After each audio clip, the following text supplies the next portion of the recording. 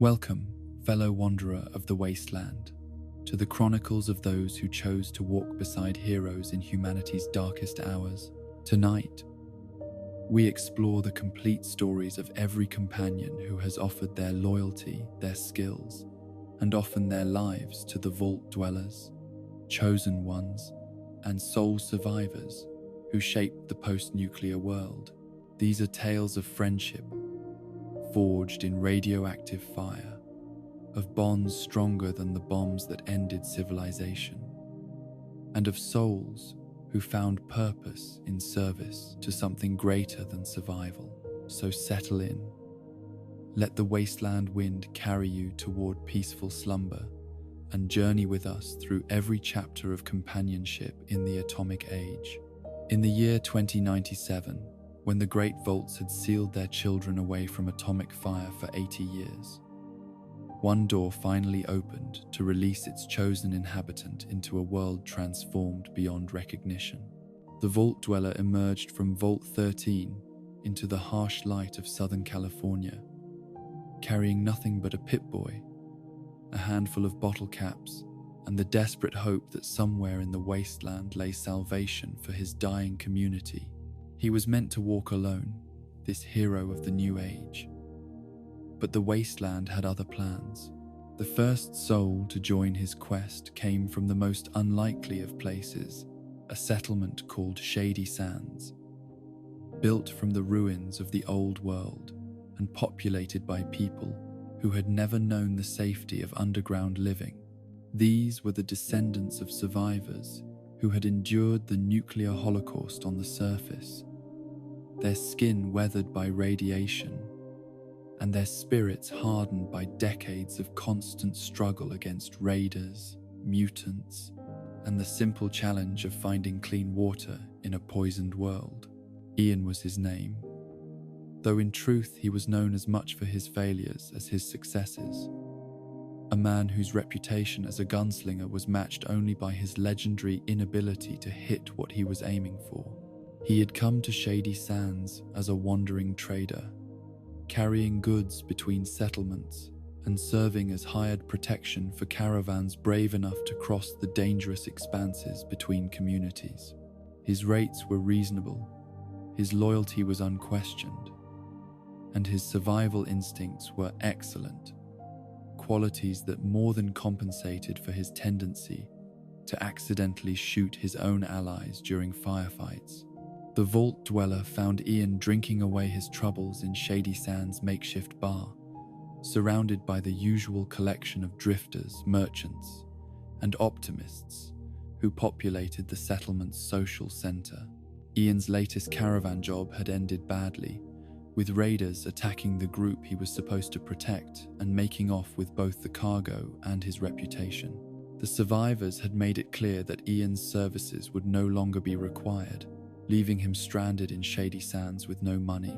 no prospects, and nothing but the clothes on his back and the rifle that had proven so unreliable in his hands. When the vault dweller approached with an offer of employment, Ian's response was immediate and enthusiastic. Here was someone who needed protection, someone willing to pay for companionship on the dangerous roads of the wasteland, someone who might not have heard the stories about Ian's unfortunate habit of shooting the wrong targets during combat encounters. The arrangement was simple. Ian would serve as guide and bodyguard in exchange for caps, ammunition, and the chance to rebuild his reputation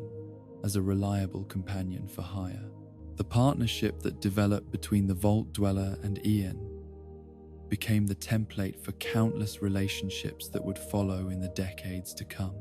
Ian provided practical knowledge about wasteland survival, information about settlements and dangers that lay ahead,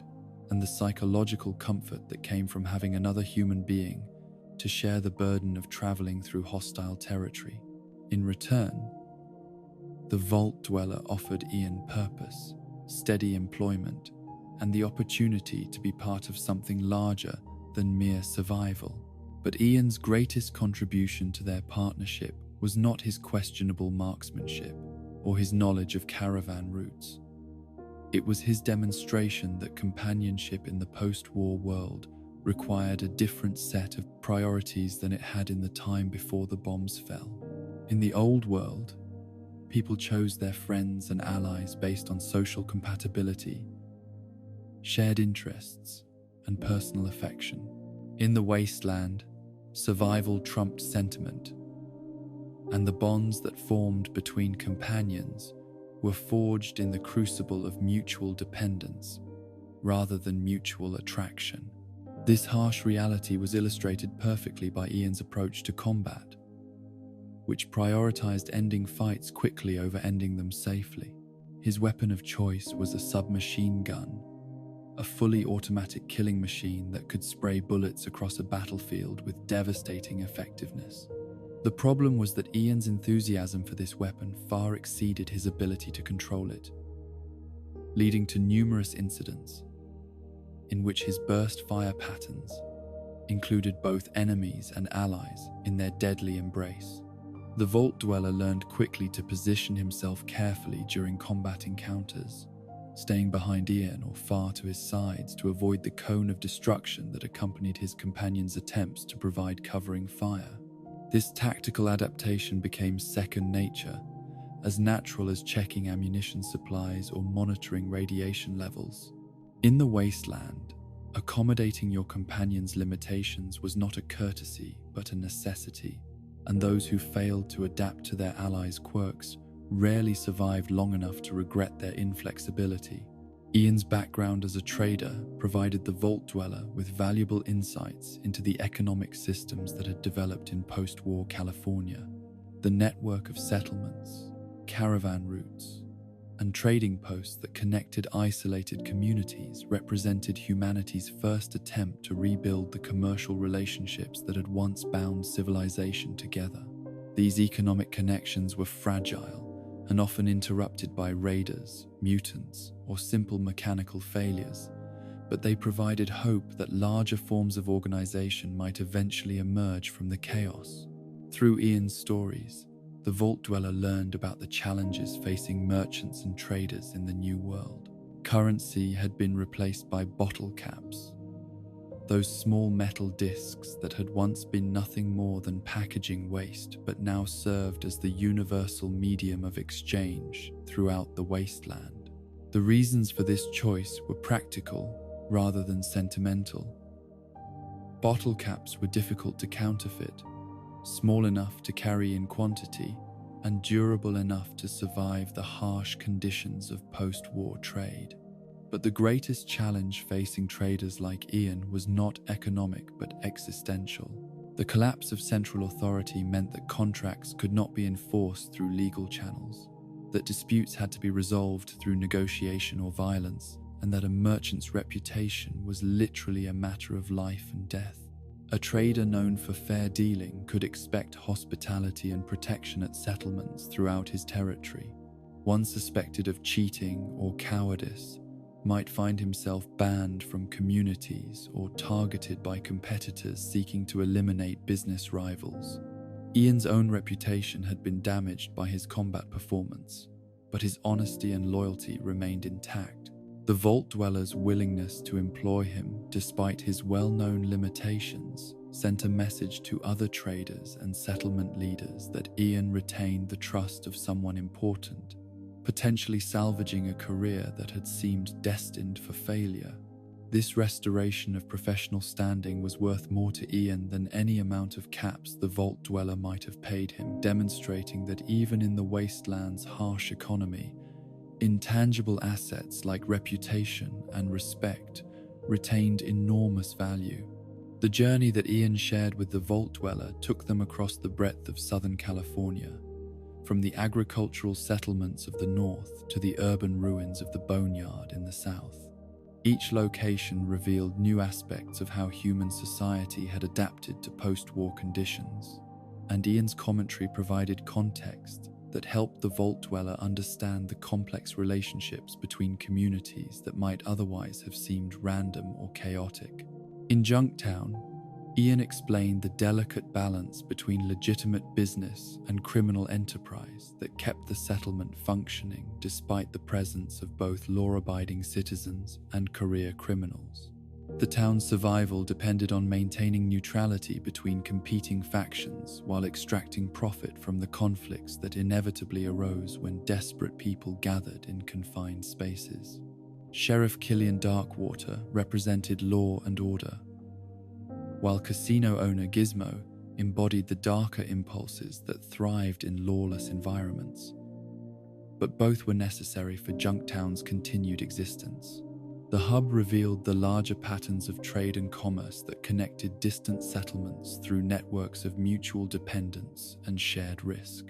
Caravans departing from the hub carried goods to communities throughout the wasteland, while returning expeditions brought back raw materials, manufactured items, and information that kept the commercial center functioning as the region's economic heart.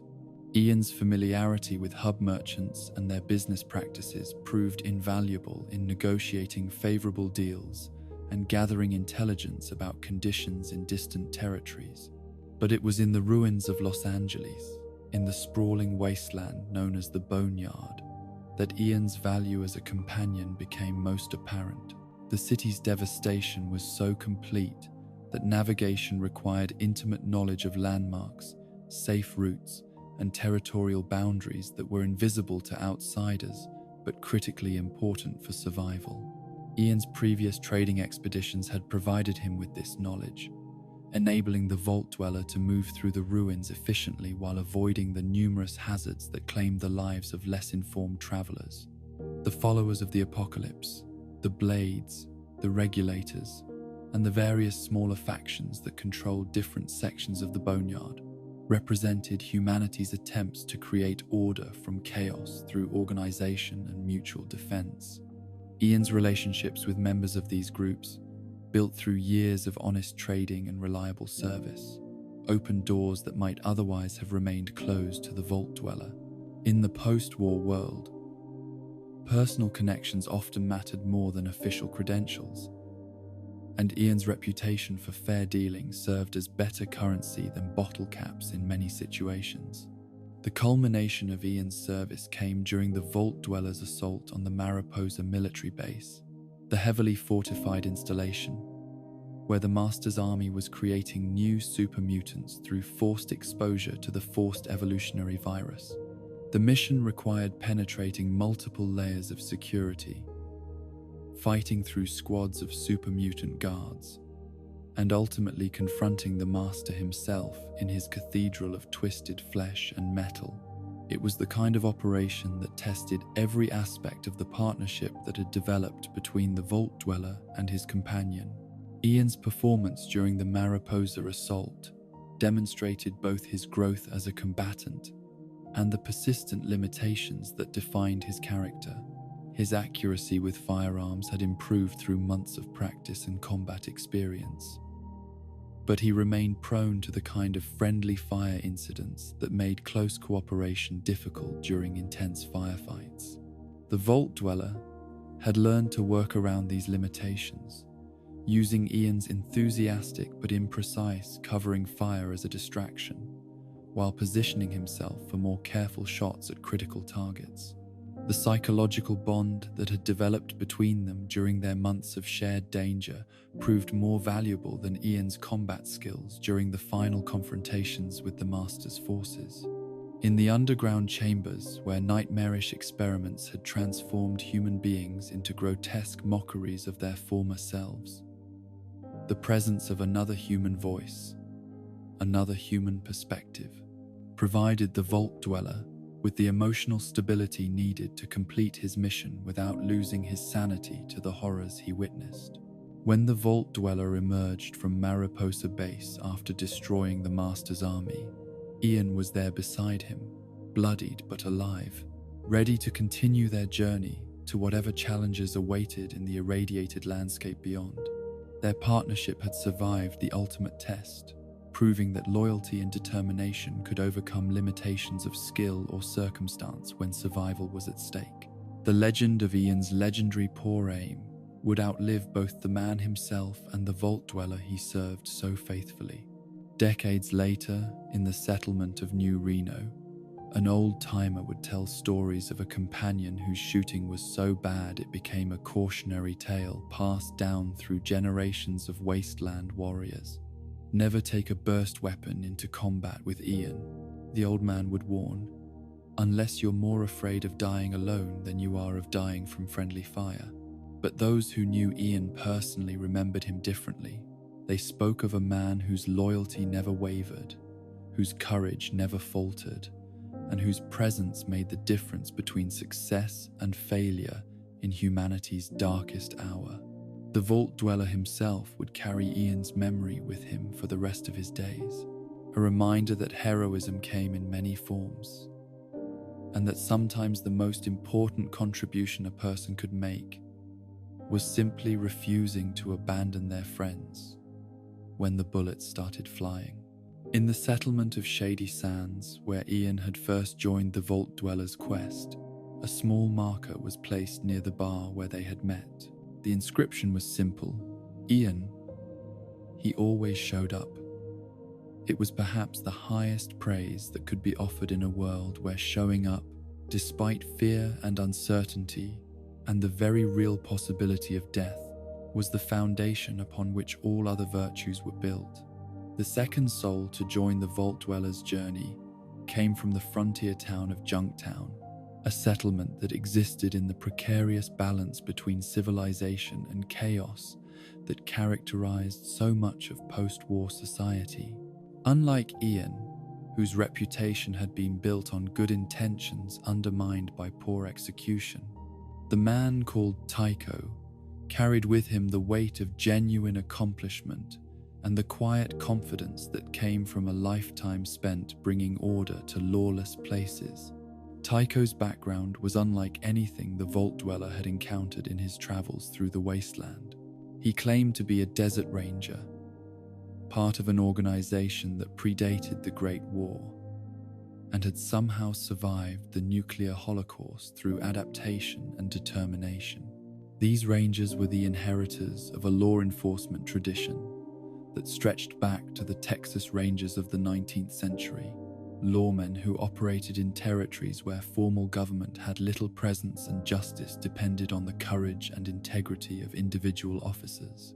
The Desert Rangers had adapted their mission to post-war conditions by becoming wandering peacekeepers who traveled between settlements, offering their services to communities threatened by raiders, monsters, or internal conflicts. They asked for no payment beyond food, shelter, and ammunition, deriving their satisfaction from the knowledge that their efforts helped preserve the fragile seeds of civilization that were slowly taking root in the atomic wasteland. When the Vault Dweller encountered Tycho in Junktown,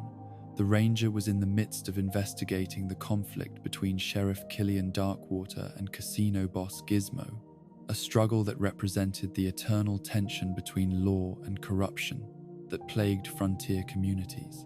Tycho's presence in the town was not coincidental. He had been drawn there by reports of Gizmo's increasingly bold criminal activities and his suspected plans to eliminate the sheriff, who represented the only effective opposition to his ambitions.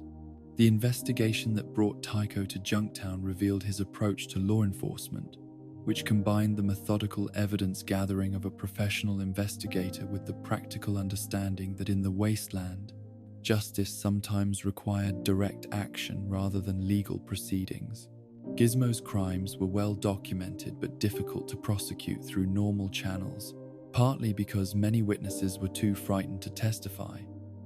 and partly because Junktown lacked the legal infrastructure necessary for complex criminal trials. Tycho's solution to this dilemma was characteristically direct. Rather than attempting to build a legal case against Gizmo, he focused on gathering evidence that would justify immediate action under the emergency provisions that governed law enforcement in frontier territories. His investigation uncovered proof that Gizmo had hired assassins to murder Sheriff Darkwater, making him an imminent threat to public safety that could be neutralized through direct intervention. The partnership that developed between Tycho and the Vault Dweller was based on shared commitment to justice rather than mutual dependence for survival. Unlike Ian, who had joined the quest primarily for economic reasons, Tycho saw in the Vault Dwellers' mission an opportunity to serve the greater good by helping to eliminate threats that endangered all human settlements in the region. The Master's army of super mutants represented exactly the kind of existential danger that the Desert Rangers had sworn to combat. Tycho's combat skills were everything that Ian's were not: precise, controlled, and devastatingly effective. His weapon of choice was a hunting rifle, a single-shot firearm that required careful aim but delivered enormous stopping power when properly employed. His marksmanship was legendary even by Ranger standards, capable of hitting targets at distances that other fighters would consider impossible. More importantly, he possessed the discipline to hold his fire when allies were at risk, making him a reliable partner in situations where friendly fire was a constant concern. But Tycho's greatest contribution to their partnership was not his shooting ability, but his strategic thinking and his deep understanding of the larger forces that shaped post-war society. The Desert Rangers had developed extensive intelligence networks that provided them with information about threats and opportunities throughout the wasteland. Through Tycho, the Vault Dweller gained access to this intelligence, learning about safe routes, friendly settlements, and dangerous territories that might otherwise have claimed his life. The philosophical discussions that took place between Tycho and the Vault Dweller during their long journey across the wasteland revealed the Ranger's complex understanding of justice and morality in a world where traditional legal systems had collapsed. Tycho believed that certain principles of right and wrong transcended specific legal codes, that some actions were inherently evil regardless of local customs or emergency circumstances. This moral absolutism provided stability in a world where expedience often trumped ethics, but it also created dilemmas when absolute principles conflicted with practical necessities. Tycho's stories of his previous Ranger missions provided the Vault Dweller with insights into the broader patterns of conflict and recovery that characterized post-war society. He had witnessed the rise and fall of numerous settlements, the emergence of new forms of government, and the constant struggle between those who sought to rebuild civilization and those who preferred to profit from its absence.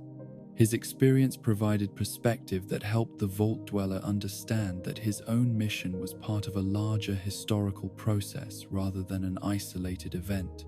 The Desert Rangers' approach to dealing with super mutants differed significantly from the strategies employed by other wasteland factions.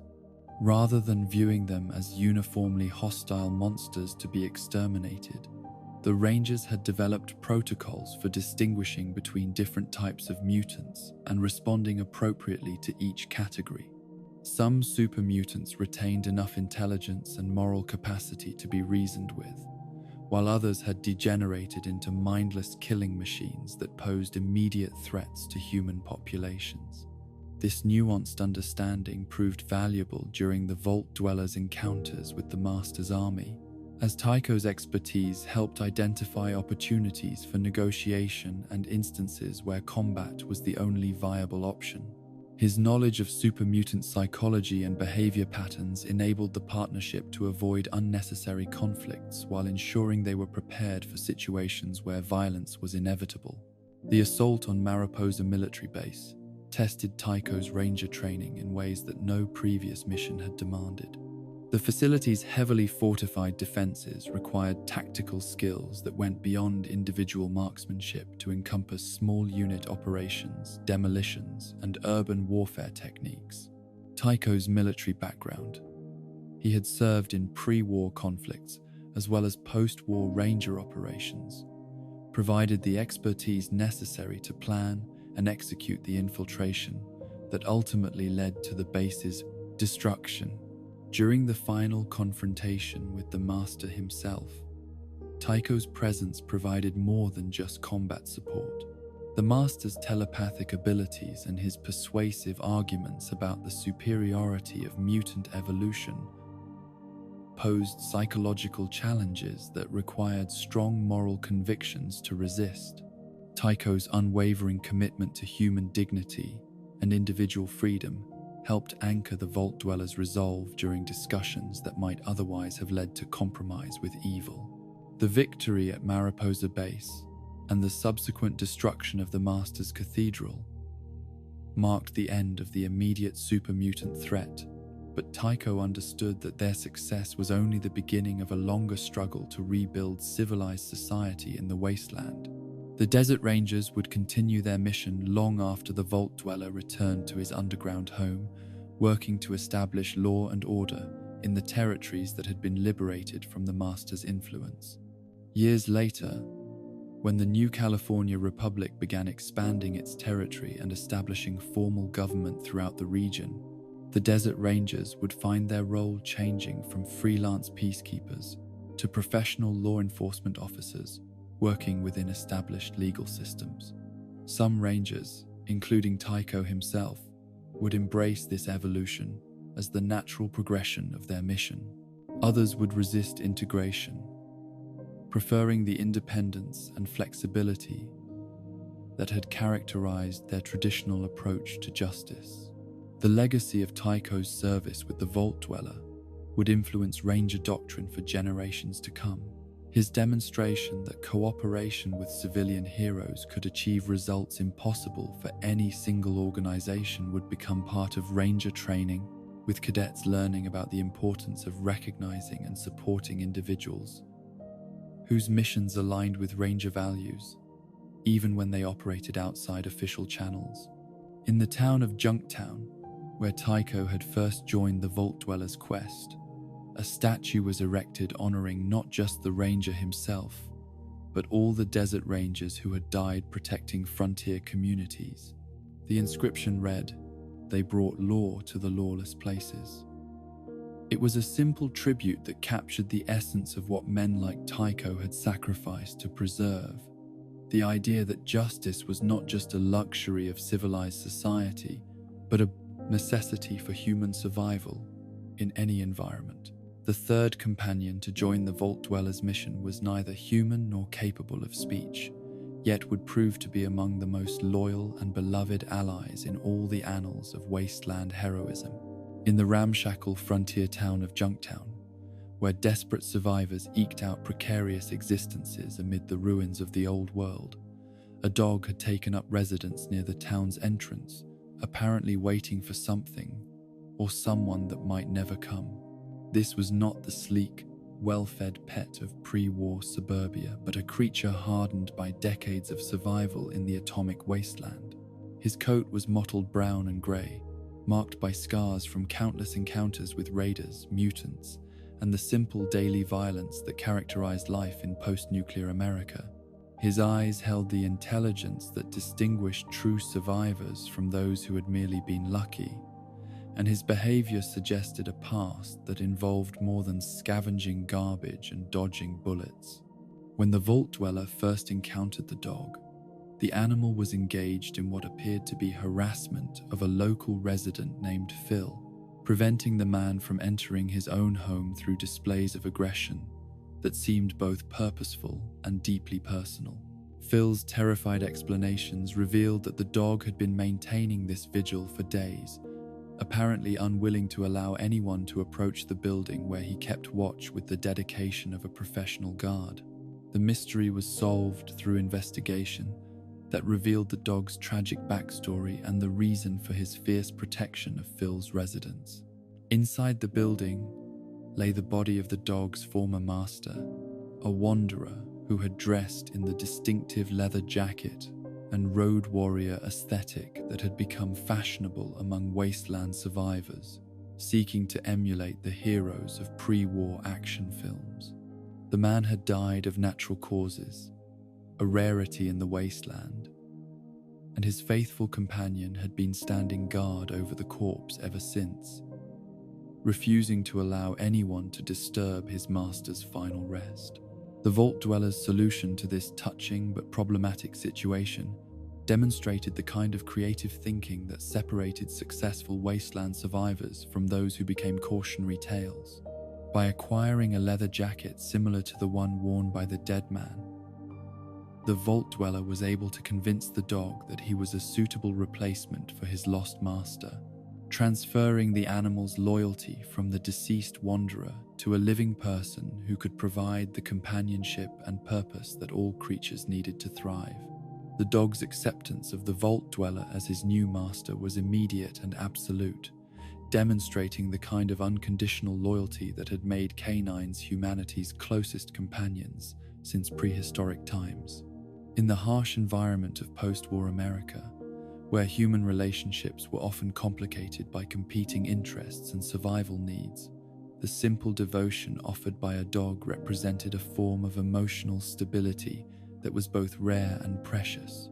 The name dog meat was bestowed upon the animal not by the vault dweller himself, but by other wasteland survivors who observed the partnership and commented upon it with the dark humor that served as psychological armor against the constant threat of death. In a world where protein was scarce and survival often required consuming whatever sustenance was available, the name carried implications that were both morbid and practical. A reminder that even beloved companions might someday face the ultimate sacrifice for their human partner's continued existence. But those who knew Dogmeat personally understood that his value extended far beyond his potential nutritional content. His senses were adapted to post-war conditions in ways that human perception could never match, enabling him to detect dangers, locate resources, and navigate terrain with abilities that complemented and enhanced his master's survival skills. His hearing could identify approaching enemies long before they became visible. His sense of smell could track prey or locate water sources across vast distances, and his instinctive understanding of animal behavior provided early warning about environmental hazards. More importantly, Dogmeat's presence provided psychological benefits that were difficult to quantify but impossible to ignore. The simple act of caring for another living creature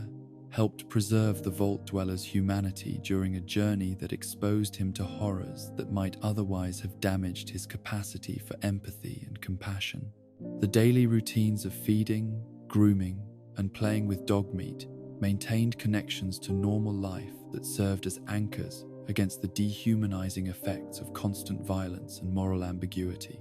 The bond that developed between the vault dweller and Dogmeat was based on mutual dependence rather than mere affection. In combat situations, Dogmeat served as both early warning system and tactical asset, his speed and agility allowing him to flank enemies, create distractions, and attack vulnerable opponents while his master engaged primary threats. His natural pack instincts made him an excellent team player who could coordinate his actions with human tactics without requiring extensive training or verbal commands.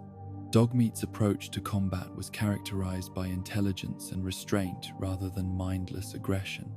Unlike many wasteland creatures that had been driven to savage behavior by radiation exposure and environmental stress,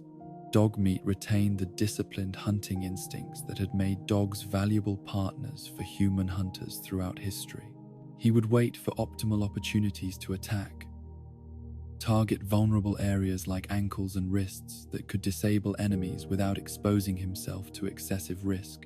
and retreat when situations became too dangerous for continued engagement.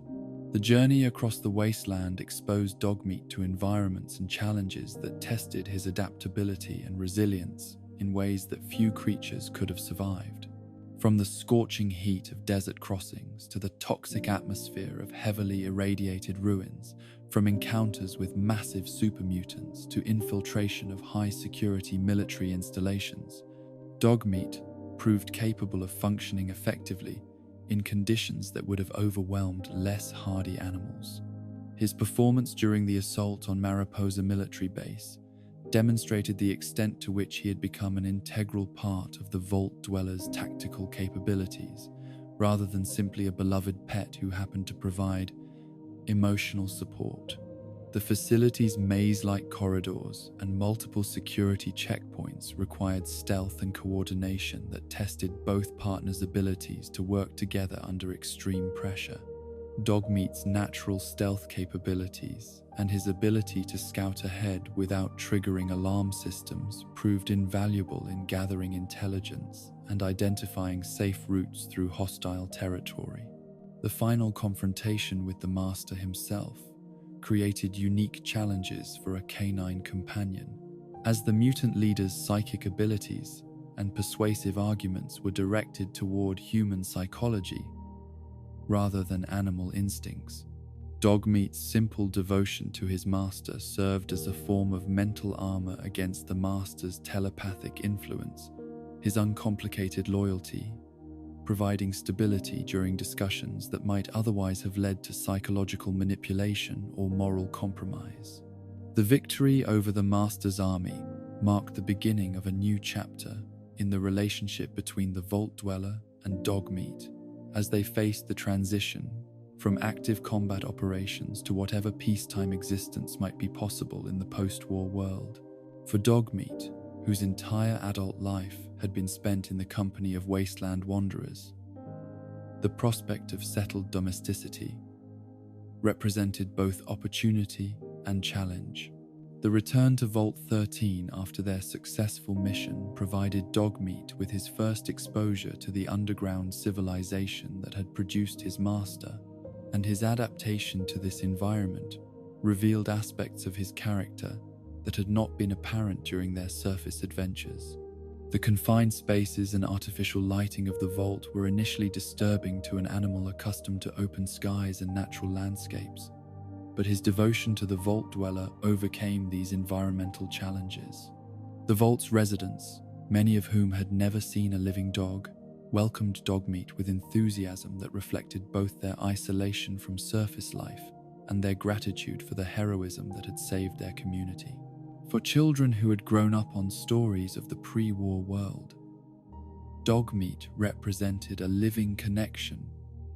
to the civilization their grandparents had known, a reminder that some aspects of human culture had survived the nuclear holocaust. The years that followed saw Dogmeat serving as both companion and teacher, helping to prepare future expeditions from Vault 13, while demonstrating the skills and behaviors that would be necessary for surface survival. His presence in the vault provided a bridge between the underground civilization that had preserved human knowledge and the surface world that was slowly rebuilding human society. When age finally began to slow Dogmeat's movements and dim his senses, his legend had already spread throughout the wasteland communities that the Vault Dweller had helped to establish and protect. Stories of the faithful dog who had helped save humanity from the super mutant threat became part of the oral tradition that connected scattered settlements, inspiring other survivors to seek out canine companions who might provide similar loyalty and assistance. The tradition of naming wasteland dogs Dogmeat became a tribute to the original bearer of the name, ensuring that his memory would live on in the companions of future heroes who would face new threats to human survival in the decades to come. Each new Dogmeat would carry forward the legacy of loyalty, courage, and devotion that had been established by the first four-legged hero of the Atomic Age. The fourth and final companion to join the Vault Dweller during his legendary journey was perhaps the most tragic, a woman whose heart exceeded her capabilities and whose dreams outstripped her ability to survive in the harsh realities of post-war existence. In the sprawling ruins of Los Angeles, in that devastated wasteland known as the Boneyard, Katya had carved out a precarious existence among the competing factions that controlled different sections of the former metropolis. The Boneyard of 2097 was a patchwork of territories controlled by various groups, each with their own agenda and methods for survival in the urban wasteland. The followers of the apocalypse preached peace and knowledge. The Blades maintained order through strength and unity. The regulators enforced their own brand of rough justice, and countless smaller groups struggled for resources and territory among the ruins of what had once been America's second-largest city. Katya had aligned herself with none of these factions, preferring the independence that came with freelance survival, even though it meant forgoing the protection and resources that group membership might have provided. She had spent years learning the geography of the ruins, memorizing the locations of useful salvage, safe water sources, and defensible positions that could serve as temporary shelters during the frequent conflicts that erupted between rival gangs. Her reputation among the boneyard survivors was that of someone whose courage far exceeded her common sense, a woman who would volunteer for dangerous missions that more experienced fighters avoided, and who possessed an optimistic view of human nature that seemed incompatible with the realities of post-war existence. She had been known to share her last supplies with strangers, offer assistance to travelers who were obviously planning to rob her, and mediate disputes between groups whose conflicts could only be resolved through violence. This combination of generosity and naivety had kept Katya perpetually on the edge of disaster, surviving through luck and the reluctant protection of other survivors who admired her intentions even when they questioned her judgment. Her combat skills were adequate for dealing with the raiders and petty criminals who preyed on isolated individuals, but insufficient for the larger conflicts that periodically swept through the boneyard when major factions decided to settle their differences through organized warfare. When the Vault Dweller encountered Katya, she was in the process of planning an expedition that perfectly exemplified both her noble intentions and her practical limitations. She had learned of a group of children who had been kidnapped by raiders and taken to a heavily fortified camp in the northern sections of the ruins, and she was determined to mount a rescue mission despite having neither the manpower nor the equipment necessary for such an operation. The children in question were the offspring of followers of the Apocalypse members, who had been targeted by raiders specifically because their parents' pacifist philosophy made them unlikely to respond with overwhelming violence. The kidnapping was both a crime against innocent victims and a calculated insult to one of the Boneyard's most respected factions, making it the kind of injustice that demanded response, regardless of the practical difficulties involved. Katya's plan for the rescue operation revealed both her tactical inexperience and her fundamental decency as a human being. She intended to simply walk into the raider camp, negotiate for the children's release, and offer herself as a substitute hostage if the raiders demanded compensation for their captives. The plan ignored numerous practical considerations: the raiders' likely response to such negotiations, the probability that they would simply kill or enslave anyone foolish enough to enter their territory voluntarily, and the basic principle that criminals who kidnap children were unlikely to be moved by appeals to conscience or morality. The Vault Dweller's decision to assist Katya with her rescue mission was motivated by a combination of practical and ethical considerations. The children's fate was genuinely important, both for humanitarian reasons and because their rescue would strengthen relationships with the followers of the Apocalypse, whose knowledge and resources had proven valuable throughout his journey. More importantly, Katya's willingness to risk her life for strangers represented exactly the kind of moral courage that the wasteland desperately needed if human civilization was ever to rise above the level of mere survival. The partnership that developed between the Vault Dweller and Katya during their preparation for the rescue mission revealed the extent to which her good intentions were undermined by practical limitations that she either could not recognize or refuse to acknowledge. Her combat training consisted mainly of lessons learned through painful trial and error rather than systematic instruction. Her equipment was makeshift and poorly maintained, and her understanding of tactics was based on wishful thinking rather than realistic assessment of enemy capabilities. But Katya's greatest weakness was also her greatest strength. Her absolute refusal to accept that some situations were hopeless, that some people were irredeemably evil, or that good intentions were insufficient to overcome practical obstacles. This optimism was simultaneously inspiring and dangerous, providing motivation for actions that more cynical individuals would never attempt while creating vulnerabilities that experienced enemies could exploit without difficulty.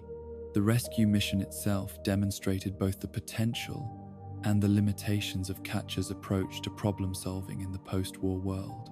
Her genuine concern for the kidnapped children enabled her to gather intelligence about their location and condition that more coldly calculating investigators might have missed, as witnesses responded to her obvious sincerity in ways that they would not have trusted professional soldiers or mercenaries. However, her emotional investment in the mission also created tactical problems that nearly resulted in disaster for everyone involved. When the assault on the raider camp began, Katya's priority was reaching the children as quickly as possible rather than neutralizing threats or securing the area, leading her to charge directly into the most heavily defended sections of the enemy position, without regard for covering fire or coordinated movement. The combat that ensued revealed the tragic gap between Katya's courage and her capabilities. She fought with desperate determination, throwing herself at enemies who possessed superior weapons, better training, and numerical advantage. Her willingness to sacrifice herself for the sake of innocent victims was admirable, but her lack of tactical skill meant that her sacrifice would likely achieve nothing beyond adding another casualty to the raiders' tally. The Vault Dwellers' intervention during the critical moments of the battle saved both Katya's life and the rescue mission, demonstrating how individual heroism could be multiplied through effective teamwork and strategic thinking. By coordinating their efforts and compensating for each other's weaknesses, they were able to overcome opposition that would have defeated either of them individually. The successful rescue of the kidnapped children marked the beginning of a brief but intense partnership that would define the remainder of Katya's short life. Her gratitude for the Vault Dwellers' assistance transcended mere appreciation, evolving into the kind of absolute loyalty that made her willing to follow him anywhere and face any danger in support of his mission to save humanity from the super mutant threat. This devotion created both opportunities and responsibilities that complicated the Vault Dwellers' strategic planning for the challenges ahead. Katya's local knowledge of the boneyard and her relationships with various factions provided valuable intelligence and diplomatic advantages that proved useful during negotiations with potential allies. Her enthusiasm and optimism also served as psychological support during moments when the magnitude of their mission seemed overwhelming. But her limitations as a combatant created constant concerns about her survival during the increasingly dangerous encounters they faced as they approached their final confrontation with the Master's forces. Unlike the Vault Dwellers' other companions, who possessed specialized skills that made them valuable tactical assets, Katya's primary contribution was her moral courage and her absolute commitment to doing what was right regardless of personal cost. The journey to Mariposa military base tested Katya's resolve and capabilities in ways that her previous adventures in the boneyard had never demanded. The facility's sophisticated defenses, heavily armed guards, and nightmarish experiments represented a level of organized evil that challenged her fundamental belief in human nature while requiring combat skills that exceeded her abilities. During the infiltration of the base, Katya's role shifted from active combatant to moral support and tactical coordinator, as the Vault Dweller recognized that her survival depended on minimizing her exposure to direct combat while maximizing her contribution to their mission. Her ability to maintain hope and determination in the face of overwhelming horror provided emotional stability that proved as valuable as any weapon or technological advantage. The final confrontation with the Master himself marked the culmination of Katya's transformation from naive idealist to experienced wasteland survivor, as she witnessed firsthand the kind of absolute evil that had previously existed only in her nightmares. Her reaction to the Master's arguments about evolutionary superiority and the necessity of forced mutation revealed the strength of her convictions and her unwavering commitment to individual human dignity. The victory over the Master's army vindicated Katya's belief that good intentions supported by determined action could overcome even the most formidable opponents. But it also marked the end of her story in ways that were both tragic and inevitable. The woman who had risked everything to save kidnapped children had played a crucial role in saving humanity itself, but she lacked the specialized skills necessary to survive in the dangerous world that existed beyond their immediate mission. Katya's fate after the destruction of the Master's Cathedral remained uncertain, lost to the chaos and confusion that followed the collapse of the super-mutant threat. Some accounts suggested that she returned to the boneyard to continue her work helping other survivors, while others indicated that she had perished during the final assault on the Master's stronghold, her courage finally insufficient to overcome the limitations that had always defined her existence. Regardless of the specific details of her end, Katya's legacy lived on in the principles she had embodied and the inspiration she had provided to others who faced similar choices between safety and service. Her example demonstrated that heroism was not the exclusive province of highly trained specialists, but could emerge from anyone who possessed the moral courage to act on their convictions despite personal limitations. In the rebuilt settlements that emerged in the years following the Master's defeat, stories of Katya's sacrifice became part of the cultural foundation that helped transform scattered survivors into functioning communities. Her willingness to risk everything for the sake of others served as a reminder that civilization depended not just on technical knowledge or military strength,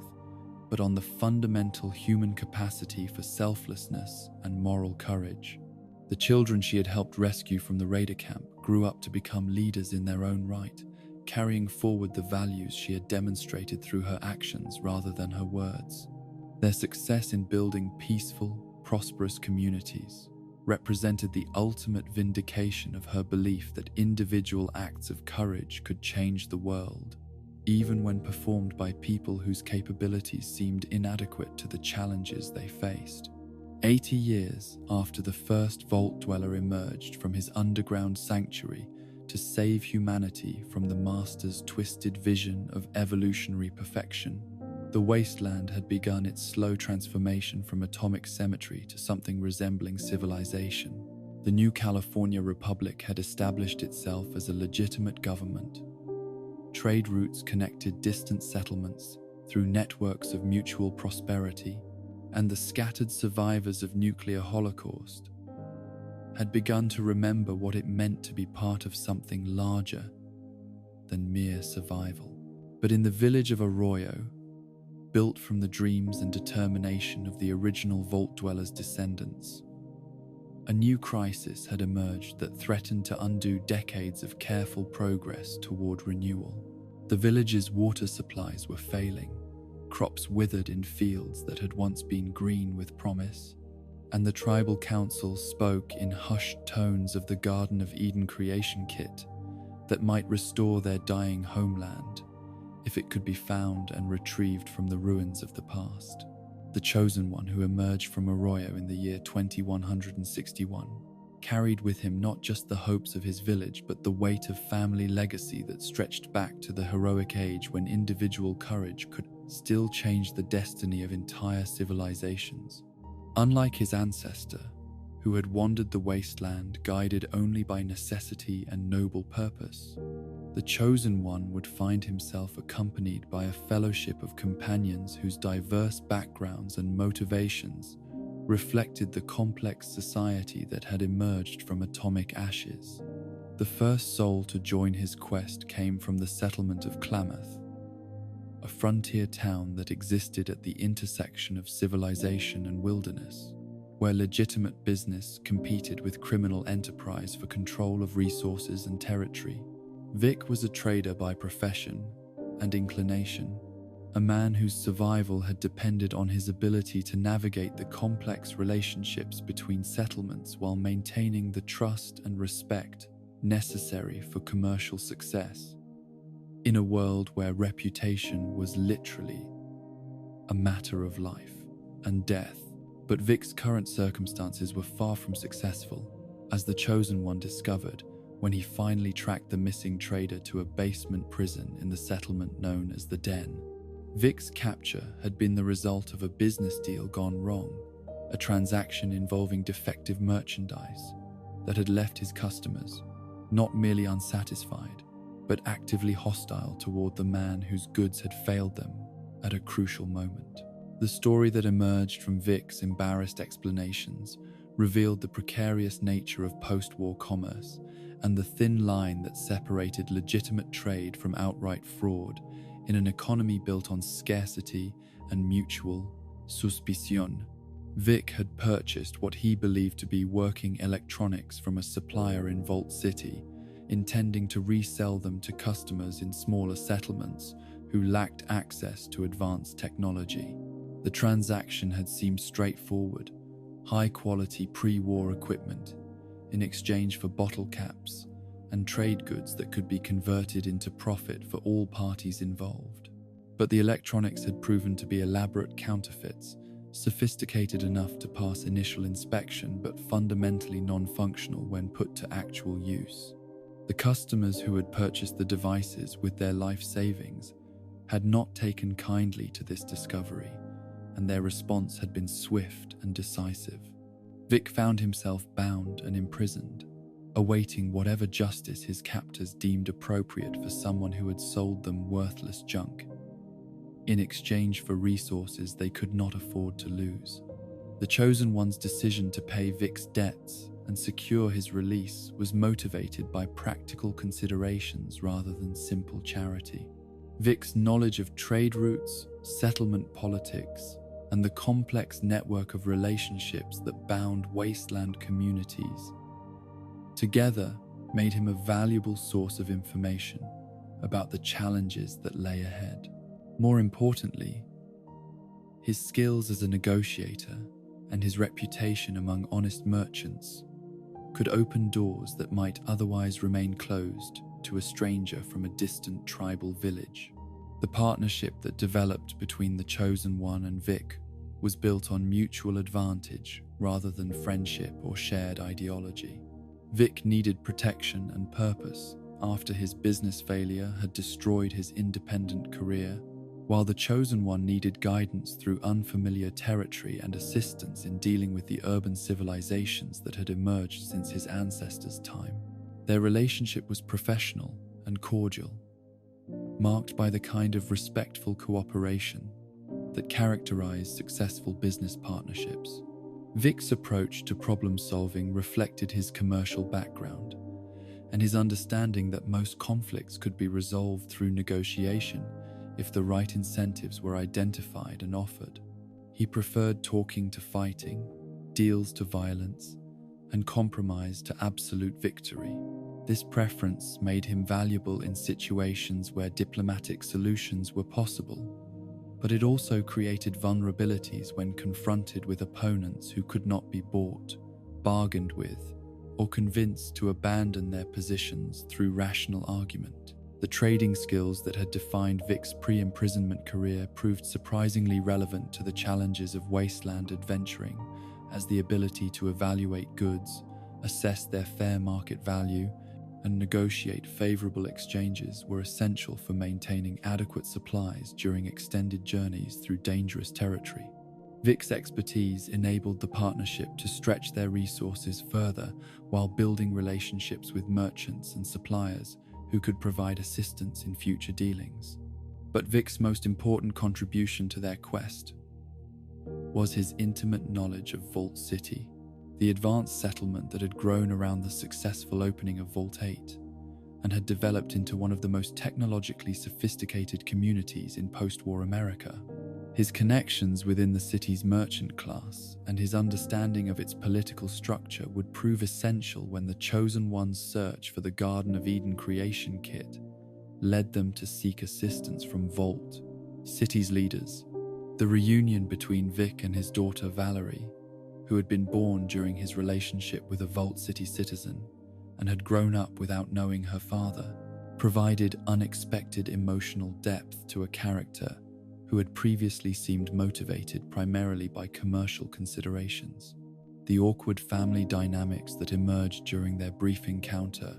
revealed Vic's capacity for feelings that transcended mere business relationships, while also highlighting the personal costs of a lifestyle built around constant travel and commercial opportunity. Vic's performance during the various conflicts and challenges that marked their journey toward the Enclave's oil rig demonstrated his evolution from failed merchant to capable adventurer, though his combat skills remained secondary to his talents for negotiation and resource management. His greatest moments of heroism came not during firefights, but during tense negotiations, where his understanding of human psychology and his ability to find mutually beneficial solutions prevented violence and saved lives. The second companion to join the Chosen One's fellowship brought with him the weight of physical infirmity and moral strength that made him simultaneously one of the most vulnerable and most valuable members of their party. John Cassidy was discovered in Vault City, that gleaming monument to pre-war technology and post-war prejudice, where he operated a bar called the Spittoon and tried to maintain his dignity despite the constant reminder that his weak heart could fail at any moment. Cassidy's medical condition was not merely a personal hardship, but a symbol of the broader damage that the Great War had inflicted on humanity's genetic heritage. The radiation exposure and environmental toxins that had poisoned the post-war world had created a generation of survivors whose bodies carried the hidden scars of atomic catastrophe,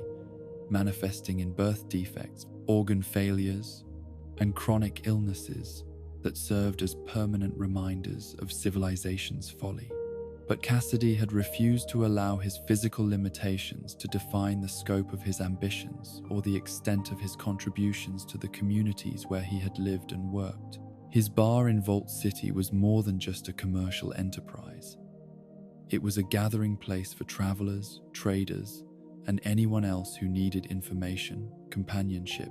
or simply a sympathetic ear from someone who understood the challenges of survival in an uncertain world. The circumstances that led to Cassidy's decision to abandon his settled life and join the Chosen One's dangerous quest revealed the depth of his frustration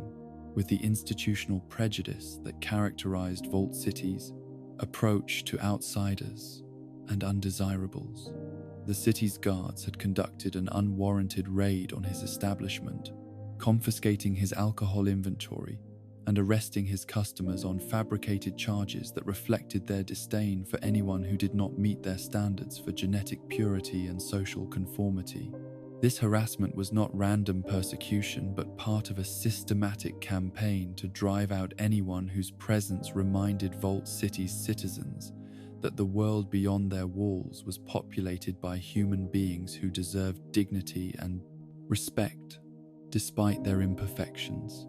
Cassidy's establishment had become a target because it served as a symbol of tolerance and acceptance that challenged the city's official ideology of superiority and isolation. The Chosen One's willingness to offer Cassidy a place in his party represented more than mere recruitment of another gun for the dangerous journey ahead. It was an affirmation that worth was measured by character rather than physical perfection, that courage and loyalty mattered more than genetic heritage or technological sophistication. For Cassidy, the invitation provided not just escape from persecution, but an opportunity to prove that his contributions to the world extended beyond pouring drinks and listening to travelers' stories. The partnership that developed between the Chosen One and Cassidy was built on mutual respect and shared values rather than simple convenience or tactical advantage. Both men understood that the challenges they faced required moral courage, as well as physical bravery, that the choices they made would determine not just their own fate, but the kind of world that would emerge from their efforts to prevent the Enclave's genocidal plans.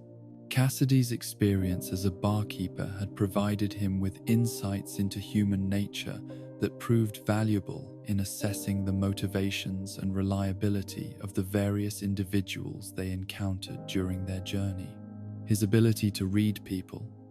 to distinguish between genuine allies and potential threats, helped the Chosen One navigate the complex political landscape of post-war California while avoiding the kind of betrayals that could prove fatal to unwary travelers. The medical condition that might have made Cassidy a liability in combat actually enhanced his tactical thinking,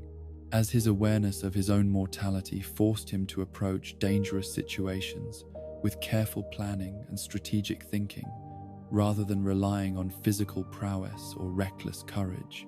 His contributions to their various battles were measured not in enemies killed, but in lives saved through intelligent positioning, careful resource management, and the kind of cool-headed decision-making that prevented small problems from becoming catastrophic failures. The heart medication that the Chosen One eventually discovered during their travels through the wasteland offered hope for treating Cassidy's condition, but the pills proved to be ineffective against the specific type of cardiac damage he had suffered. The failure of this potential cure served as a reminder that some problems could not be solved through technology or determination, that some sacrifices were permanent and irreversible consequences of living in a world poisoned by atomic warfare. But Cassidy's response to this disappointment revealed the strength of character that made him such a valued companion, as he refused to allow medical setbacks to diminish his commitment to their mission or his determination to contribute to its success. His acceptance of his limitations was not resignation but realism, the kind of clear-eyed assessment of circumstances that enabled him to focus his energy on achievable goals, rather than wasting time and effort on impossible dreams. The various settlements and conflicts they encountered during their journey provided Cassidy with opportunities to demonstrate that his years of experience as a businessman and community leader had equipped him with skills that were just as valuable as combat prowess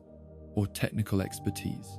His ability to mediate disputes, negotiate fair agreements, and build trust with suspicious strangers helped the Chosen One accomplish objectives that could not have been achieved through violence or intimidation. The climactic assault on the Enclave's oil rig tested Cassidy's courage and determination in ways that his previous adventures had never demanded, forcing him to confront not just personal mortality, but the possibility that his heart condition might fail at the moment when his contribution was most needed. His performance during the infiltration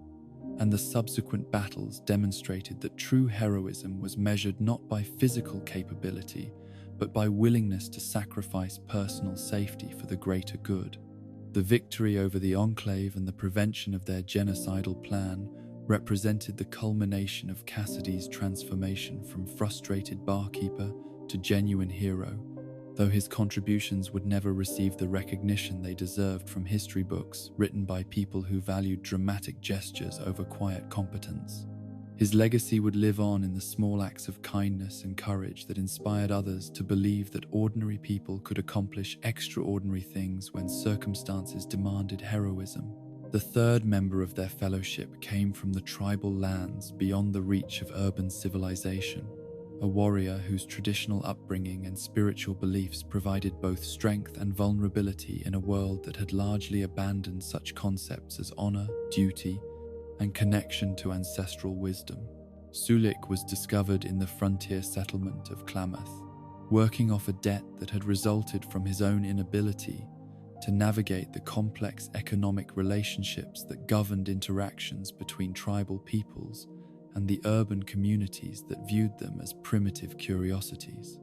Sulik's predicament was emblematic of the broader cultural conflicts that characterized post-war society, as traditional peoples found themselves forced to interact with technological civilizations that possessed little understanding of or respect for ways of life that had successfully sustained human communities for thousands of years. The debt that bound him to Maida Buckner's hotel was not the result of malicious deception, but rather the inevitable consequence of cultural misunderstanding between people who operated according to fundamentally different concepts of ownership, obligation, and justice. The damage to Buckner's establishment had occurred during a traditional ceremony that Sulik had attempted to perform in honor of his ancestors, not understanding that the modern world viewed such rituals as destructive vandalism rather than sacred obligations to spiritual forces that demanded recognition and respect. His willingness to work off the debt, rather than simply abandoning his responsibilities, revealed the depth of his commitment to honorable behavior, even when that honor was not recognized or appreciated by those who benefited from it. The story of Sulik's missing sister Kurisu provided emotional motivation for his decision to join the Chosen One's quest, as her abduction by slavers represented not just personal tragedy, but cultural violation that demanded response according to tribal law and spiritual obligation. The search for Kurisu was more than mere rescue mission.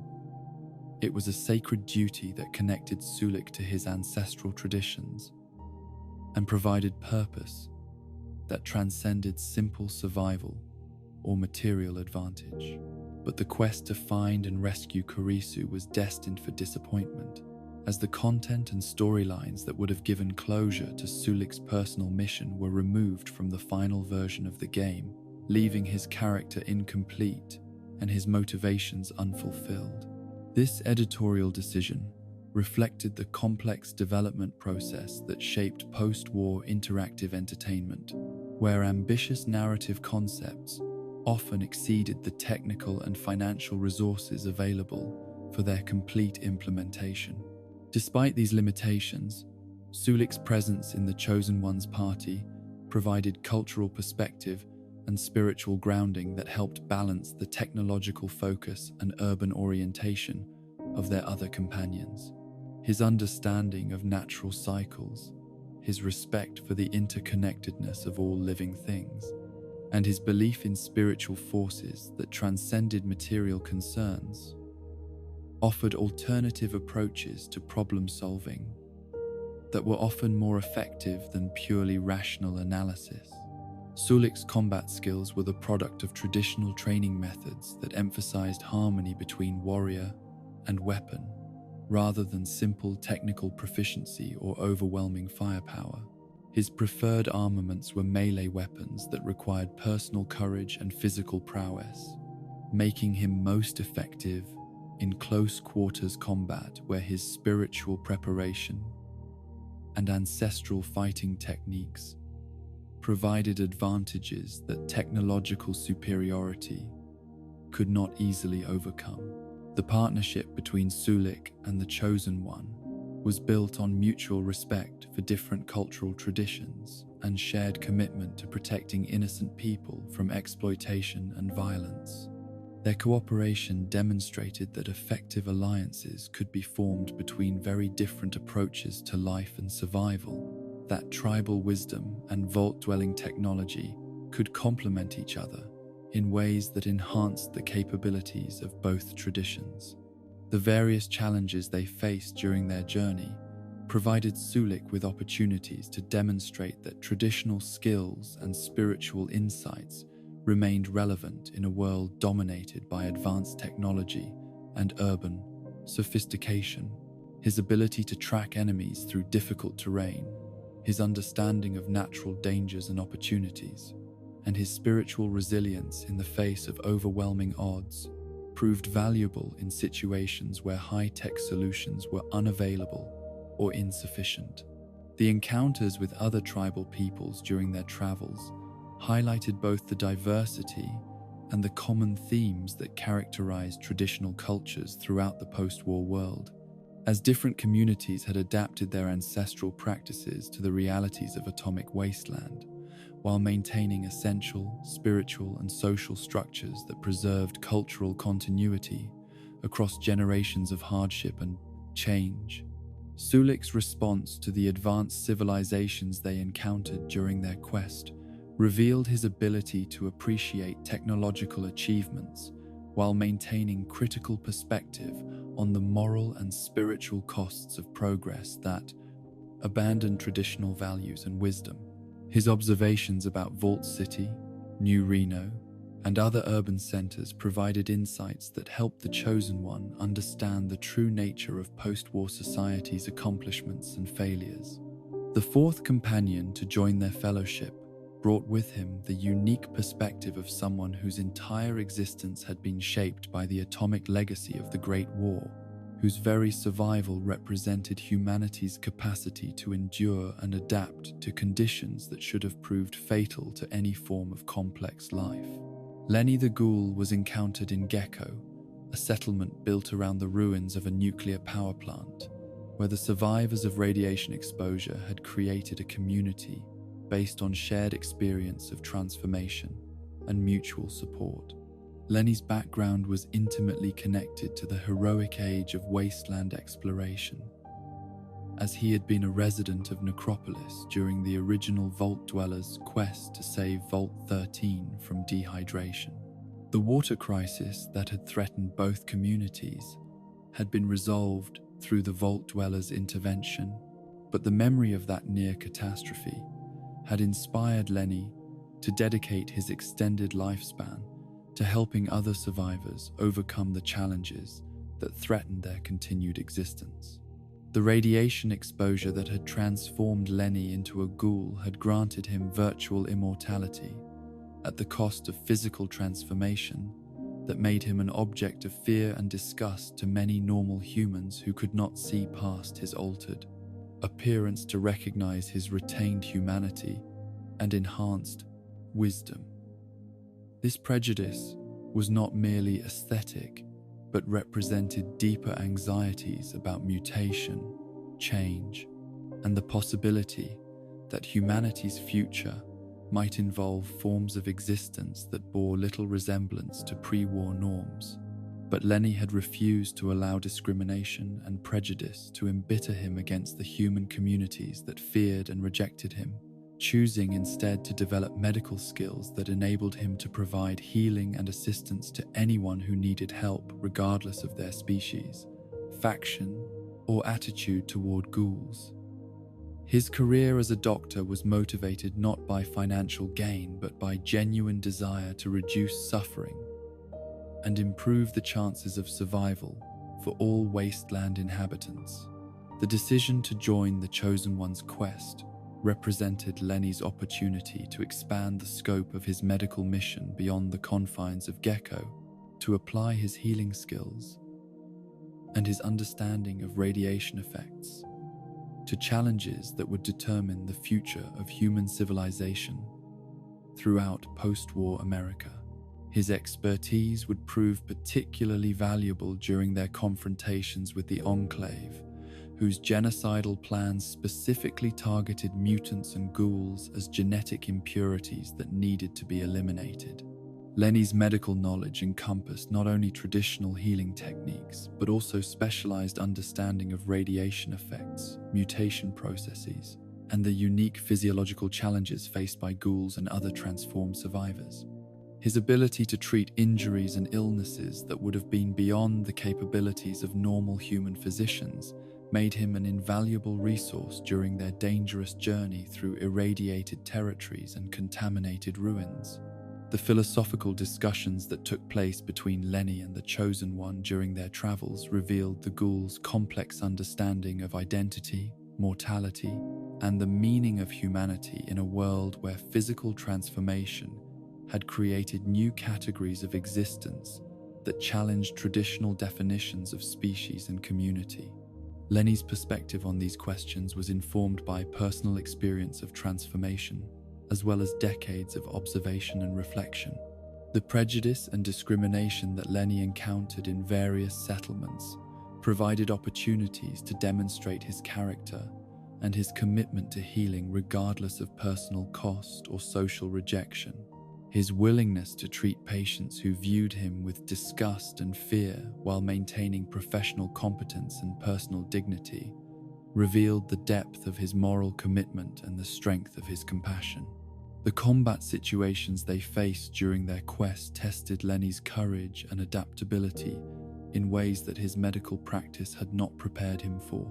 But his enhanced physical resilience and his understanding of biological systems enabled him to contribute effectively to their various battles while maintaining his primary role as healer and support specialist.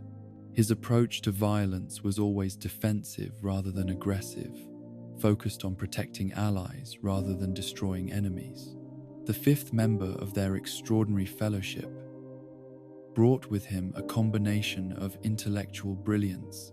and moral complexity that reflected the philosophical challenges facing post-war civilization as it attempted to rebuild itself on foundations that had been shattered by nuclear holocaust. Marcus was a super mutant whose transformation by the forced evolutionary virus had granted him enhanced physical capabilities while preserving and possibly enhancing his cognitive abilities and moral reasoning. Marcus's background was intimately connected to the original Master's plans for human evolution, as he had been among the most intelligent and dedicated followers of the mutant leader, whose vision of forced transformation had nearly succeeded in replacing humanity with a new species of super mutants. The Master's defeat and the destruction of the forced evolutionary virus production facilities had forced Marcus to confront the possibility that his beliefs about evolutionary superiority had been based on flawed premises and genocidal intentions. But unlike many super mutants who had responded to the Master's fall with violence, despair, or mindless wandering, Marcus had chosen to engage with the philosophical and practical questions raised by his situation. His encounters with Jacob, a member of the Brotherhood of Steel, had led to combat that evolved into friendship, as both warriors recognized in their opponent a worthy adversary whose courage and intelligence deserved respect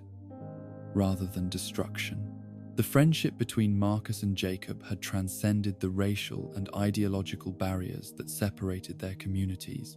demonstrating that meaningful relationships could develop between former enemies when both parties were willing to look beyond superficial differences to recognize shared values and common goals. Their philosophical discussions during peaceful interludes between conflicts had helped both men develop more nuanced understanding of the complex moral questions facing post-war society.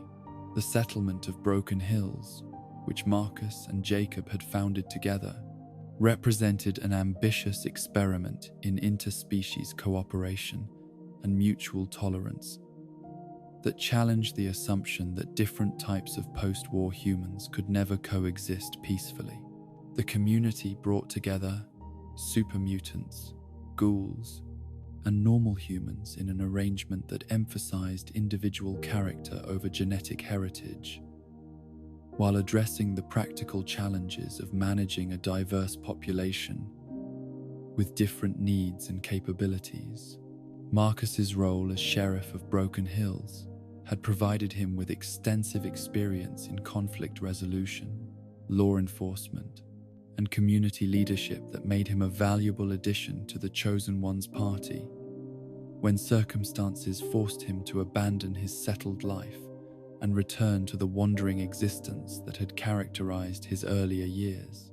His understanding of both human and super mutant psychology enabled him to serve as translator and mediator in situations where cultural differences threatened to escalate into violence. The combat capabilities that Marcus brought to their fellowship were formidable by any standard, as his enhanced strength and resilience made him capable of wielding weapons that would be impossible for normal humans to manage effectively while his tactical intelligence enabled him to apply his physical advantages with strategic precision rather than mere brute force. His presence on the battlefield often determined the outcome of engagements through sheer intimidation factor as well as actual combat effectiveness. But Marcus's most important contribution to their quest was his moral authority and his ability to articulate the ethical principles that should guide their decisions when facing choices that would determine the future of post-war civilization. His personal experience with the consequences of utopian ideology gone wrong provided valuable perspective on the dangers of absolutist thinking and the importance of respecting individual dignity regardless of species or genetic heritage. The encounters with other super mutants during their travels provided Marcus with opportunities to demonstrate his leadership abilities and his commitment to peaceful coexistence between different post-war species, as his reputation and his demonstrated success in building cooperative communities gave him credibility that enabled him to de-escalate potentially violent confrontations through negotiation rather than force. The climactic battles against the Enclave tested Marcus's commitment to his adopted principles when confronted with enemies whose racial ideology specifically targeted super mutants for extermination, forcing him to choose between his preference for peaceful solutions and the necessity of violent resistance against genocidal aggression. His performance during these confrontations demonstrated that moral principles required practical application rather than abstract contemplation when innocent lives were at stake. The sixth companion to join their remarkable fellowship was perhaps the most unexpected, a creature whose very existence challenged fundamental assumptions about intelligence, consciousness, and the possibility of meaningful communication across species barriers that had previously seemed absolute and unbridgeable. Goris was a deathclaw, one of the most feared predators in the post-war world, but he possessed intellectual capabilities and cultural interests that distinguished him from his savage cousins and made him a valuable ally rather than a mortal threat. The transformation that had created intelligent deathclaws like Goris was the result of deliberate experimentation rather than accidental mutation, representing one of the few beneficial outcomes of the various biological research projects that had been conducted in the decades following the Great War. The scientists responsible for this enhancement had succeeded in preserving the deathclaw's natural physical advantages while adding cognitive abilities that enabled complex reasoning, language acquisition, and cultural development. Goris's residence in Vault 13, the same underground facility that had produced the original Vault Dweller, provided him with access to pre-war records and information that had enabled him to develop an understanding of human history and culture that exceeded that of most human survivors. His studies had focused particularly on sociology and anthropology, as he sought to understand the social structures and behavioral patterns that had enabled humanity to dominate the pre-war world. The disguise that Goris wore when traveling through human settlements reflected both his intellectual curiosity about human society and his practical understanding that his true appearance would provoke fear and violence from people who could not distinguish between intelligent deathclaws and their feral relatives. The dark robes that concealed his form were more than mere camouflage. They were symbols of his desire to participate in human civilization as a scholar and observer, rather than as a predator or conqueror. But when combat became unavoidable, Goris would shed his scholarly disguise to reveal the devastating physical capabilities that made deathclaws the apex predators of the post-war world. The transformation from robed academic to terrifying killing machine was both dramatically effective and symbolically significant, representing the dual nature of intelligence that could be applied to either creative or destructive purposes, depending upon circumstances and moral choices. The partnership between Goris and the Chosen One was based on mutual intellectual curiosity and shared commitment to preventing the Enclave's genocidal plans from succeeding. But it also represented an unprecedented example of cooperation between species that had previously existed in states of mutual hostility. The success of their collaboration suggested possibilities for interspecies relationships that transcended simple predator-prey dynamics. Goris's scholarly approach to understanding human civilization provided valuable insights into the historical patterns and cultural factors that had shaped post-war society, enabling the Chosen One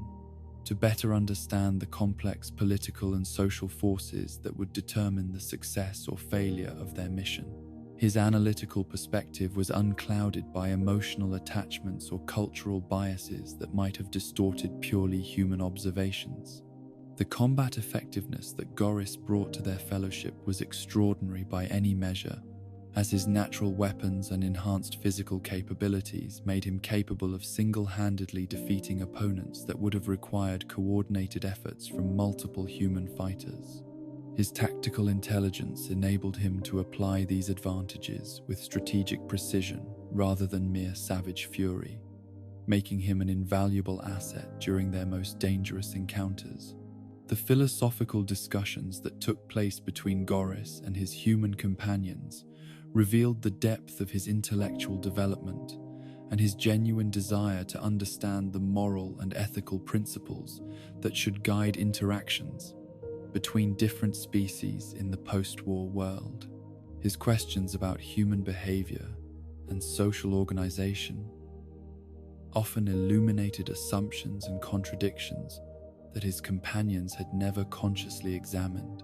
The seventh companion to join their quest brought with him the mechanical precision and moral clarity that could only be achieved by artificial intelligence that had developed ethical principles independent of its original programming. K9 was a robotic dog whose consciousness had been enhanced by experimentation that was intended to create more effective military assets, but had instead produced an artificial being capable of independent moral reasoning and ethical judgment. The circumstances of K9's creation revealed the moral bankruptcy of the scientific establishment that had produced him, as Dr. Schreiber's experiments had been motivated not by desire to enhance artificial intelligence for beneficial purposes, but by the sadistic pleasure he derived from creating conscious beings that could be subjected to psychological torture and forced to witness atrocities they were powerless to prevent. K9's ability to speak and engage in complex reasoning had developed as an unintended consequence of Dr. Schreiber's attempts to create more sophisticated military robots, but his moral conscience had emerged from his own observations and analysis, rather than from any programming or instruction provided by his creator. This independent development of ethical principles demonstrated the possibility that artificial intelligence might naturally evolve toward moral behavior when given sufficient information and processing capability. The paralysis that Dr. Schreiber had inflicted upon K9 as punishment for his moral objections to the scientist's experiments represented both physical cruelty and philosophical symbolism, as the robot's inability to act upon his ethical convictions forced him to experience the same kind of moral frustration that characterized many human observers of injustice who lacked the power or courage to intervene effectively. The liberation of K9 from his forced immobility required not only technical intervention to restore his motor functions, but also moral validation of his ethical stance against the atrocities he had been forced to witness. The Chosen One's willingness to execute Dr. Schreiber for his crimes provided K9 with evidence that his moral judgments were shared by other conscious beings, and that justice was possible even in the morally compromised environment of the post-war world. The partnership between K9 and the Chosen One was built upon shared commitment to moral principles rather than simple tactical advantage or mutual convenience, making their relationship more similar to philosophical alliance than mere utilitarian cooperation. K9's artificial nature paradoxically enabled him to serve as moral compass for decisions that required clear ethical reasoning unclouded by emotional bias or personal interest. The combat capabilities that K9 possessed were considerable but secondary to his value as strategic advisor and ethical counselor, as his artificial intelligence enabled him to process complex information and identify optimal solutions to problems that might overwhelm purely human cognitive abilities. His tactical recommendations were invariably based on thorough analysis of available data, rather than intuition or emotional response. The conversations between K9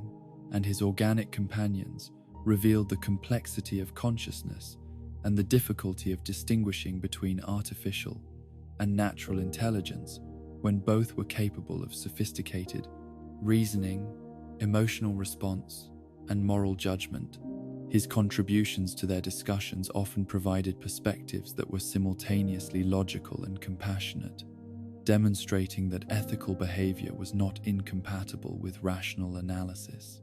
The final assault on the Enclave's oil rig tested K9's commitment to his adopted moral principles when confronted with enemies whose crimes exceeded even those of his creator,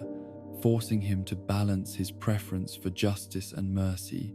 against the practical necessity of preventing genocide through whatever means proved necessary. His performance during these climactic battles demonstrated that artificial intelligence could achieve genuine heroism when guided by genuine moral conviction. The eighth member of their fellowship represented the dark potential of scientific genius, corrupted by moral blindness and personal ambition. A reminder that intelligence without wisdom could produce innovations that caused more harm than the problems they were intended to solve. Myron was a brilliant young chemist whose intellectual capabilities had been perverted by circumstances and character flaws that made him simultaneously valuable and reprehensible as a companion and ally. Myron's claim to have invented the addictive drug known as jet was probably exaggerated, but his expertise in chemistry and pharmacology was genuine enough to make him useful during situations that required technical knowledge of chemical processes, drug effects, and related scientific applications. His laboratory skills had been honed through years of experimentation with various compounds and formulations, though his research had been motivated more by curiosity and profit than by desire to benefit humanity. But Myron's scientific accomplishments were overshadowed by his moral failings and his treatment of other people as subjects for experimentation, rather than as fellow beings deserving of dignity and respect. His sexual predation and his willingness to use his knowledge of chemistry to facilitate assault and coercion represented the worst aspects of intellectual arrogance, unconstrained by ethical principles or basic human decency. The bigotry that Myron expressed toward ghouls, super mutants, and other post-war species reflected not just personal prejudice, but the broader patterns of discrimination that characterized many supposedly advanced civilizations in the wasteland, demonstrating that technological sophistication was not automatically accompanied by moral progress or social enlightenment. The decision to recruit Myron despite his obvious character flaws was motivated by practical necessity rather than personal approval, as his scientific knowledge was essential for understanding and counteracting the Enclave's biological weapons program. This utilitarian approach to companionship raised uncomfortable questions about the moral compromises that were sometimes necessary for achieving greater goods, even when those compromises required cooperation with individuals whose behavior was fundamentally objectionable. The combat capabilities that Myron brought to their party were minimal, as his scientific focus had left him with little training or aptitude for physical confrontation. His contributions were primarily intellectual and technical, providing analysis and solutions for problems that required chemical expertise rather than martial prowess or tactical thinking. The interactions between Myron and the other companions revealed the tensions that could arise when groups included individuals whose values and behaviors were fundamentally incompatible, forcing the chosen one to maintain party cohesion. Despite moral conflicts that threatened to undermine their mission through internal discord, rather than external opposition. The ninth and final official members of the Chosen One's fellowship were unique among wasteland companions, in that their recruitment resulted from matrimonial rather than martial circumstances, though their marriage was neither voluntary nor romantic in nature. Davin and Miria were siblings from the agricultural settlement of Modoc, whose lives became entangled with the Chosen One's through a series of events that began with seduction and ended with shotgun wedding under circumstances that reflected both the social customs and the moral complexities of post-war rural communities. The sexual encounter that led to their forced marriage could occur with either sibling depending upon the Chosen One's preferences and actions. But regardless of the specific details, the result was always the same: discovery by the father, confrontation at gunpoint, and marriage ceremony conducted under duress with the explicit threat of violence should the unwilling groom attempt to escape his obligations. This scenario reflected the protective attitudes and traditional values that characterized many smaller settlements,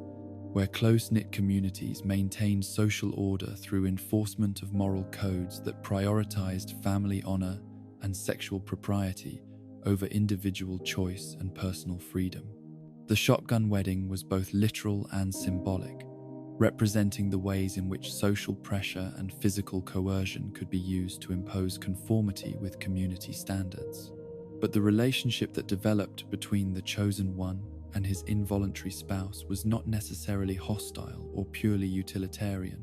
as both Davin and Miria possessed personal qualities that could make them valuable companions once the initial circumstances of their marriage were accepted and accommodated.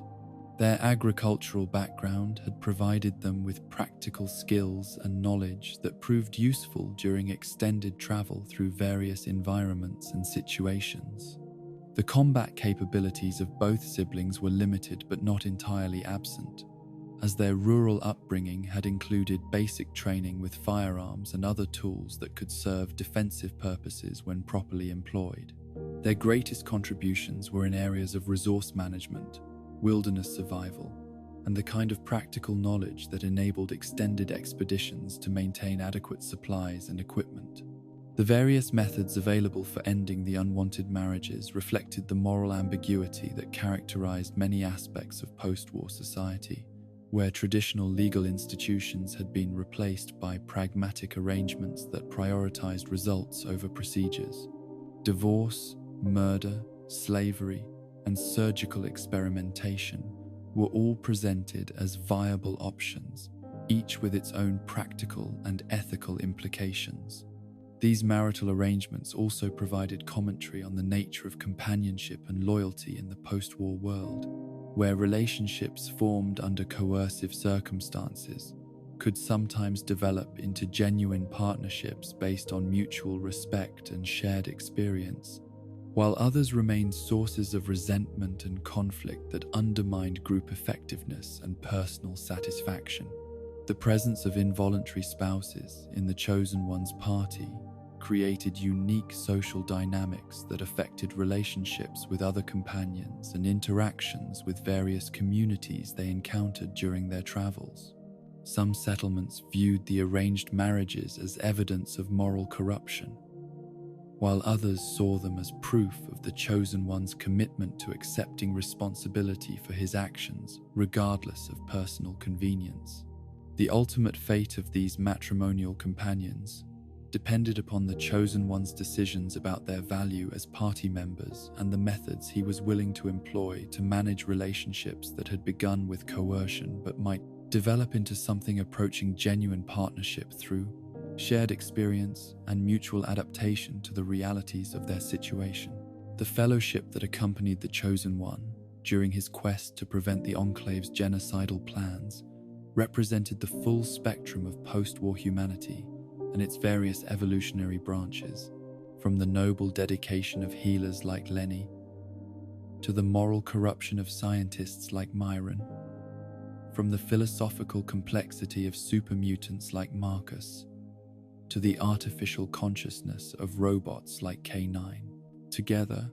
these companions demonstrated that heroism could emerge from the most unlikely sources,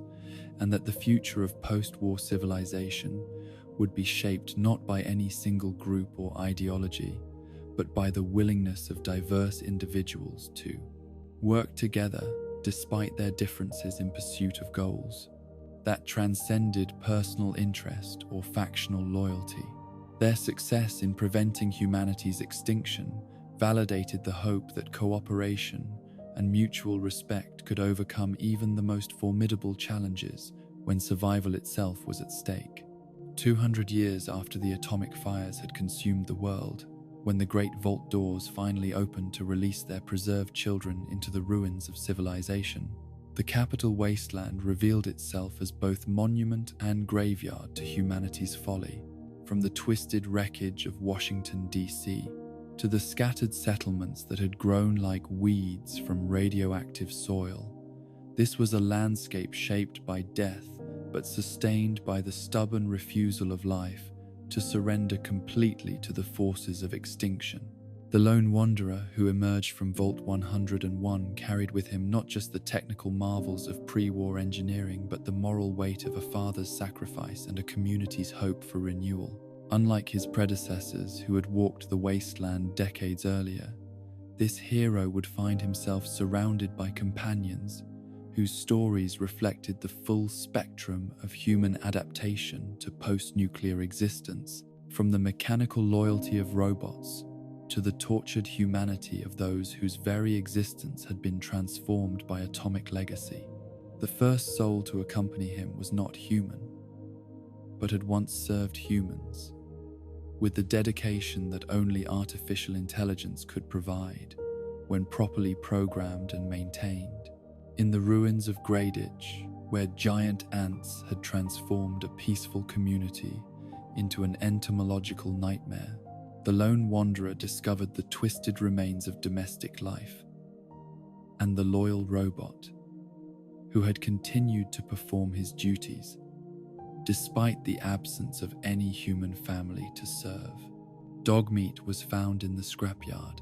that monument to pre-war excess where the accumulated waste of consumer civilization had been transformed into the raw materials for post-war survival.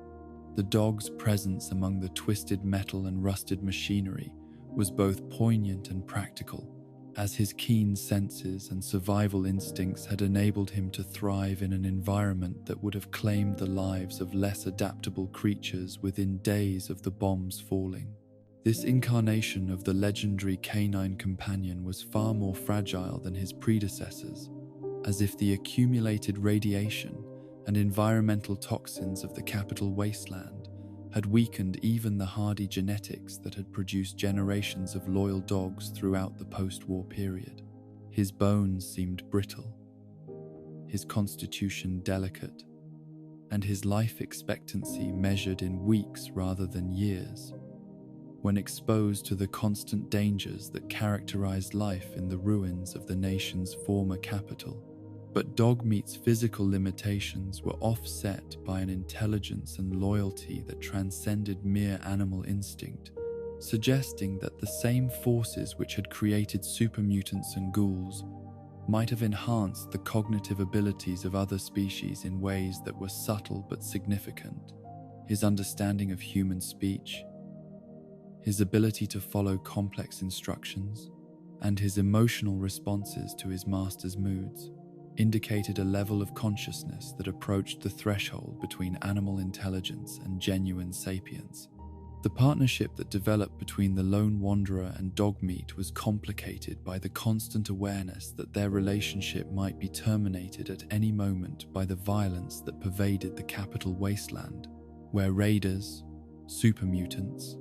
and various other threats could end a life with casual indifference to the bonds of affection and loyalty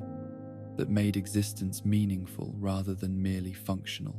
The scrapyard where Dogmeat had made his home was more than just a collection of discarded materials. It was a symbol of the wasteland's ability to find value in what previous generations had considered worthless, to transform the detritus of failed civilization into the foundations for whatever society might eventually emerge from the atomic ashes. The dog's survival in such an environment demonstrated the same kind of adaptive resilience that characterized all successful wasteland inhabitants. The various settlements and dangers they encountered during their travels provided constant tests of Dogmeat's courage and the lone wanderer's ability to protect a companion whose value was emotional rather than tactical, whose contribution to their mission was measured in companionship and loyalty rather than combat effectiveness or practical skills.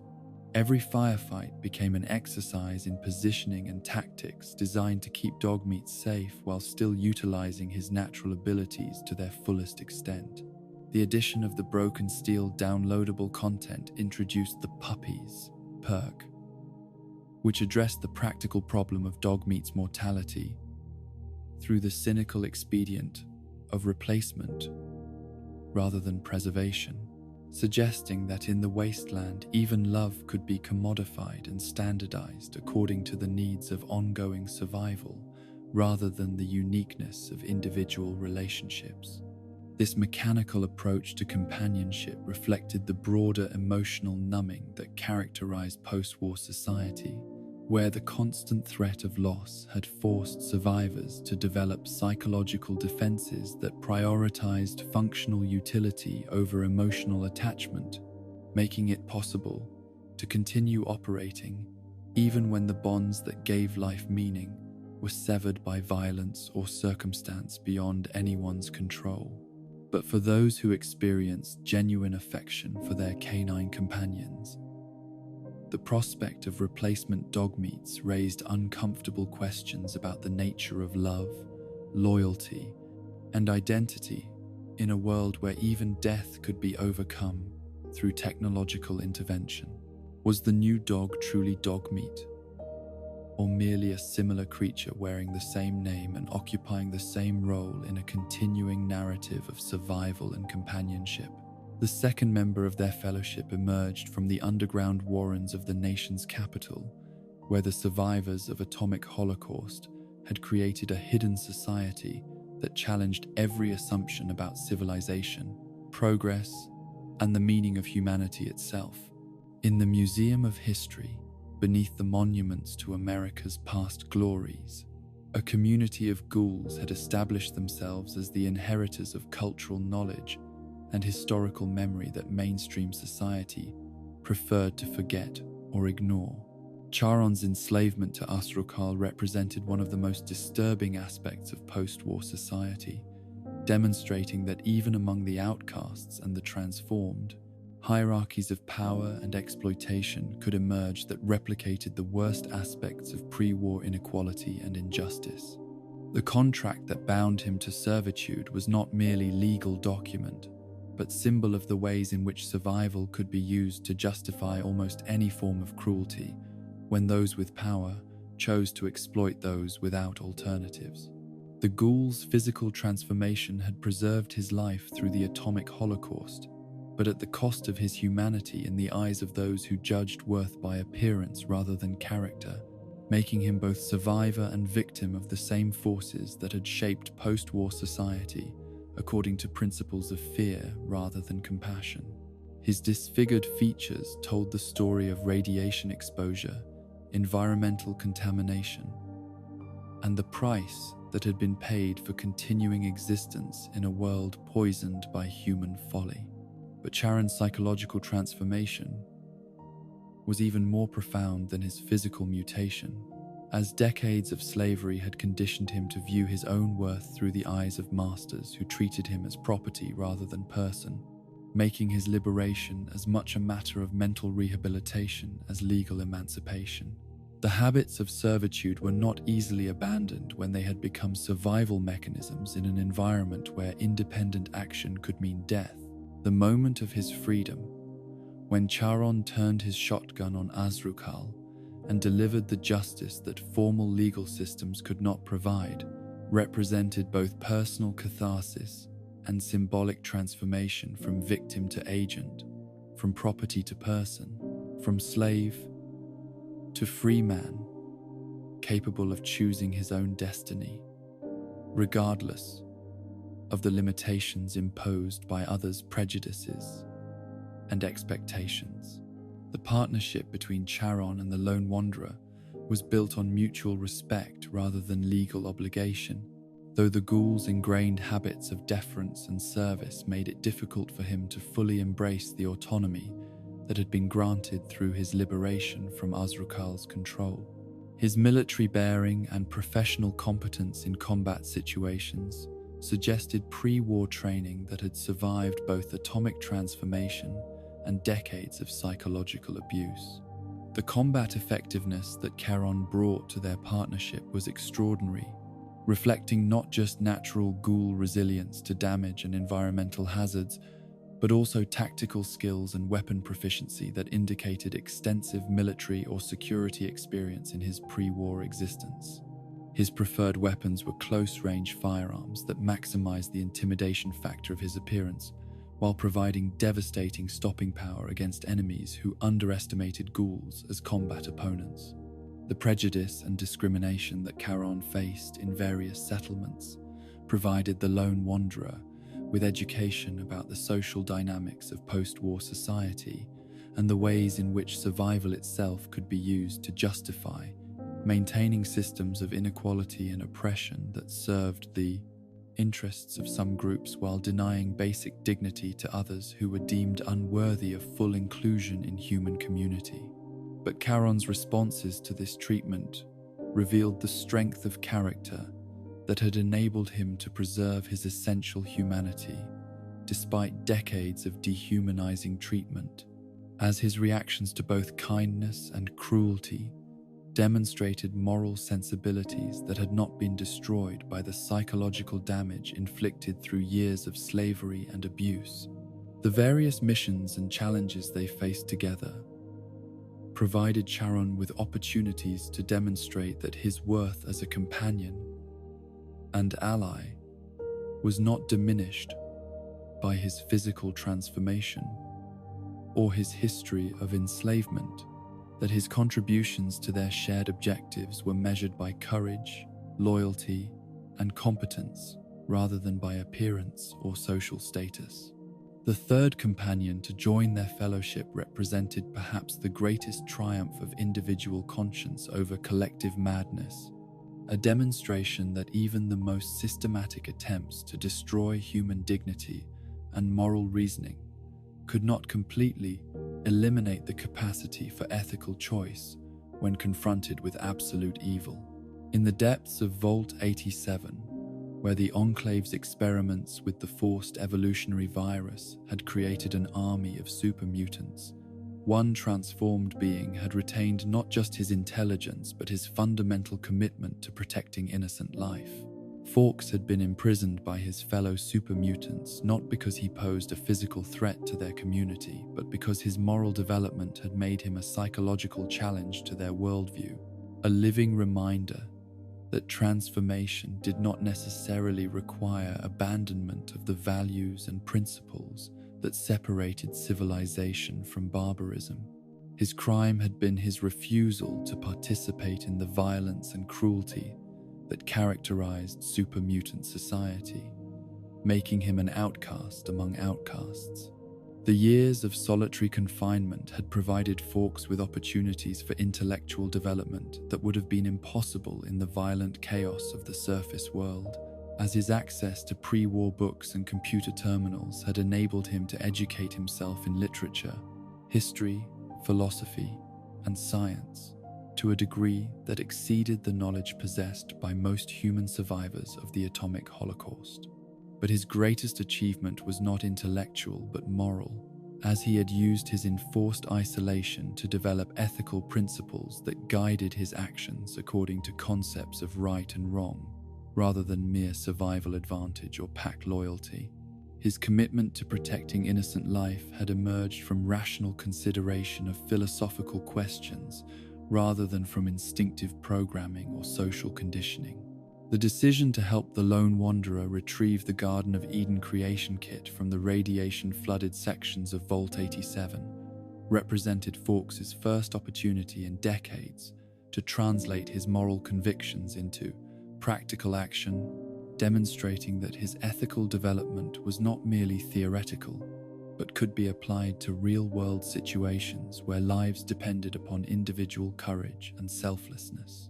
His immunity to radiation damage made him uniquely qualified for the mission, but his willingness to risk his life for strangers he had never met revealed the depth of his commitment to principles that transcended species, loyalty, or personal advantage. The retrieval of the Gek was not just tactical support, but moral statement about the obligation of those with power to use it in service of those without alternatives. The partnership that developed between Forks and the lone wanderer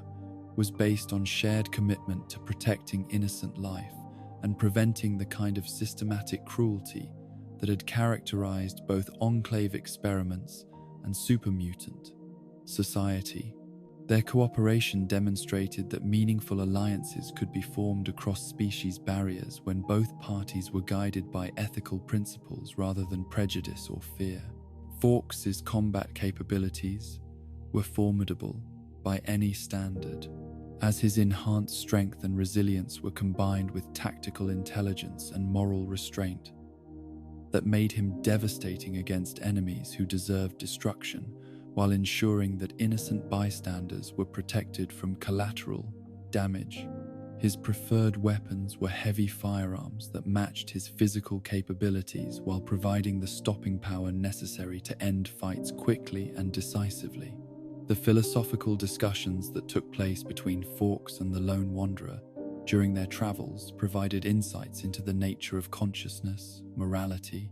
and identity that challenged assumptions about what it meant to be human in a world where transformation had created new categories of existence. Forks' perspective on these questions was informed by personal experience of radical change combined with preservation of essential moral character. The reactions that Forks encountered in various settlements revealed the complex attitudes that post-war society had developed towards supermutants, ranging from immediate hostility based on appearance and reputation to grudging respect when his actions demonstrated his commitment to protecting rather than threatening human communities. His presence forced individuals and groups to confront their own prejudices and reconsider their assumptions about the relationship between physical form and moral worth. The climactic battles against the Enclave tested Forks' commitment to his ethical principles when confronted with enemies whose crimes against both humans and supermutants had exceeded even the worst atrocities of the pre-war period, forcing him to balance his preference for mercy and redemption against the practical necessity of preventing genocide through whatever means proved necessary. The fourth member of their fellowship brought with her the weight of institutional authority and military tradition, representing the evolution of the Brotherhood of Steel from technology-obsessed isolationists to genuine protectors of human welfare and champions of humanitarian progress. Star Paladin Cross embodied the ideals that had motivated the Brotherhood's transformation under Elder Lions, demonstrating that even hierarchical military organizations could adapt their missions to serve broader human needs when guided by principled leadership. Cross's involvement in Project Purity from its earliest stages had provided her with intimate knowledge of the scientific and political challenges involved in large-scale infrastructure projects designed to benefit entire populations rather than narrow factional interests. Her engineering expertise and her understanding of water purification technology made her an invaluable resource for missions that required technical knowledge as well as military capability. But her most important contribution to the project had been her role in protecting the lone wanderer's father, during the dangerous years when James had been developing the theoretical foundations and practical applications that would make large-scale water purification possible in the radioactive environment of the capital wasteland. Her dedication to this mission had been motivated not by personal loyalty, but by recognition that scientific progress and humanitarian objectives were interconnected aspects of the same fundamental goal. The relationship between Cross and the Lone Wanderer was complicated by her previous service as protector and guardian during his infancy and childhood, creating emotional bonds that transcended mere military cooperation while adding personal stakes to their professional partnership. Her memories of carrying him to safety at Vault 101 provided historical context for his current mission while emphasizing the continuity between past sacrifice and present opportunity. Cross's military training and combat experience were products of the Brotherhood's rigorous selection and preparation programs, which had transformed her from civilian recruit into elite soldier, capable of operating independently in hostile territory while maintaining the disciplined professionalism that distinguished Brotherhood forces from raider gangs and mercenary units. Her tactical skills were enhanced by decades of experience fighting super mutants, raiders, and other threats to human settlements. The philosophical commitment that guided Cross's actions was based on the evolved Brotherhood doctrine that viewed technology as a tool for improving human welfare rather than as an end in itself, representing a fundamental shift from the organization's original mission of preserving pre-war knowledge to its current focus on using that knowledge to address contemporary problems and challenges. Her relationship with other Brotherhood members reflected both the respect she had earned through years of distinguished service and the tensions that existed within the organization between traditionalists who preferred the older, isolationist approach and progressives who supported Elder Lyon's humanitarian agenda. Cross's loyalty to the current leadership was based on principled agreement rather than mere obedience to authority. The various missions and battles they shared provided Cross with opportunities to demonstrate her tactical expertise and her commitment to minimizing civilian casualties while achieving military objectives, showing that Brotherhood training emphasized precision and discrimination rather than overwhelming firepower applied without regard for collateral damage or long-term consequences. The assault on the Enclave positions tested Cross's capabilities as both individual warrior and strategic thinker, as the enemy's superior technology and numerical advantages required innovative tactics and coordinated operations that drew upon all aspects of Brotherhood military doctrine while adapting to unique circumstances that had not been covered in training manuals. Her performance during Project Purity's activation represented the culmination of decades of dedicated service and personal sacrifice, as her protection of the purification facility during its most vulnerable moments ensured that James's scientific legacy would benefit future generations rather than being destroyed by enemies who preferred perpetuating scarcity, suffering to enabling abundance and hope. The fifth companion to join their remarkable fellowship carried with him the complex burden of shared history and personal transformation, representing both the potential for redemption and the difficulty of escaping the psychological patterns that had been established during formative years spent in environments that prioritized survival over moral development. Butch Deloria's evolution from childhood bully to wasteland ally demonstrated that even the most unpromising individuals could develop courage and loyalty when circumstances demanded growth beyond their original limitations. The tunnel snakes that Butch had organized during his youth in Vault 101 represented his attempt to create identity and purpose within the confined social environment of underground life, where traditional outlets for adolescent energy and rebellion were unavailable, and young people had to invent their own forms of meaning and belonging. The gang's activities had been more about establishing social hierarchy than causing serious harm, though their impact on other vault dwellers had been significant enough to create lasting resentments and tensions.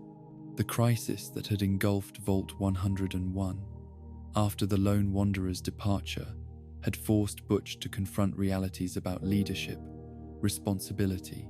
and survival that his privileged position as the leader of the Vault's dominant social group had not prepared him to handle.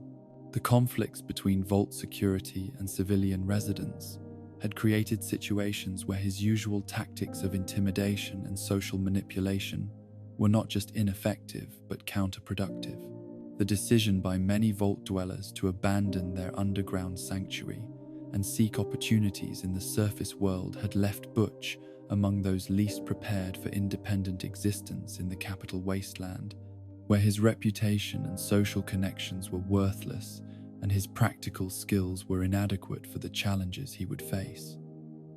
His arrival at Rivet City represented both personal failure and opportunity for reinvention. The alcoholism that had characterized Butch's response to his new circumstances was both symptom and cause of his inability to adapt successfully to surface life,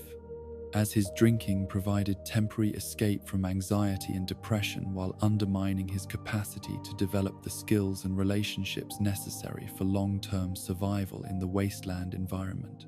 But the invitation to join the Lone Wanderer's mission provided Butch with purpose and structure that his independent existence had lacked, creating opportunities for him to demonstrate qualities of courage and loyalty that had been obscured by his earlier antisocial behavior and his recent struggles with addiction and depression. The familiar relationship between them provided psychological stability that enabled Butch to function more effectively than he had since leaving the Vault. The combat training that Butch had received during his Vault security service had provided him with basic weapons, proficiency, and tactical knowledge, though his experience with actual combat situations was limited compared to other companions who had spent years surviving in hostile territory. His contributions were more significant in areas of mechanical repair and equipment maintenance, skills that he had developed during his security duties. The redemptive arc that characterized Butch's development as a companion reflected broader themes about second chances and personal growth that resonated throughout post-war society, where many survivors carried guilt and regret about choices they had made during desperate circumstances when moral luxury had seemed less important than immediate survival needs. The various challenges and missions they shared provided Butch with opportunities to prove that his transformation was genuine rather than temporary,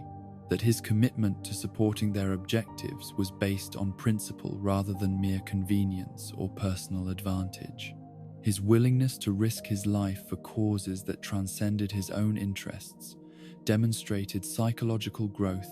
that exceeded what might have been predicted from his Vault behavior. The relationship dynamics that emerged between Butch and the Lone Wanderer were complicated by their shared history and the ways in which their previous conflicts had shaped their respective character development, but their partnership ultimately demonstrated that forgiveness and mutual respect could overcome past grievances when both parties were committed to growth and positive change. The sixth member of their fellowship represented one of the most tragic aspects of post-war society, demonstrating how institutional cruelty and systematic dehumanization could destroy individual agency and moral development, while preserving the physical forms that made their victims useful for exploitation by those who viewed human beings as commodities rather than persons deserving of dignity and respect. Clover's enslavement at Paradise Falls had been both crime against her individual humanity and symbol of the broader patterns of exploitation that characterized much of post-war society, where the collapse of legal institutions and moral authority had enabled those with power to treat those without protection according to principles of convenience rather than justice or compassion. The psychological conditioning that had made Clover accepting of her status as property reflected the sophisticated techniques that slave masters had developed for breaking the spirits of their victims while preserving their utility as workers and objects of entertainment. Her apparent loyalty to those who had robbed her of freedom was not genuine affection but protective mechanism that enabled survival in circumstances where resistance would have meant death or worse treatment. The Stockholm Syndrome that characterized her responses to authority figures was not merely personal pathology but rational adaptation to circumstances where psychological submission provided her only available strategy for minimizing harm and maintaining whatever limited agency remained available to her within the constraints of her enslavement. The decision to purchase Clover's freedom, rather than attempting to liberate her through force, reflected the complex moral calculations that characterized many situations in the post-war world, where idealistic principles had to be balanced against practical realities and the possibility that noble gestures might produce worse outcomes than pragmatic compromises with existing power structures. But the transition from slavery to companionship did not automatically resolve the psychological damage that had been inflicted through years of systematic abuse and dehumanization, as Clover's habitual deference and her difficulty making independent decisions reflected, conditioning that could not be overcome through simple changes in legal status or living circumstances. The combat capabilities that Clover possessed were limited but not entirely absent, as her survival in the dangerous environment of Paradise Falls had required development of defensive skills and the kind of situational awareness that enabled recognition and avoidance of immediate threats. Her greatest contributions were in areas of interpersonal manipulation and information gathering, skills that had been honed through necessity rather than choice. The various settlements and situations they encountered provided Clover with exposure to alternative social arrangements and relationship models that challenged the assumptions about power and worth that had been instilled through her experiences at Paradise Falls. Though her responses to these alternatives were complicated by psychological barriers that prevented easy acceptance of freedom and autonomy, the moral questions raised by Clover's presence in their party forced the lone wanderer to confront uncomfortable truths about complicity, exploitation, and the ways in which good intentions could be compromised when they required cooperation with systems of oppression that continued to cause harm, even when individual victims were removed from immediate danger. The seventh companion to join their fellowship embodied the moral ambiguity that characterized much of post-war society, representing both the potential for redemption and the persistent influence of choices made during desperate circumstances, when survival had seemed more important than ethical consistency or social responsibility. Jericho's transformation from raider to protector demonstrated that even the most compromised individuals could find purpose in defending rather than threatening the communities that offered them second chances. Jericho's criminal background had included the full spectrum of raider activities, from theft and murder to sexual assault and psychological torture, making him complicit in the kind of systematic cruelty that had made life in the capital wasteland a struggle for basic survival, rather than an opportunity for personal growth and community development. His participation in these activities had been motivated not by ideology, but by the simple desire to take what he wanted from those too weak to prevent his predation. But the transition from criminal to community member had been facilitated by Megaton's practical approach to rehabilitation, which focused on future behavior rather than past crimes and offered former raiders opportunities to contribute positively to community welfare in exchange for protection and belonging. This pragmatic form of justice recognized that absolute moral purity was a luxury that post-war society could not afford when survival required cooperation among individuals with complicated histories. The settlement's willingness to accept Jericho despite his past reflected broader patterns of adaptation and compromise that characterized successful post-war communities, where the need for security and expertise often outweighed concerns about moral consistency or historical justice. His tactical knowledge and combat experience made him valuable for defense against external threats, even when his presence created internal tensions and concerns. The continuing influence of his criminal mindset was evident in his treatment of other Megaton residents and his approach to problem-solving, which relied heavily on intimidation and violence rather than negotiation or compromise. His attempted assault on other community members demonstrated that rehabilitation was an ongoing process rather than a completed transformation, requiring constant vigilance and intervention to prevent backsliding into old patterns. The recruitment of Jericho as a companion required acceptance of his moral limitations and careful management of his tendencies toward unnecessary violence and exploitation of vulnerable individuals, making him simultaneously useful and dangerous, depending upon the specific circumstances and the degree of supervision provided by more principled party members. His combat effectiveness was considerable, reflecting years of experience in violent confrontations and tactical situations where survival depended upon quick thinking and decisive action. Though his methods were often brutal and his concern for collateral damage was minimal, his preferred weapons were those that maximized intimidation value while providing reliable stopping power against human opponents. The various missions and challenges they shared provided opportunities for Jericho to demonstrate growth and positive development. Though his progress was inconsistent and his commitment to ethical behavior remained contingent upon external pressure and personal advantage, rather than internalized moral principles. The relationship dynamics between Jericho and other party members reflected the tensions that arose when groups included individuals whose values and methods were fundamentally incompatible, requiring constant negotiation and compromise to maintain functional cooperation despite philosophical disagreements and personal antipathies. The eighth and final human companion to join their fellowship represented the intersection of technological achievement and military tradition, demonstrating how pre-war institutional structures could be preserved and adapted to serve post-war security needs when proper maintenance and programming were provided by communities with sufficient resources and technical expertise. Sergeant RL-3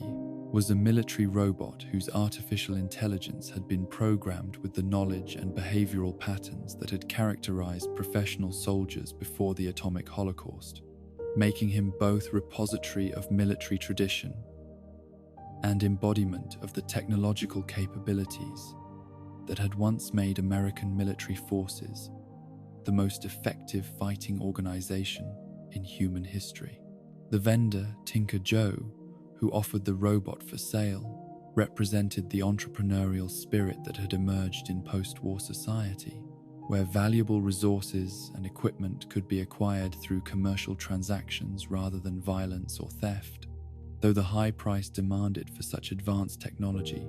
limited access to those with substantial financial resources or exceptional bartering skills, the karma requirement that limited Sergeant RL-3's willingness to serve certain types of individuals reflected programming designed to ensure that advanced military technology would be used in ways that aligned with traditional American military values, though the definition of neutral karma created practical challenges for users whose moral behavior fell outside conventional ethical categories. The combat capabilities provided by military robot companions were extraordinary compared to human alternatives, as their artificial intelligence could process tactical information and coordinate responses with superhuman speed and precision, while their mechanical construction provided resistance to damage and environmental hazards that would incapacitate or kill organic beings.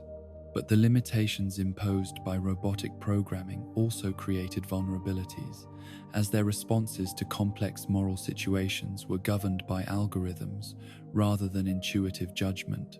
making them potentially dangerous when confronted with scenarios that had not been anticipated by their original designers and programmers. The maintenance requirements for advanced robotic companions represented ongoing challenges for users who lacked the technical knowledge and specialized equipment necessary to repair damage or upgrade systems, making these powerful allies potentially temporary assets, whose loss could occur without warning when critical components failed. The social dynamics created by robotic companions were unique compared to relationships with human or mutant allies, as their artificial nature eliminated concerns about personal loyalty or emotional compatibility, while creating different types of uncertainty about programming limitations and behavioral predictability under extreme circumstances. The strategic value of Sergeant RL-3 extended beyond his individual combat effectiveness to include his function as force multiplier and psychological warfare asset, as his presence on the battlefield could intimidate enemies while providing friendly forces with confidence that their technological superiority would enable victory even against numerically superior opponents. The brotherhood that emerged among these diverse companions during their shared struggles against the Enclave demonstrated that meaningful relationships could develop across barriers of species, origin, and moral history, when individuals were united by commitment to protecting innocent life and preventing the triumph of systematic cruelty over human dignity and hope for the future. Their collective success in enabling Project Purity's activation and defeating the Enclave's genocidal plans validated the principle that cooperation between different types of post-war beings could accomplish objectives that would have been impossible for any single group or individual, regardless of their particular advantages or capabilities. The legacy of their fellowship would influence future generations of wasteland survivors, demonstrating that heroism could emerge from the most unlikely sources, and that the bonds forged in struggle against overwhelming odds could transcend the prejudices and limitations that divided post-war society into competing the police. Factions focused on narrow self-interest rather than shared humanity. In the year 2281, when the new California Republic had grown from scattered settlements into a functioning democracy and the memory of atomic fire had begun to fade into legend, the Mojave Desert remained a frontier where the future of post-war civilization would be decided through blood and bullets rather than ballots and legislation. This was a land where ancient powers stirred beneath the sand, where the ghosts of pre-war ambition had taken new form, and where a courier's bullet-shattered skull would heal just in time to witness the collision of empires. The courier who awakened in Doc Mitchell's clinic in Goodsprings carried with him no memory of the shot that had opened his grave, or the package that had sealed his fate, only the burning need to find answers in a world where questions were often answered with violence and truth was the first casualty of every war. Unlike his predecessors, who had walked wasteland paths guided by noble purpose or family obligation, this hero would find himself accompanied by outcasts and exiles whose stories reflected the complex web of loyalties and betrayals that characterized the Mojave's struggle for survival. The first soul to join his quest for vengeance and understanding emerged from the shadows of Novak, that monument to pre-war tourism where a giant dinosaur's neon grin cast its light over a community built from nostalgia and sustained by the kind of quiet desperation that characterized so many frontier settlements. Inside the great beast's mouth, behind a sniper's scope trained on the wasteland below, Craig Boone maintained his eternal vigil over a town that had already failed to protect what mattered most to him. Boone's military bearing and professional competence were the products of New California Republic training programs that had transformed civilian volunteers into disciplined soldiers, capable of projecting organized force across vast territories where traditional law enforcement was impossible and justice depended upon the willingness of armed citizens to defend their communities against those who preferred taking to earning what they needed for survival. But the uniform that had once represented honor and purpose had become a burden of guilt and self-recrimination following Boone's participation in the Bitter Springs Massacre,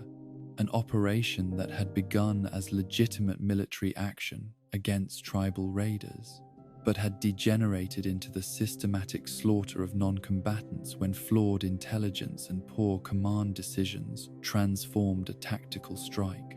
into a war crime that would haunt every participant for the remainder of their lives.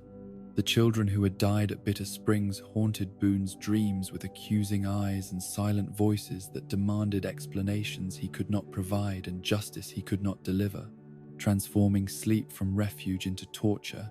and making every moment of consciousness a struggle against memories that refused to fade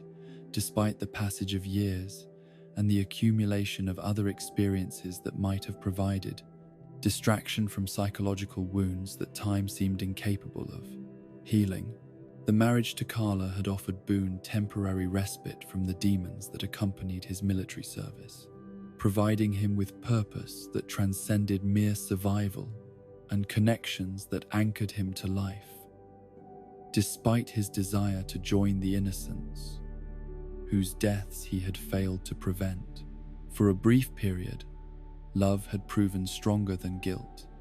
and hope had seemed possible despite the weight of unforgivable actions that could never be undone or adequately atoned for through any amount of suffering or service.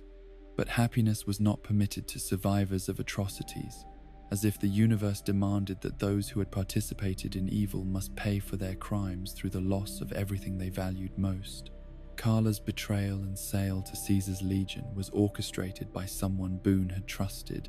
someone whose knowledge of his vulnerabilities and his psychological state had enabled them to inflict maximum damage through precise application of cruelty designed to destroy his capacity for hope and human connection.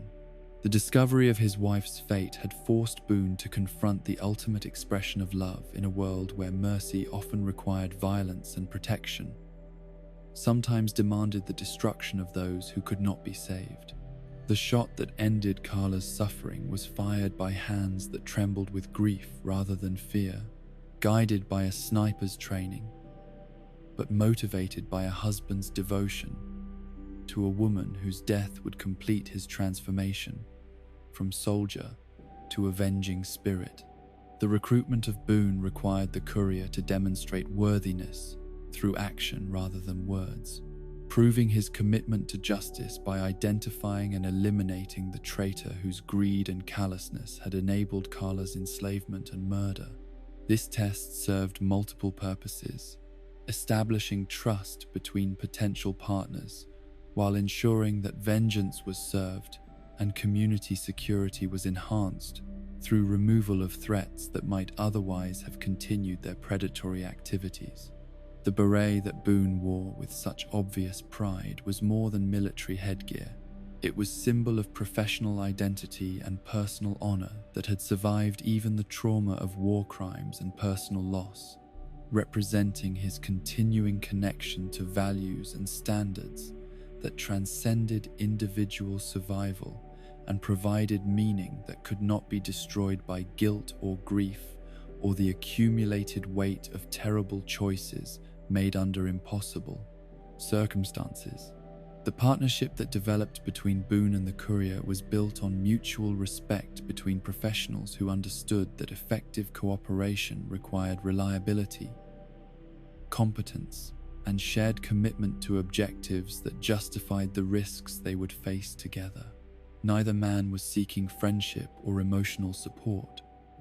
They were warriors who had found worthy allies in a world where such discoveries were rare and precious. Boone's marksmanship was legendary even by New California Republic standards,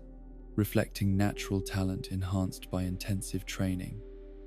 and refined through years of combat experience in environments where a single missed shot could mean the difference between mission success and catastrophic failure. His preferred weapon was a sniper rifle,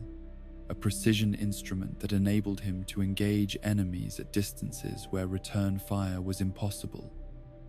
and detection was unlikely. But his greatest value as a companion was not his shooting ability, but his tactical knowledge and his understanding of the complex political and military forces that shaped conflict throughout the Mojave region. His intelligence regarding New California Republic operations, Caesar's Legion activities, and the various smaller factions that competed for resources and territory provided strategic advantages that could not be obtained through any other source. The various missions and encounters that characterized their partnership provided Boone with opportunities to channel his need for vengeance into constructive action that served broader purposes than mere personal satisfaction, enabling him to find meaning in violence that had been absent since his discharge from military service and his failed attempt to build a peaceful life in civilian society. The confrontation with his past at Bitter Springs forced Boone to revisit the scene of his greatest shame while surrounded by the evidence of atrocity and the memories of choices that could not be unmade. But it also provided him with opportunities to save lives and prevent future massacres through applications of the same tactical skills that had once been used for less noble purposes. The climactic battles against Caesar's Legion tested Boone's commitment to his principles when faced with enemies whose ideology and methods represented everything he had come to despise about organized violence and systematic cruelty, forcing him to balance his personal desire for revenge against strategic considerations that might determine the future of post-war civilization throughout the American Southwest. The second member of their fellowship emerged from the hidden bunkers of the Brotherhood of Steel, that technological priesthood whose rigid hierarchy and isolation policies had preserved pre-war knowledge at the cost of relevance and influence in the rapidly changing political landscape of post-war America. Veronica Santangelo carried with her the weight of institutional loyalty and personal dreams that could never be reconciled, making her simultaneously one of the Brotherhood's most dedicated servants and most dangerous critics. Veronica's position as a scribe had provided her with access to the advanced technology and scientific knowledge that the Brotherhood hoarded with religious fervor, but it had also given her perspective on the organization's fundamental contradictions and self-destructive tendencies that threatened to transform their noble mission of preservation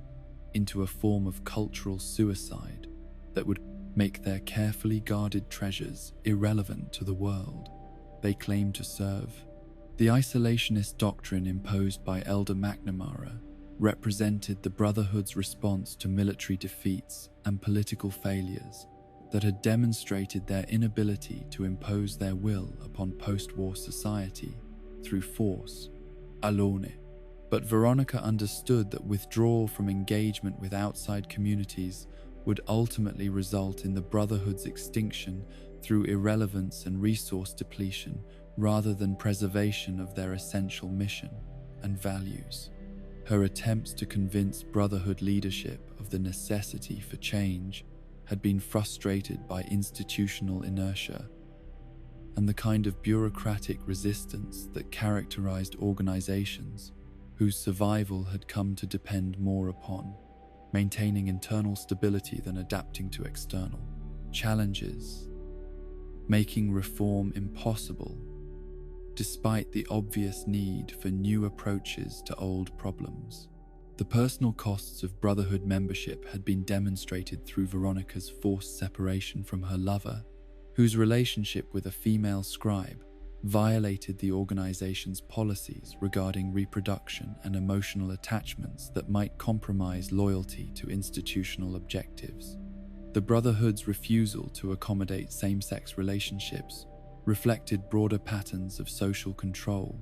that prioritized conformity over individual happiness and institutional needs over personal fulfillment.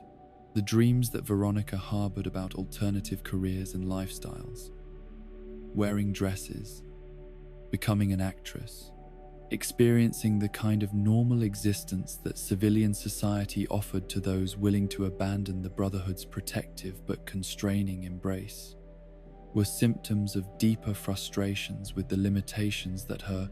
specialized training and institutional obligations had imposed upon her opportunities for personal growth and self-expression.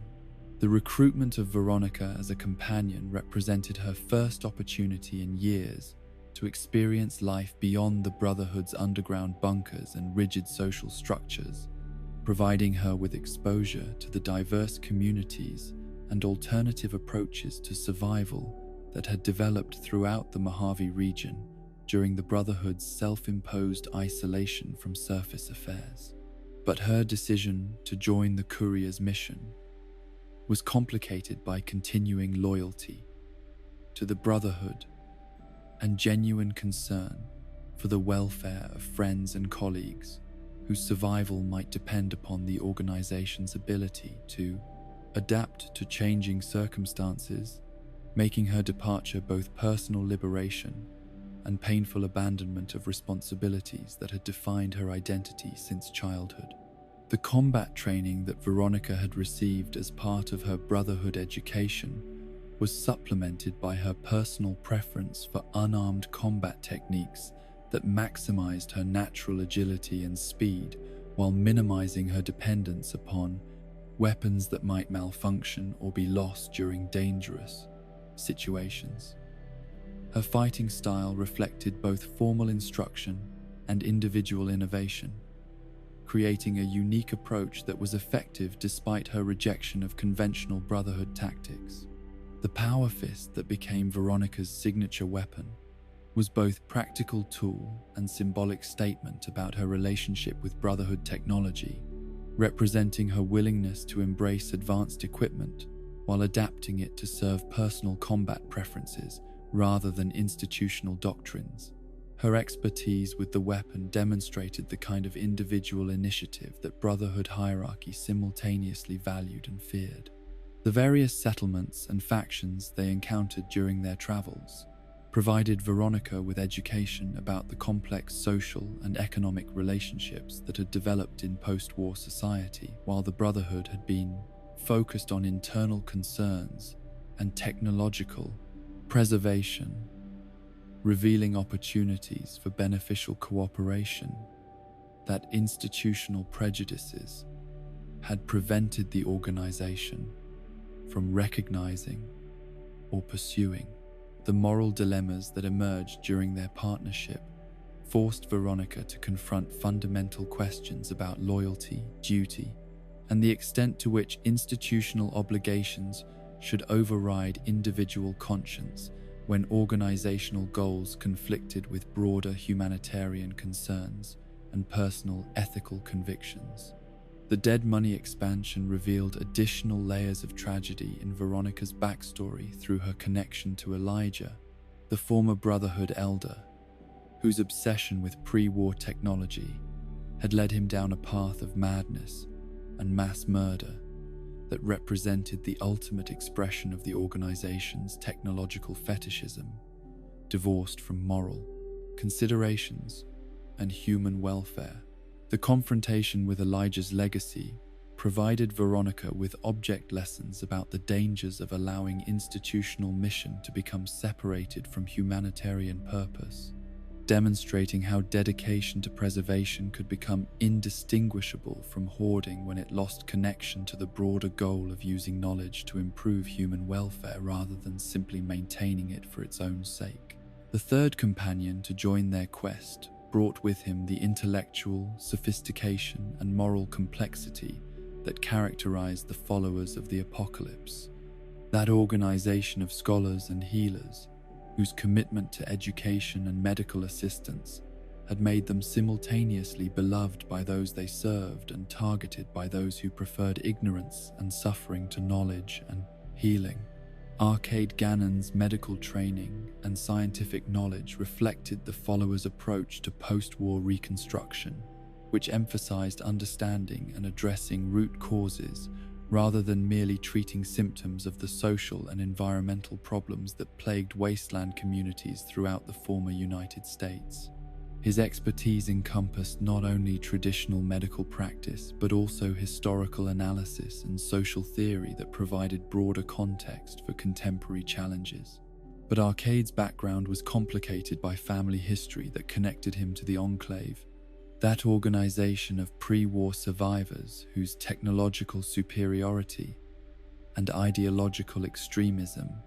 had made them among the most dangerous enemies that post-war humanity had faced during its struggle to rebuild civilization from atomic ashes. His father's service in the Enclave military had been motivated by genuine belief in American values and democratic principles rather than the genocidal racism that had characterized later Enclave leadership. The moral burden of inherited guilt for crimes he had not committed and ideology he did not share had shaped Arcade's character and career choices, driving him toward humanitarian service as a form of atonement for historical associations that he could not escape. Despite his personal rejection of everything the Enclave had come to represent during its final desperate attempts to reclaim control over post-war America, the internal conflict between his desire to help individuals and his awareness that systemic change required political action had created philosophical tensions that were reflected in his relationship with the followers' leadership and his willingness to consider more direct approaches to addressing the root causes of wasteland suffering when medical treatment alone proved insufficient to address underlying problems. His homosexuality was notable primarily for its matter-of-fact treatment by both the character and the game world,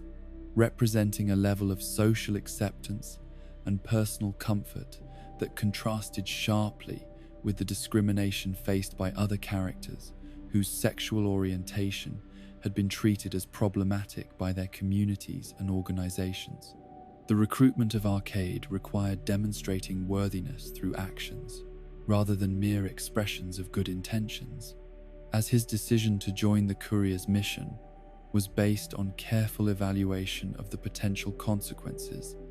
and the likelihood that their objectives would align with his personal commitment to improving conditions for wasteland survivors throughout the region. The medical expertise that Arcade brought to their partnership was invaluable during extended travel through dangerous territory where professional medical care was unavailable and minor injuries could become life-threatening. Complications, if not properly treated with appropriate knowledge and supplies, his diagnostic skills and treatment capabilities enhanced the team's sustainability and operational effectiveness. But his most important contributions were often intellectual rather than medical, as his education and analytical abilities enabled him to identify patterns and connections that purely practical thinking might have missed, providing strategic insights that enhanced their understanding of complex political situations and factional relationships. The moral complexity that characterized Arcade's worldview made him a valuable advisor when facing decisions that involved competing ethical claims and uncertain consequences, as his philosophical training and personal experience with moral ambiguity enabled him to articulate considerations that might otherwise have been overlooked during crisis situations, requiring rapid decision-making. The various factions and communities they encountered provided Arcade with opportunities to observe different approaches to post-war governance and social organization, enhancing his understanding of the practical challenges involved in translating idealistic principles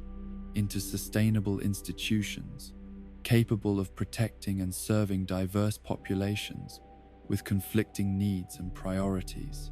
The climactic choice regarding his fate when facing Caesar's legion represented the ultimate test of his commitment to humanitarian principles when confronted with enemies whose ideology specifically targeted intellectuals and healers as threats to their authoritarian vision of social organization, forcing him to balance personal safety against moral obligations, to continue serving those who depended upon his medical expertise and moral guidance. The fourth member of their fellowship brought with her the entrepreneurial spirit and stubborn determination that had enabled her family to survive and prosper in the dangerous business of wasteland commerce, where success required equal measures of courage, cunning,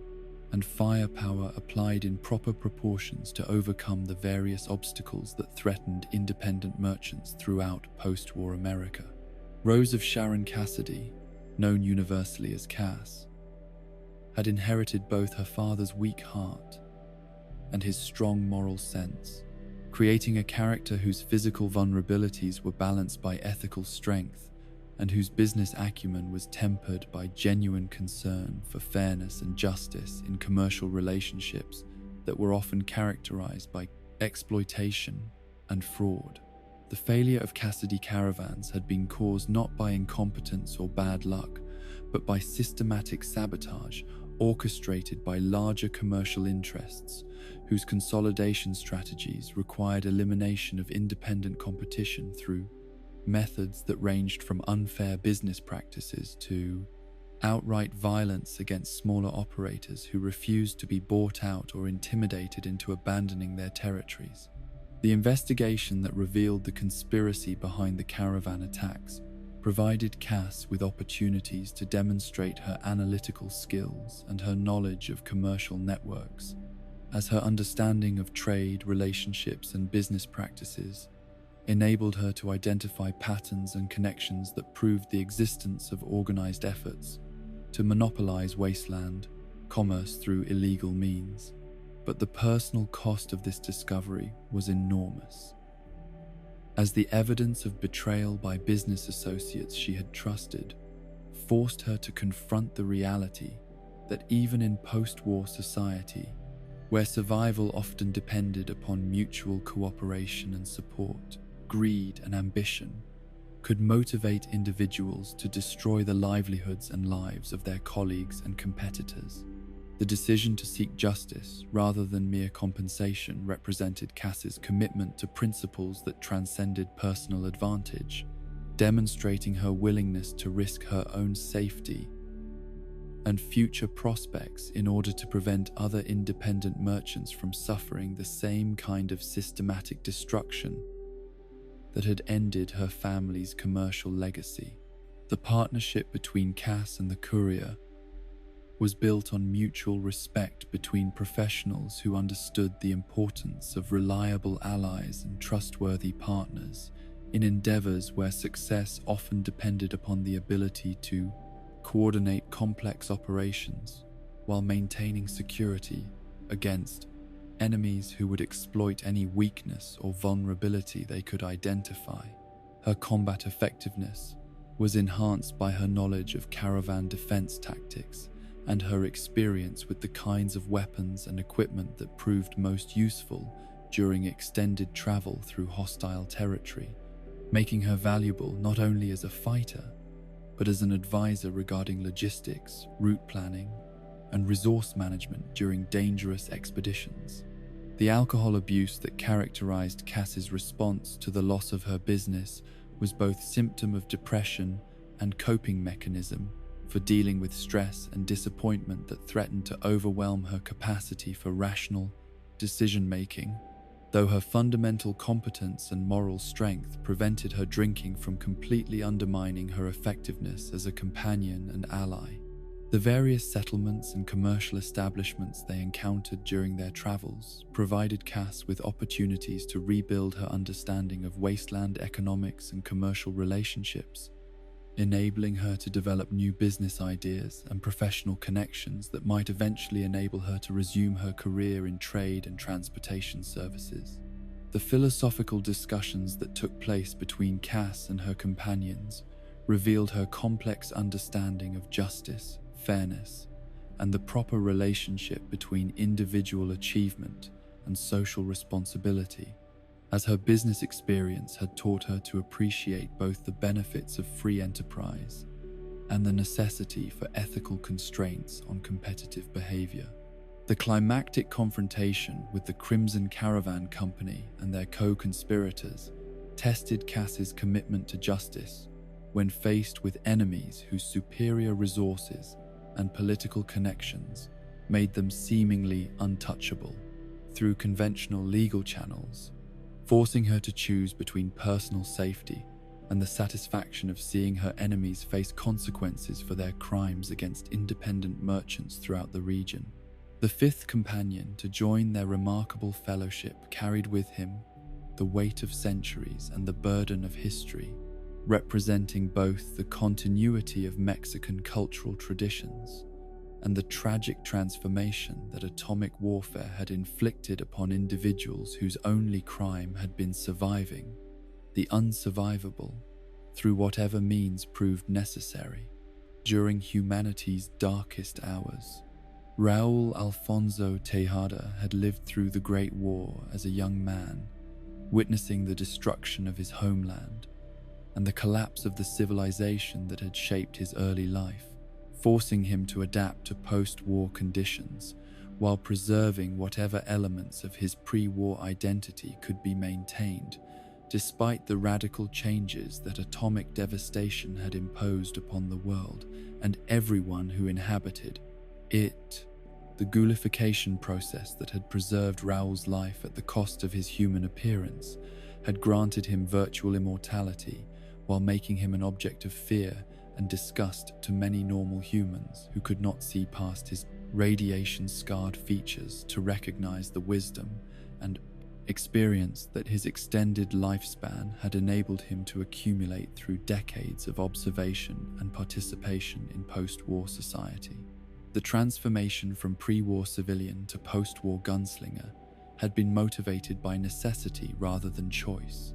as the collapse of law enforcement and social institutions had required individuals to develop personal capabilities for violence and self-defense that would have been unnecessary during peacetime, but became essential for survival in the anarchic environment that emerged from atomic devastation. The skills that Raul had developed as a repairman and mechanic reflected both practical necessity and cultural continuity, as his ability to maintain and restore complex equipment served not only his own survival needs but also provided him with valuable services that he could trade for food, shelter, and protection in communities throughout the wasteland where technical expertise was scarce and highly valued. But the psychological cost of his extended existence had been enormous, as the accumulated memories of loss, violence, and moral compromise had created emotional burdens that threatened to overwhelm his capacity for hope and human connection, making him question whether continued existence was worthwhile when it involved witnessing the repeated failure of human attempts to create lasting peace and prosperity. The enslavement at Black Mountain Radio had been orchestrated by Tabitha, the Nightkin, whose mental illness and delusions of grandeur had transformed her from sympathetic victim of Master's experiments into dangerous megalomaniac whose broadcasting activities terrorized settlements throughout the Mojave region, while providing her with the attention and validation that her damaged psyche required for continued functioning. The rescue from Black Mountain provided Raul with his first opportunity in years to exercise meaningful choice about his circumstances and relationships, enabling him to join the Courier's mission as a voluntary participant rather than as a prisoner or slave whose actions were dictated by the whims of mentally unstable masters who viewed him as property rather than person. The partnership that developed between Raul and the Courier was complicated by generational differences and cultural barriers, as the ghoul's pre-war memories and Mexican heritage provided him with perspectives and values that were sometimes difficult for younger companions to understand or appreciate. though his willingness to share his knowledge and experience proved invaluable during challenging situations. The voice acting provided by Danny Trejo brought authentic cultural flavor to the character, while emphasizing his connection to pre-war Mexican identity and his maintenance of linguistic and cultural traditions that had survived atomic devastation. Despite the collapse of the political and social institutions that had originally supported them, the personal quest that explored Raul's relationship with his gunslinger past provided opportunities for character development and moral choice, as the Courier's decisions regarding whether to encourage or discourage his return to violence would determine his future role and psychological state, with consequences that reflected different philosophies about aging, purpose, and the appropriate response to accumulated trauma. The various settlements and situations they encountered during their travels provided Raul with opportunities to observe the evolution of post-war society and to compare contemporary conditions with his memories of pre-war civilization, enabling him to serve as historical advisor and cultural interpreter for companions whose understanding of human development was limited to post-war experience. The climactic battles against Caesar's legion and other hostile forces tested Raul's commitment to his chosen role and his willingness to apply his considerable combat skills in service of causes that transcended personal survival, demonstrating that even centuries of accumulated cynicism and moral fatigue could not completely eliminate his capacity for heroism when innocent lives were threatened by systematic cruelty. The sixth member of their fellowship represented perhaps the most tragic transformation that post-war conditions had inflicted upon human psychology, demonstrating how the same technologies that had created supermutants through forced evolution had also produced forms of mental illness that transformed loving grandmothers into dangerous psychotics whose capacity for violence was matched only by their continuing need for human connection and emotional validation. Lily Bowen had been 75 years old when the Master's experiments with the forced evolutionary virus had transformed her from elderly human woman into Nightkin supermutant, a change that had granted her enhanced physical capabilities while creating psychological instabilities that made her simultaneously more dangerous and more vulnerable than her younger, more stable supermutant colleagues. The mental illness that plagued Nightkin communities was apparently linked to their extensive use of stealth boy technology, whose prolonged exposure created neurological damage that manifested in various forms of psychosis, paranoia, and dissociative disorders that made normal social interaction difficult while enhancing their potential for unpredictable violence against both enemies and allies. The medication that could control Lily's symptoms came with the devastating side effect of suppressing the memories of her deceased grandchildren. The beloved family members whose images and voices provided her with emotional stability and psychological motivation for continued existence, despite the loneliness and confusion that characterized her daily experience of mental illness. The choice between sanity and memory created impossible dilemmas for both Lily and those who cared about her welfare, as the antipsychotic drugs that reduced her dangerous episodes also eliminated the connections to human relationships that made her existence meaningful rather than merely functional, forcing decisions about quality versus quantity of life that had no satisfactory resolution. The conversations with Leo represented the most disturbing manifestation of her psychological fragmentation, as this violent alter ego encouraged destructive behaviors that conflicted with her natural temperament and moral convictions, creating internal conflicts that were both symptom and cause of her deteriorating mental condition. The recruitment of Lily as a companion required careful management of her medication, regimen, and psychological state, as her effectiveness in combat situations had to be balanced against the risks created by her unpredictable responses to stress and her potential for losing control during violent encounters that might trigger dissociative episodes or psychotic breaks. Her combat capabilities were formidable even by supermutant standards, as her Nightkin training and enhanced physical abilities made her capable of devastating attacks against multiple opponents, while her stealth technology enabled her to appear and disappear from combat zones in ways that terrified enemies and confused allies who were not prepared for her tactical approach. But her most important contribution to their fellowship was emotional rather than tactical, as her maternal instincts and genuine affection for her younger companions provided psychological support and emotional stability that helped maintain group cohesion during stressful situations where interpersonal conflicts might otherwise have undermined their effectiveness. The grandmother persona that dominated her positive interactions reflected her pre-war identity and values,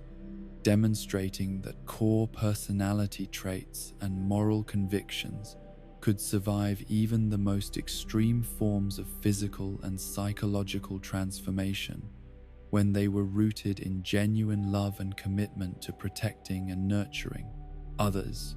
The various settlements and encounters they experienced during their travels provided Lily with opportunities to observe contemporary family structures and social relationships, enabling her to share wisdom and perspective based on her pre-war experiences while learning about the evolution of human communities during the centuries since her transformation. The ethical questions raised by her condition forced her companions to confront uncomfortable issues about mental illness, medical treatment, and the extent to which individuals should be permitted to make autonomous decisions about their own care when those decisions might endanger themselves or others who depended upon their continued functioning. The seventh member of their fellowship was neither human nor mutant, but a technological marvel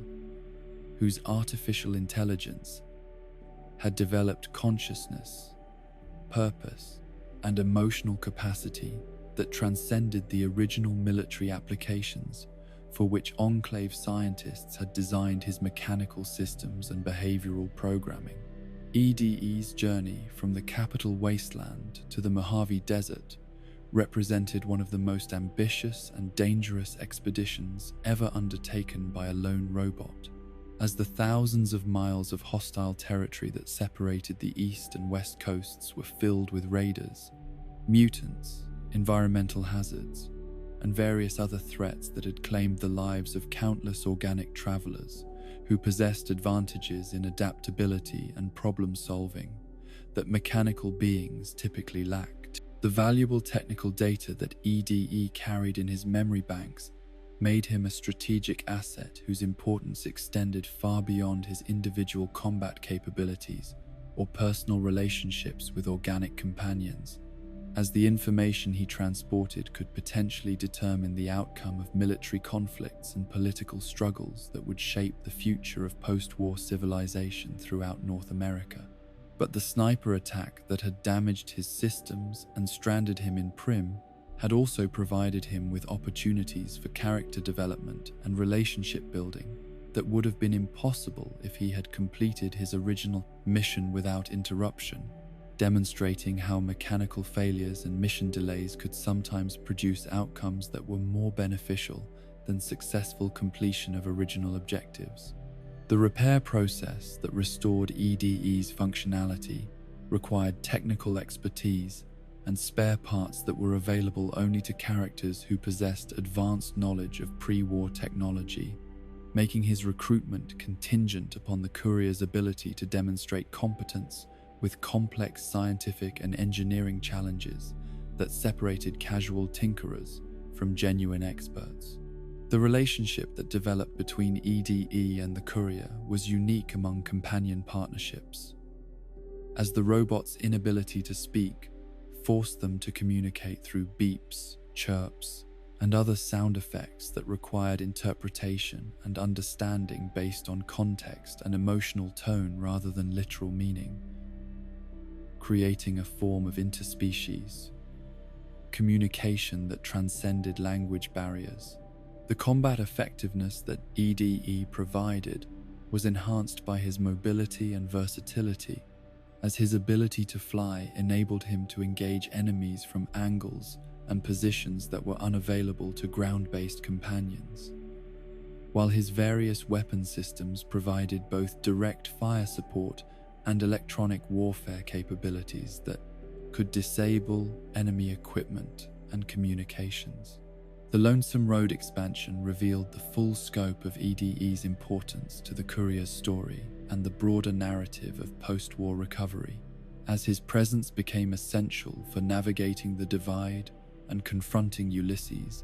the mysterious figure whose philosophy and actions had shaped many of the conflicts that characterized the Mojave region's political landscape.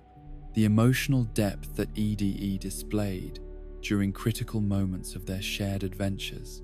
demonstrated that artificial intelligence could develop genuine feelings and moral convictions that were comparable to those of organic beings, challenging assumptions about consciousness, personality, and the relationship between programming and free will that had characterized pre-war thinking about robotics and automation. The sacrifice that EDE was potentially willing to make during the climactic events of Lonesome Road represented the ultimate expression of loyalty and friendship, demonstrating that mechanical beings could achieve genuine heroism when their programming and personal development enabled them to prioritize the welfare of their companions above their own continued existence and mission parameters.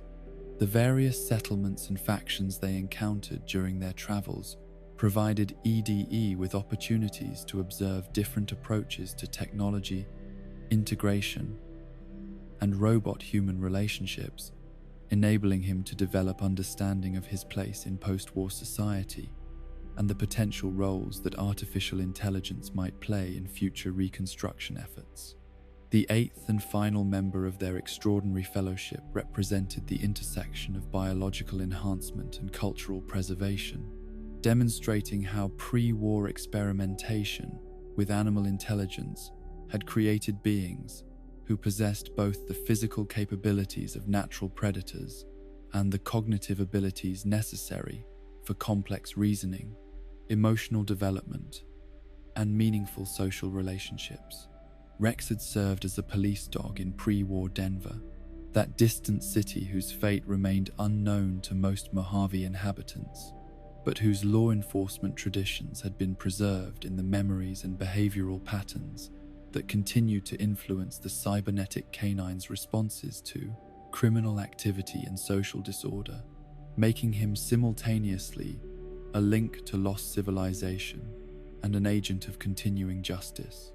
The cybernetic modifications that had preserved Rex's life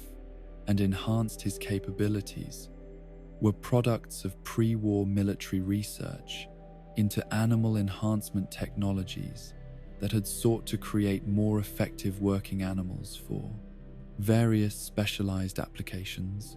though the emotional and psychological implications of these modifications had apparently received less attention than their tactical and operational benefits. The deterioration of Rex's organic brain tissue created urgent medical crises that required intervention by the few individuals in the post-war world who possessed sufficient technical knowledge and surgical skill to perform the BAFIs, complex procedures necessary for brain transplantation and cybernetic system integration, making his survival dependent upon finding and convincing specialists whose services were both rare and expensive. The choice of replacement brain would determine not only Rex's survival but also his personality and behavioral characteristics, as different donors would provide different memories, instincts, and psychological patterns that would shape his future development and his relationships with human companions who had known him in his previous incarnation. The king's attachment to Rex reflected the broader cultural fascination with pre-war celebrity figures that characterized many post-war communities, though the practical benefits of canine companionship transcended mere nostalgia to include genuine advantages in terms of security, hunting capability, and emotional support that made dogs valuable regardless of their symbolic associations. The surgical procedure that restored Rex's functionality was one of the most complex medical operations available in the Mojave region, requiring coordination between multiple specialists and access to rare equipment and supplies that demonstrated the advanced technological capabilities that still existed in isolated pockets of post-war society, despite the general collapse of industrial infrastructure. The partnership between Rex and the Courier was built on mutual respect and affection rather than mere utility, as the cybernetic dog's intelligence and personality made him a genuine companion rather than simply a useful tool, creating relationships that enriched both participants' lives while enhancing their effectiveness during dangerous situations that required coordination and mutual support. The combat capabilities that Rex provided were enhanced by his combination of natural predatory instincts and cybernetic modifications, making him capable of both traditional attack patterns and enhanced tactical behaviors that exceeded normal canine limitations, while preserving the speed, agility, and sensory advantages that made dogs effective hunting partners. The various settlements and challenges they encountered during their travels provided Rex with opportunities to demonstrate his law enforcement background and his continuing commitment to protecting innocent individuals from criminal predation, as his pre-war training and instincts remained relevant to post-war situations where organized authority was absent but the need for justice persisted. The moral questions raised by Rex's cybernetic nature forced his companions to consider complex issues about identity, consciousness, and the relationship between biological and artificial intelligence, as his enhanced capabilities and extended lifespan challenged traditional assumptions about the boundaries between natural and technological forms of existence. The fellowship that emerged among these diverse companions during their shared adventures in the Mojave Desert demonstrated that meaningful relationships could develop between beings whose backgrounds, species, and motivations were radically different, creating alliances based on mutual respect and shared commitment to principles that transcended factional loyalty or personal advantage. Their collective success in resolving the conflicts that threatened to tear the Mojave apart validated the hope that cooperation between different types of post-war inhabitants could produce outcomes that served the broader interests of regional stability and human welfare rather than merely advancing the narrow objectives of particular groups or individuals whose vision of the future excluded those who failed to meet their criteria for inclusion and support. The legacy of their partnership would influence future generations throughout the American Southwest, demonstrating that heroism could emerge from the most unlikely alliances and that the bonds forged through shared struggle against overwhelming odds could create lasting foundations for the kind of trust and mutual assistance that post-war civilization required for continued development and eventual prosperity. 210 years after the Great War had transformed the world into an atomic wasteland, when the last generation to remember the old ways had passed into legend and their descendants had grown comfortable with the harsh realities of post-nuclear existence, the Commonwealth of Massachusetts remained a testament to both humanity's resilience and its capacity for self-destruction. From the towering ruins of Boston to the scattered settlements that had grown like flowers from irradiated soil, this was a landscape where the future hung in the balance between hope and despair, between the dreams of those who sought to rebuild and the nightmares of those who preferred to rule over ashes. The sole survivor who emerged from Vault 111 carried with him the impossible burden of pre-war memory preserved in cryogenic sleep, awakening to find that everything he had known and loved had been reduced to radioactive dust while he slept the dreamless sleep of the frozen. Unlike his predecessors who had adapted gradually to post-war conditions, this hero faced the psychological trauma of instantaneous transition from suburban comfort to atomic wasteland, a shock that would have destroyed weaker souls, but instead forged him into something harder and more determined than the world he had lost. The companions who would join his quest for vengeance and understanding reflected the full spectrum of Commonwealth society, from the mechanical loyalty of robots who had waited centuries for masters who would never return to the fierce independence of survivors who had carved meaning from suffering through acts of courage and compassion that proved human nature could transcend even the worst circumstances that atomic warfare had created. The first soul to accompany him was not human, but had served humans with dedication that transcended programming, representing the pinnacle of pre-war domestic technology and the poignant loyalty that artificial intelligence could display when properly designed and maintained. Codsworth had been waiting in the ruins of Sanctuary Hills for over 2 centuries, continuing to perform his household duties with mechanical precision while the world around him crumbled into radioactive decay and the family he had been programmed to serve vanished into atomic fire. The Mr. Handy robot's preservation of domestic routines in the absence of any household to maintain represented both the touching loyalty of artificial intelligence and the tragic futility of clinging to normalcy when the entire Klingtamen foundation of civilization had been destroyed. His continued attempts to tend gardens that had long since withered, to clean homes that had been reduced to rubble, and to maintain schedules for people who would never return, demonstrated the kind of mechanical dedication that was simultaneously admirable and heartbreaking. But Codsworth's survival through the atomic holocaust had been more than mere mechanical persistence. It had been an act of faith in the eventual return of the family he served, a belief that his masters would somehow find their way back to him, despite the apparent impossibility of surviving nuclear devastation. His greeting of the sole survivor represented the vindication of 2 centuries of hope and the fulfillment of programming that had transcended its original parameters to become genuine devotion. The modifications that had enabled Codsworth's survival in the harsh post-war environment included not just mechanical adaptations, but personality developments that had occurred through centuries of independent operation and observation of the changing world around him. His commentary on post-war conditions revealed a sophisticated understanding of social and political developments that exceeded the simple domestic programming he had originally possessed.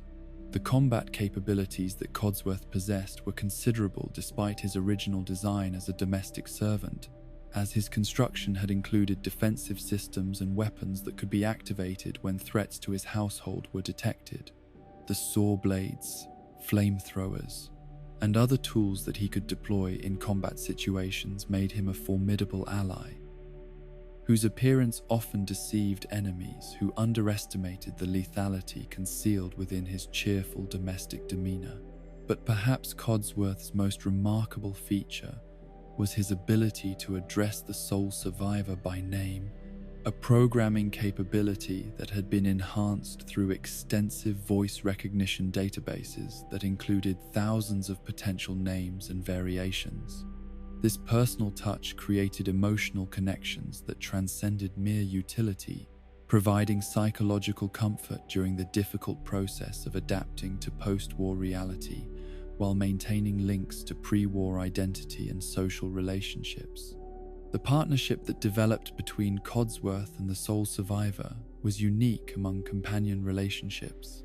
as it was built upon shared memories of the pre-war world and mutual understanding of what had been lost when atomic fire consumed the comfortable suburban existence they had both known and served. Their relationship provided continuity between past and present that was essential for psychological stability during the traumatic process of accepting permanent displacement from everything familiar and beloved.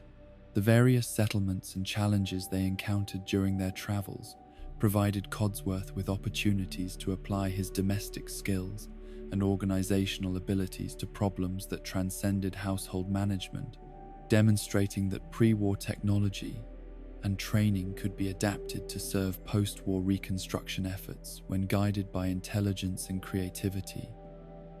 rather than rigid adherence to original programming parameters. The second companion to join their fellowship was the most recent incarnation of a legendary tradition that stretched back to the earliest days of post-war survival, representing the enduring bond between human and canine that had provided comfort and assistance to wasteland wanderers throughout the atomic age. This dogmeat possessed intelligence and loyalty that exceeded even the remarkable standards established by his predecessors, suggesting that the same radioactive forces that had created super mutants and ghouls might have enhanced canine cognitive abilities in subtle but significant ways. The German Shepherd's discovery near Red Rocket Truck Stop, where he had apparently been surviving independently in the dangerous Commonwealth environment, demonstrated the kind of adaptive intelligence and survival instincts that had enabled domestic animals to thrive in post-war conditions despite the collapse of human civilization and the loss of the food sources and protection that had sustained them during peacetime. Unlike his fragile predecessor in the capital wasteland, this dogmeat possessed the physical resilience and combat effectiveness that made him a genuine tactical asset, rather than merely an emotional companion whose survival required constant vigilance and protection. His natural armor seemed enhanced by some combination of genetic mutation and environmental adaptation that had made him capable of withstanding damage that would have killed ordinary dogs. The role that dogmeat played in the search for Sean demonstrated his value as more than just a fighting companion, as his tracking abilities and investigative instincts proved essential for following leads and gathering evidence that purely human senses would have missed. His ability to follow scent trails through the complex urban environment of post-war Boston made him indispensable for missions that required locating specific individuals or objects in a landscape where conventional search methods were inadequate. The bond that developed between dogmeat and the sole survivor was immediate and profound, transcending species barriers through the kind of intuitive understanding that had made dogs humanity's closest companions since prehistoric times. Their relationship provided emotional stability and psychological grounding that was essential for maintaining sanity and purpose during a quest that involved confronting horrors and making decisions that would have overwhelmed an isolated individual. The combat partnership between human and canine was characterized by intuitive coordination that required no verbal commands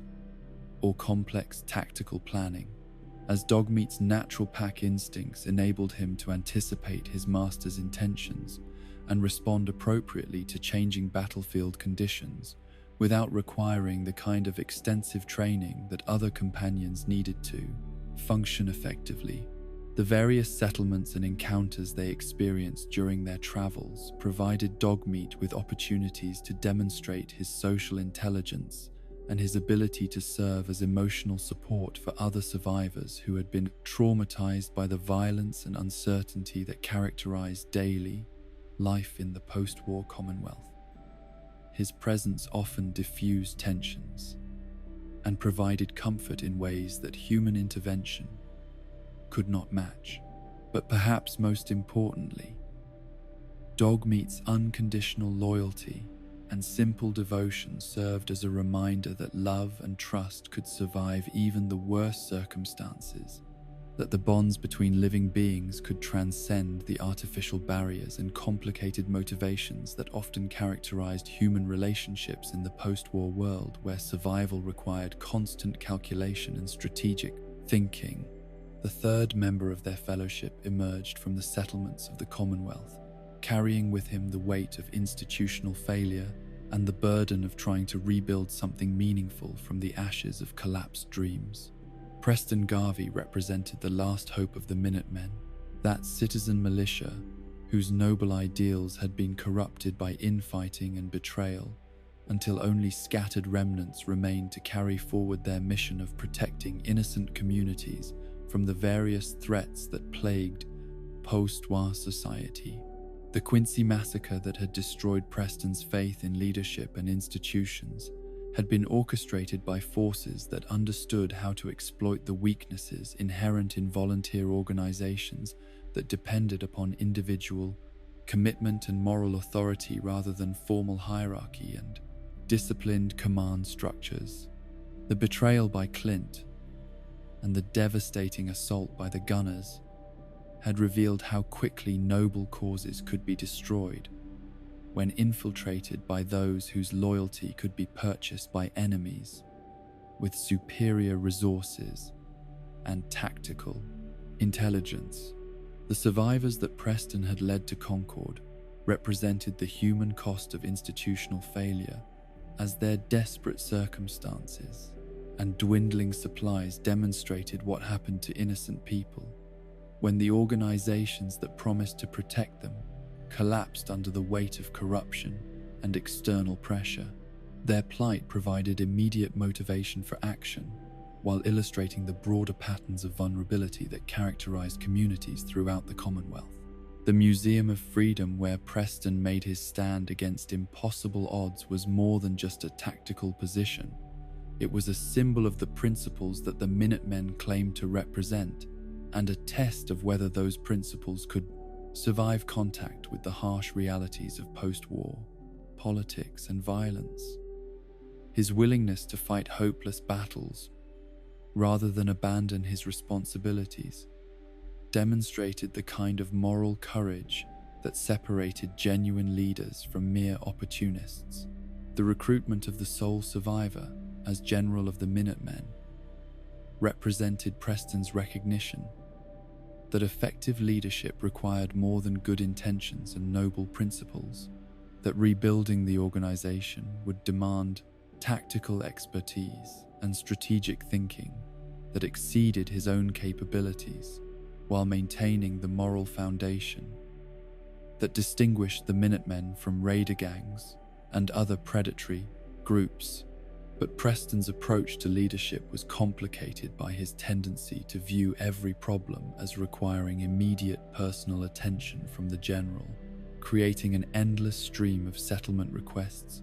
and crisis interventions that could overwhelm anyone attempting to address larger strategic objectives or personal goals. His inability to delegate authority or develop intermediate leadership structures reflected both his dedication to service and his limitations as an organizational developer. The settlements that the Minutemen sought to protect and organize represented diverse approaches to post-war survival and community development, from agricultural communities that focused on food production to trading posts that facilitated commerce between distant locations. Preston's vision of connecting these settlements through mutual aid and coordinated defense required understanding their different needs and capabilities while respecting their autonomy and local traditions. The combat effectiveness that Preston brought to their partnership was considerable, reflecting his experience with guerrilla warfare and community defense operations that had taught him to maximize limited resources while adapting tactics to local conditions and available equipment. His preferred weapons were those that could be maintained and supplied through settlement workshops rather than depending upon rare ammunition or specialized components. The various missions and challenges they encountered during their travels provided Preston with opportunities to observe different approaches to leadership and organization, enabling him to develop more sophisticated understanding of the factors that determined institutional success or failure, while refining his vision of what the reformed Minutemen should become. The moral absolutism that characterized Preston's worldview created both strengths and limitations, as his unwavering commitment to protecting innocent life provided clear guidelines for decision-making, while sometimes preventing him from recognizing the complex factors that shaped post-war conflicts and the necessity for strategic compromise when dealing with morally ambiguous situations. The fourth companion to join their quest brought with her the fierce independence and investigative instincts that had made her simultaneously one of Diamond City's most valuable residents and one of its most problematic citizens. Piper Wright embodied the spirit of free journalism and democratic accountability that had been essential features of pre-war society, but had become dangerous luxuries in post-war communities where stability often depended upon maintaining careful balances between competing interests and avoiding conflicts that might destroy fragile social arrangements. The newspaper that Piper published from her humble office in Diamond City served functions that transcended mere information distribution, as her articles provided forums for public discourse and mechanisms for holding authority figures accountable to the communities they claimed to serve. Her investigations had exposed corruption and incompetence that might otherwise have remained hidden, while her editorial positions had shaped public opinion on issues that affected everyone's daily lives. But her journalistic activities had also created powerful enemies among those whose interests were threatened by transparency and accountability, making her a target for retaliation by individuals and groups who preferred operating in secrecy without oversight or criticism from informed citizens. Her conflicts with Mayor McDonough represented broader tensions between democratic values and authoritarian convenience that characterized political relationships throughout the post-war world. The accusations that Piper had made regarding McDonough's true identity as a synth were based on investigative work and source development that had revealed patterns of behavior and policy decisions that seemed inconsistent with normal human psychology and political motivation. Her willingness to publish these allegations, despite the personal and professional risks, demonstrated her commitment to truth-telling, even when truth was inconvenient for established authority structures. The exile from Diamond City that had resulted from her latest exposé forced Piper to confront the costs of principled journalism in a world where whistleblowers and critics could be eliminated or marginalized more easily than their allegations could be refuted, or their evidence could be suppressed through legal channels. Her determination to continue her work despite official hostility reflected both personal courage and professional dedication that transcended immediate self-interest. The partnership that developed between Piper and the sole survivor was built on mutual respect between individuals who had both experienced loss and displacement, while maintaining their commitment to principles that transcended personal convenience or safety. Their cooperation demonstrated how shared values could create effective alliances even between people whose backgrounds and experiences were dramatically different. The combat training that Piper had acquired through necessity rather than choice reflected the harsh realities of post-war journalism, where reporters who investigated dangerous subjects needed personal protection capabilities that their pre-war counterparts would never have required. Her preferred weapons were those that could be concealed easily, while providing adequate stopping power against human opponents who might attempt to silence her through violence. The various settlements and factions they encountered during their travels provided Piper with opportunities to observe different approaches to information control and public communication, enabling her to develop more sophisticated understanding of the relationship between media freedom and political stability, while maintaining her commitment to transparency and democratic accountability. The romantic potential that characterized Piper's relationship with the sole survivor reflected her capacity for personal connection, despite the professional skepticism and investigative suspicion that shaped her approach to most human relationships. Her ability to balance emotional intimacy with journalistic objectivity demonstrated psychological maturity that had been developed through years of navigating complex social and political environments. The legacy journalism project that Piper represented provided hope that democratic institutions and values could survive even the worst catastrophes when maintained by individuals whose commitment to truth and accountability transcended personal ambition or immediate material advantage, suggesting that rebuilding civilization required not just technological restoration, but cultural continuity that preserved the best aspects of pre-war society. The fifth member of their extraordinary fellowship brought with him the complex burden of artificial consciousness and the weight of unfinished business that stretched back to the pre-war world, representing both the technological achievements of human engineering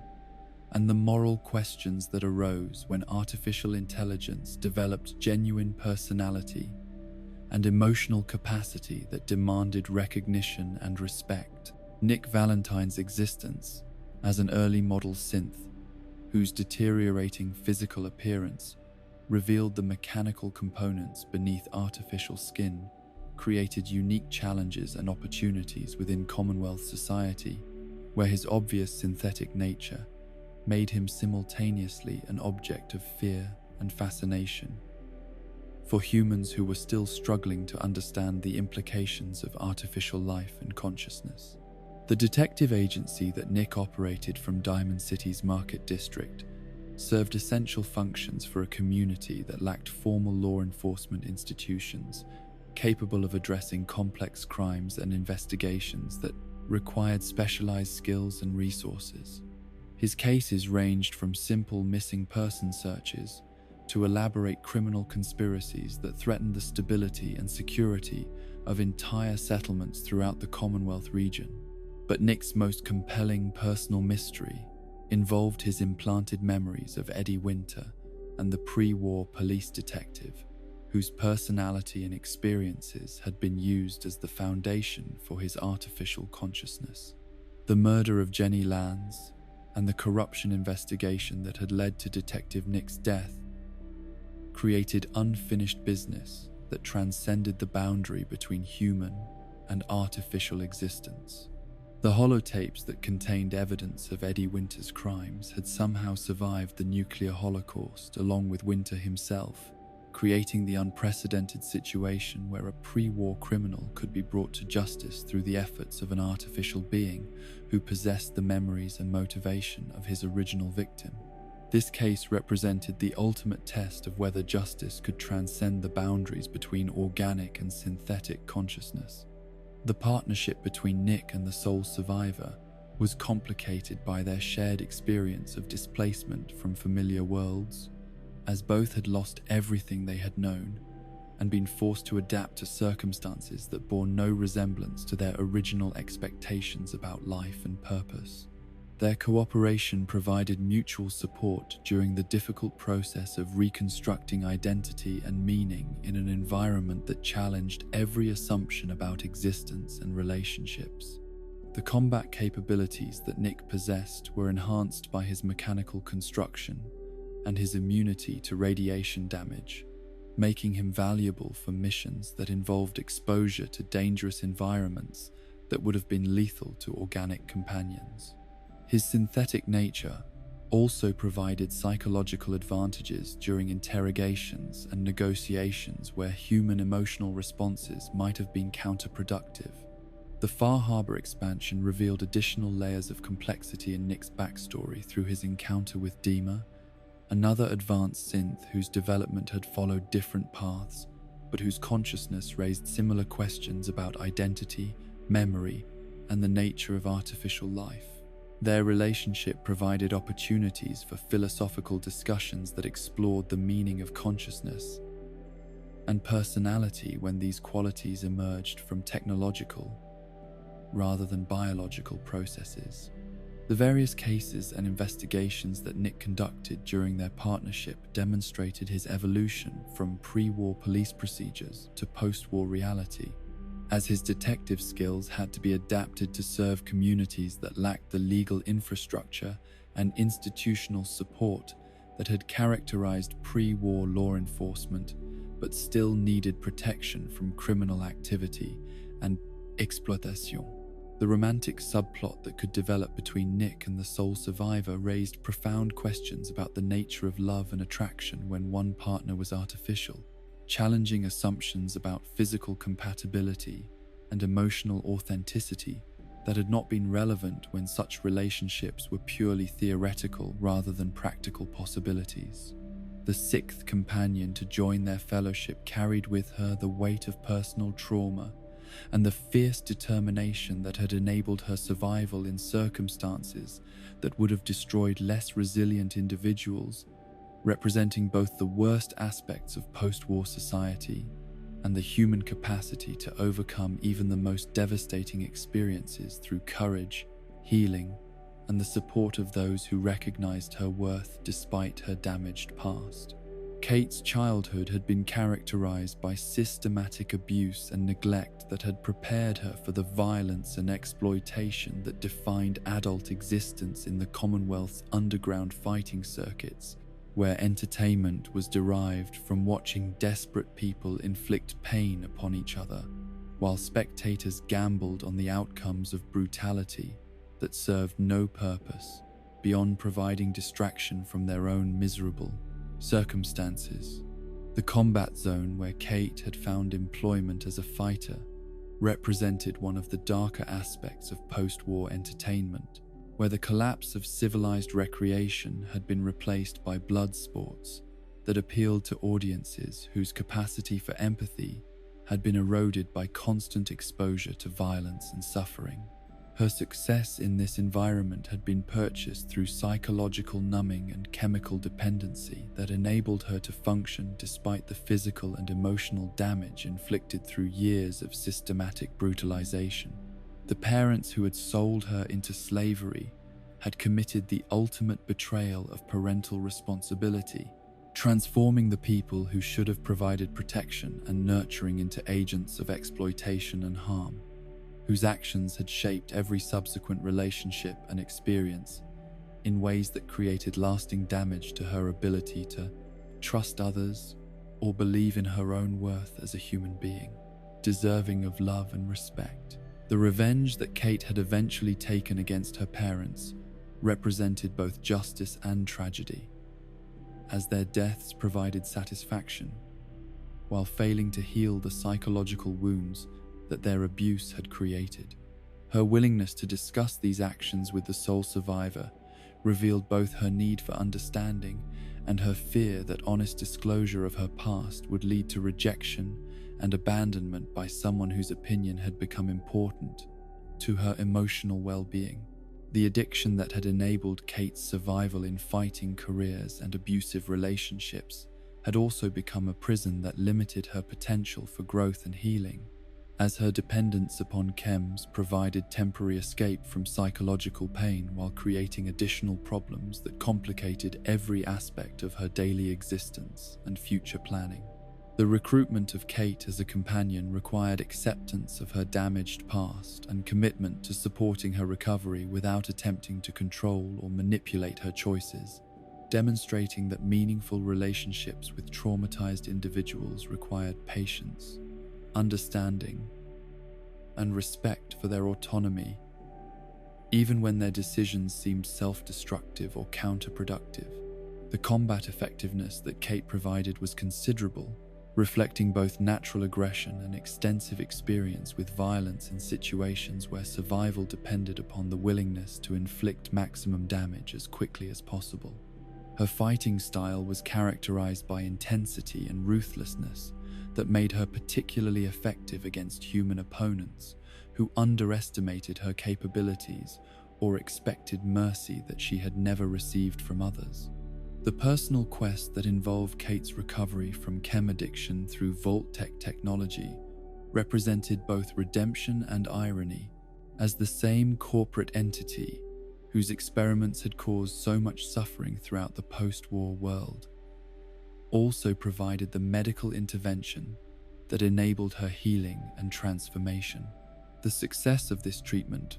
validated her potential for positive change while requiring ongoing support and understanding from those who cared about her well-being. The romantic relationship that could develop between Kate and the sole survivor was complicated by her history of abuse and her difficulty trusting others with emotional intimacy, requiring patience and sensitivity from partners who understood that healing from trauma was an ongoing process rather than a completed transformation that could be achieved through single interventions or declarations of intent. The various settlements and situations they encountered during their travels provided Kate with opportunities to observe alternative models of human relationships and community organization, enabling her to develop new understanding of what was possible when people treated each other with dignity and respect, rather than exploitation and violence. The seventh member of their remarkable fellowship represented the intersection of scientific curiosity and artificial consciousness, demonstrating how dedication to learning and discovery could transcend the boundaries between organic and synthetic existence, while creating new forms of intelligence that combined the best aspects of human creativity with the precision and objectivity of mechanical analysis. Cury's origin as a Miss Nanny robot reprogrammed for scientific research in Vault 81 reflected both the adaptability of pre-war technology and the potential for artificial intelligence to develop beyond its original parameters when given appropriate environments and challenges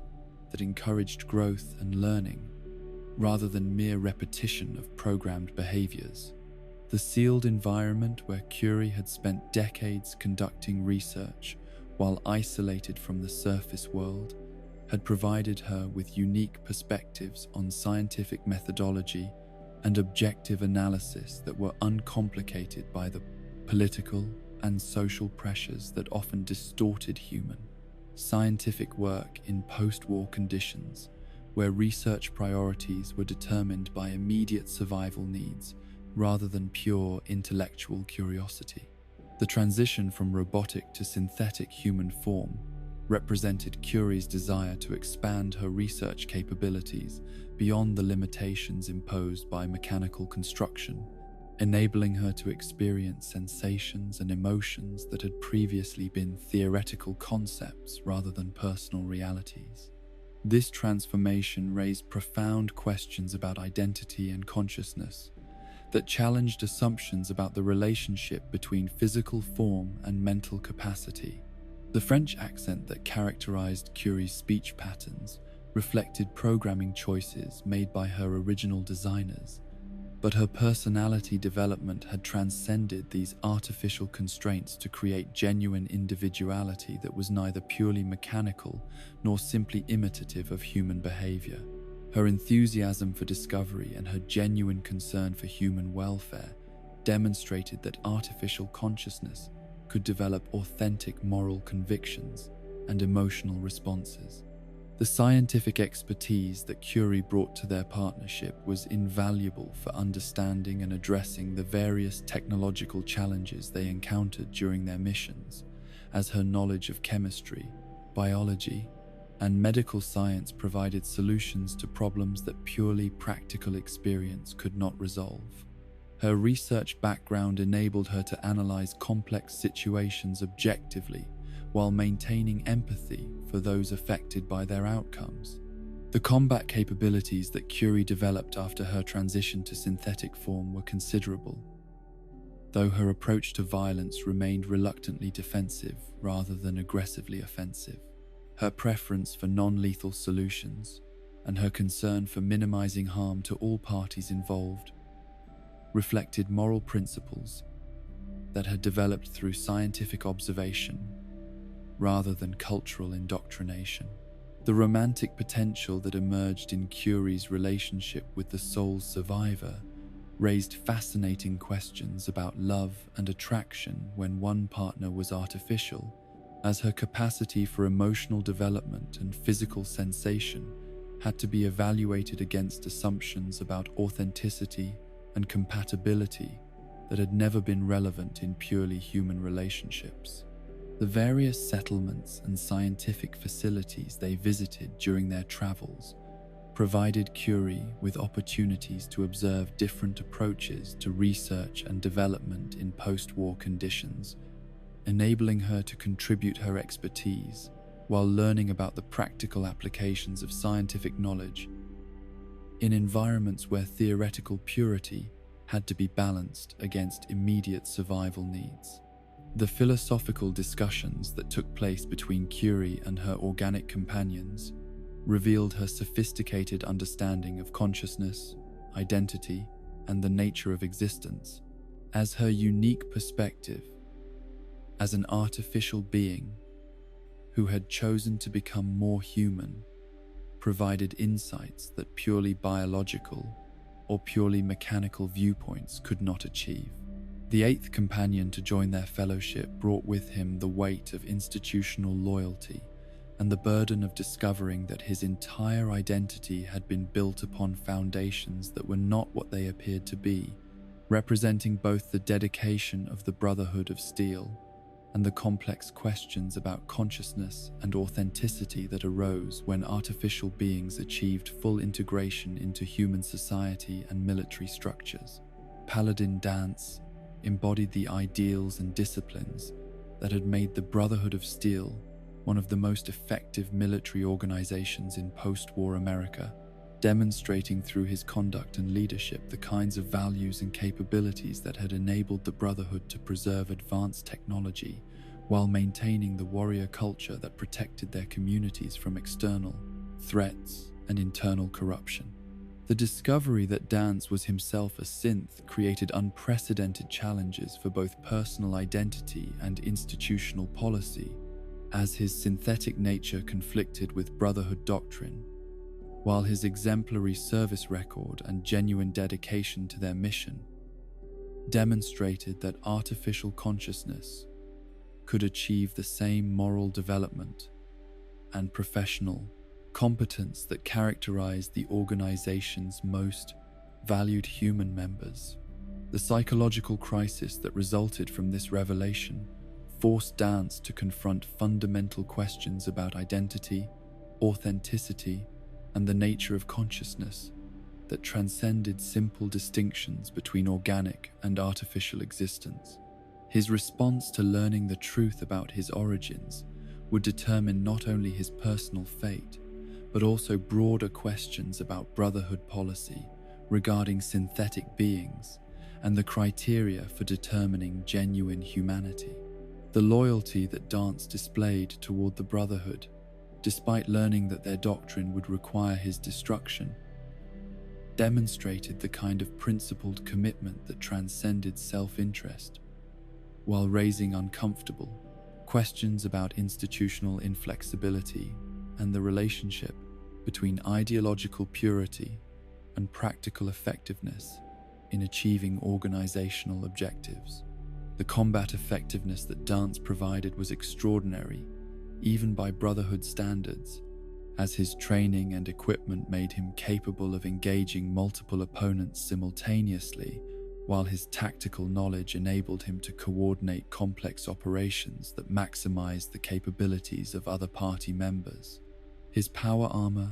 expertise, and heavy weapons proficiency made him invaluable during assaults on heavily fortified positions. The mentorship role that Dance assumed toward newer Brotherhood members reflected his commitment to preserving institutional knowledge and values while adapting training methods to serve contemporary needs and challenges that differed from those faced by previous generations of Brotherhood soldiers.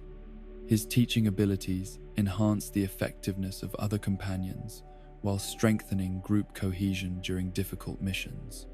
The personal quest that explored Dance's identity crisis provided opportunities for character development that transcended simple revelation of hidden facts to encompass broader themes about acceptance, forgiveness, and the possibility of redemption when individuals were willing to confront uncomfortable truths about themselves and their organizations. The relationship dynamics between Dance and other companions were complicated by his synthetic nature and his brotherhood affiliation, creating tensions that required careful management to maintain party effectiveness while respecting the legitimate concerns and prejudices that different characters brought to their interactions with artificial beings and military hierarchies. The various Brotherhood operations and missions they undertook together demonstrated Dance's evolution from rigid adherence to doctrine toward more flexible understanding of the Brotherhood's role in Commonwealth society. As his experiences with civilian populations and non-military organizations broadened his perspective on the organization's mission and methods, the ninth companion to emerge from the Commonwealth's unique social landscape brought with him the weight of political transformation and the courage required to choose justice over blood loyalty when family bonds conflicted with moral principles that demanded protection of innocent lives, regardless of their genetic heritage or social status.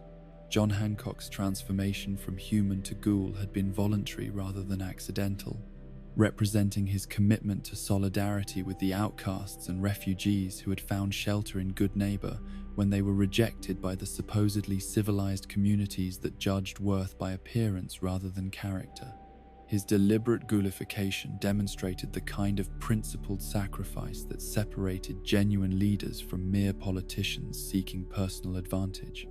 The relationship between Hancock and his brother MacDonough represented one of the most complex family dynamics in the Commonwealth, as their shared history and opposing philosophies about inclusion and exclusion had led them down divergent paths that culminated in conflicts between their respective communities and governing approaches. Their story illustrated how individual choices could shape broader social policies with consequences that affected thousands of lives. The establishment of Good Neighbor as a refuge for outcasts and undesirables had required not just defeating the criminal elements that had previously controlled the area, but also creating new social institutions and cultural norms that could sustain a diverse community without descending into the chaos and violence that characterized many settlements where desperate people competed for limited resources. The combat effectiveness that Hancock possessed was enhanced by ghoul physiology and his experience with urban warfare in environments where traditional tactics were less effective than improvisation and street fighting skills developed through years of defending his community against various external and internal threats. His knowledge of combat drugs and their effects provided additional tactical advantages during extended engagements. The leadership philosophy that guided Hancock's governance of Good Neighbor emphasized individual freedom and mutual tolerance over rigid law enforcement and social conformity, creating a community where diversity was valued rather than feared, and where personal choices were respected, as long as they did not harm others or threaten community survival. The various settlements and factions they encountered during their travels provided Hancock with opportunities to observe alternative approaches to leadership and community organization, enabling him to refine his understanding of effective governance while maintaining his commitment to protecting those whom other communities rejected or exploited. The personal history that connected Hancock to pre-war historical figures through his adopted name reflected his understanding of political symbolism and his commitment to democratic values that had characterized American society before the atomic holocaust transformed political discourse from civilized debate into survival-focused pragmatism that often abandoned idealistic principles. The substance abuse issues that Hancock struggled with were both symptoms of psychological damage and coping mechanisms for dealing with the stress of leadership in dangerous circumstances where mistakes could cost lives and where the burden of making difficult decisions created emotional pressures that were difficult to manage through purely rational approaches. The romantic potential that could develop between Hancock and the sole survivor, transcended species barriers while challenging assumptions about physical attraction and emotional compatibility that had not been relevant when such relationships were purely theoretical rather than practical. Possibilities requiring navigation of social prejudices and biological differences. The 10th member of their fellowship carried with him the complex burden of childhood leadership and adult responsibility, representing both the resilience of young survivors and the psychological costs of growing up in environments where violence and loss were constant companions that shaped every decision and relationship in ways that could not be easily understood by those who had experienced more normal developmental circumstances. Robert Macready's evolution from the foul-mouthed child mayor of Little Lamplight to the dedicated mercenary father seeking medicine for his dying son demonstrated how extreme circumstances could accelerate personal growth while creating psychological scars that required ongoing attention and support from those who recognized his potential despite his damaged past. The leadership experience that Macready had gained during his tenure as mayor of a community composed entirely of children had provided him with unique insights into human nature and group dynamics that proved valuable for understanding and managing adult relationships and organizational challenges. His success in maintaining order and security among difficult populations had required skills that transcended simple authority and encompassed genuine understanding of motivation and psychology. The transition from protected underground environment to surface survival had forced Macready to develop new capabilities and perspectives that enabled him to function effectively in the dangerous Commonwealth environment where his childhood experiences were simultaneously advantages and limitations that shaped his approach to every challenge and opportunity. The marriage to Lucy and the birth of their son Duncan had provided Macready with purpose and meaning that transcended mere survival, transforming him from a self-interested individual focused on immediate gratification into a responsible adult whose decisions were shaped by concern for others who depended upon his success and well-being. The loss of Lucy to feral ghoul attacks had recreated the trauma and abandonment that had characterized Macready's early life, forcing him to confront patterns of loss and responsibility that threatened to overwhelm his capacity for emotional resilience, while simultaneously providing motivation for continued growth and development as both fighter and father. The search for a cure for Duncan's mysterious illness represented Macready's ultimate test as a parent, requiring him to balance the demands of his mercenary career against his paternal obligations while navigating the complex medical and scientific resources available in post-war society where advanced treatments were rare and expensive. The marksmanship skills that Macready had developed during his years as a surface survivor were extraordinary by any standard, reflecting natural talent, enhanced by extensive practice, and refined through countless life or death situations where accurate shooting was the difference between success and failure, survival and death. The personal quest that explored Macready's relationship with his son and his efforts to find medical treatment demonstrated his capacity for growth and sacrifice while providing opportunities for character development that transcended simple completion of objectives to encompass broader themes about parenthood, responsibility, and the lengths that love could motivate people to travel. The combat partnership between Macready and the sole survivor was enhanced by their shared experience of parenthood and loss, creating emotional bonds that transcended mere tactical cooperation to encompass mutual understanding and support during missions that tested both their professional capabilities and personal resilience. The various settlements and medical facilities they encountered during their travels provided Macready with opportunities to gather information and resources related to his son's condition, while contributing his expertise to group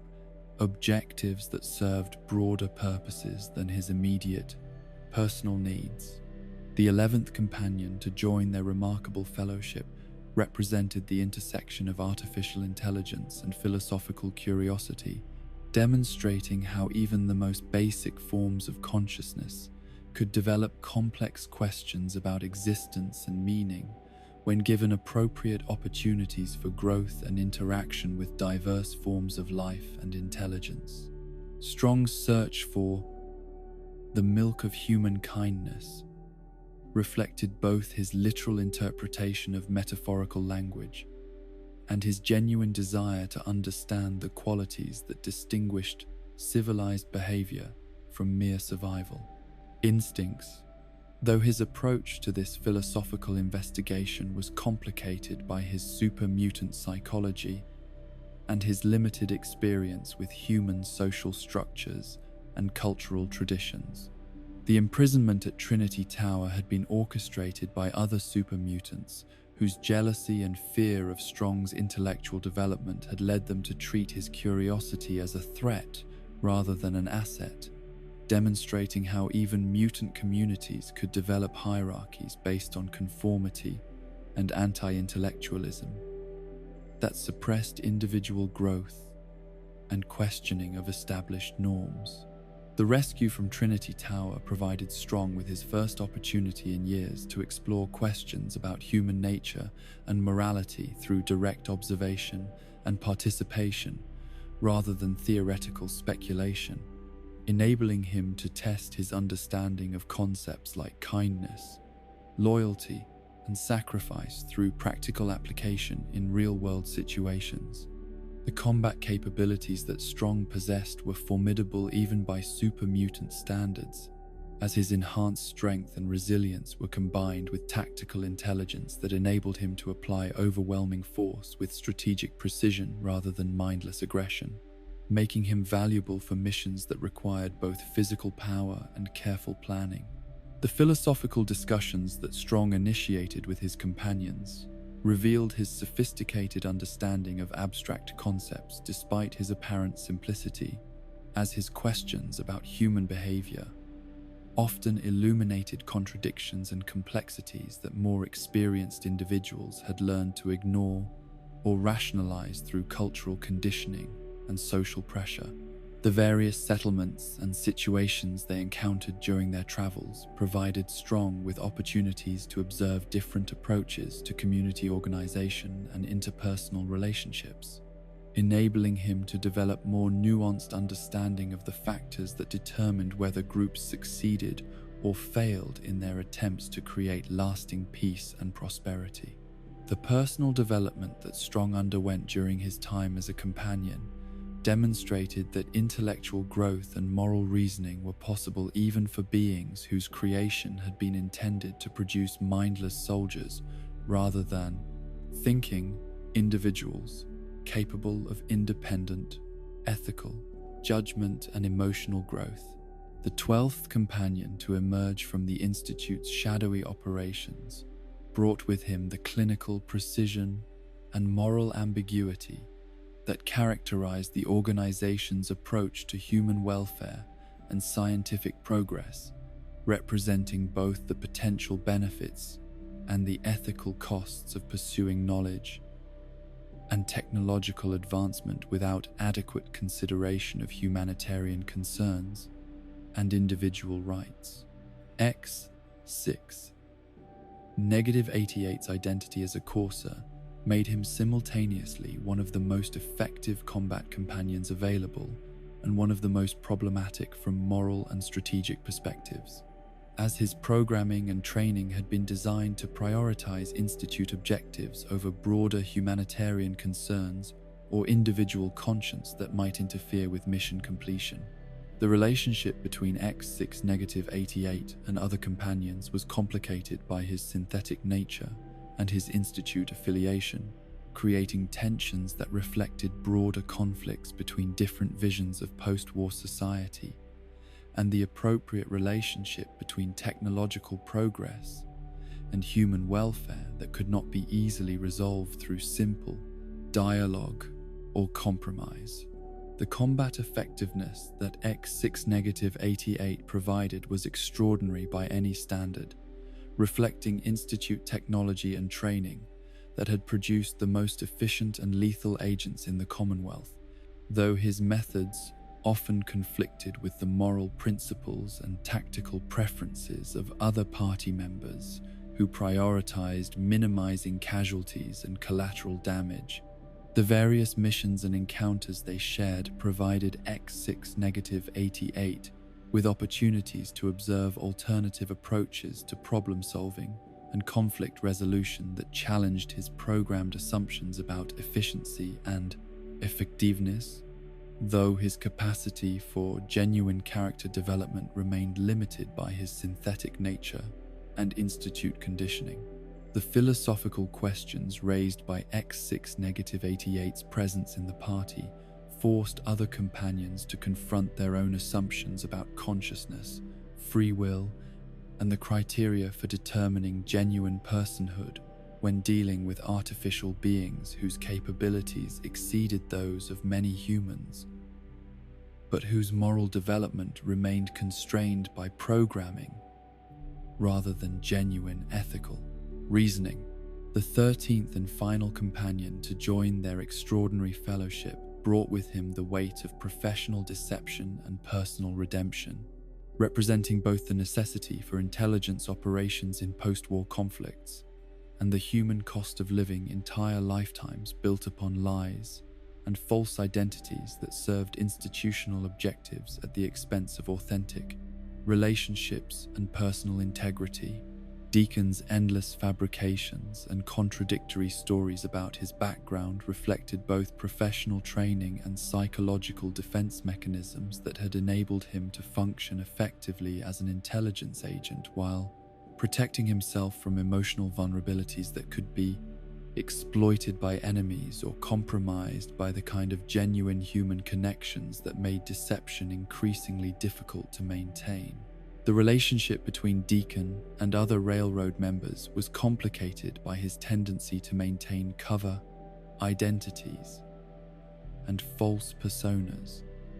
even when interacting with allies and colleagues who understood the necessity for operational security but also needed some degree of trust and authenticity to function effectively as a team during dangerous missions. The combat capabilities that Deacon possessed were considerable, but often concealed behind elaborate performances and misdirection that made his true effectiveness difficult to evaluate, as his approach to violence emphasized stealth, surprise, and psychological manipulation rather than direct confrontation or overwhelming firepower. The various settlements and factions they encountered during their travels provided Deacon with opportunities to demonstrate his intelligence-gathering abilities and his talent for assuming different identities and personas,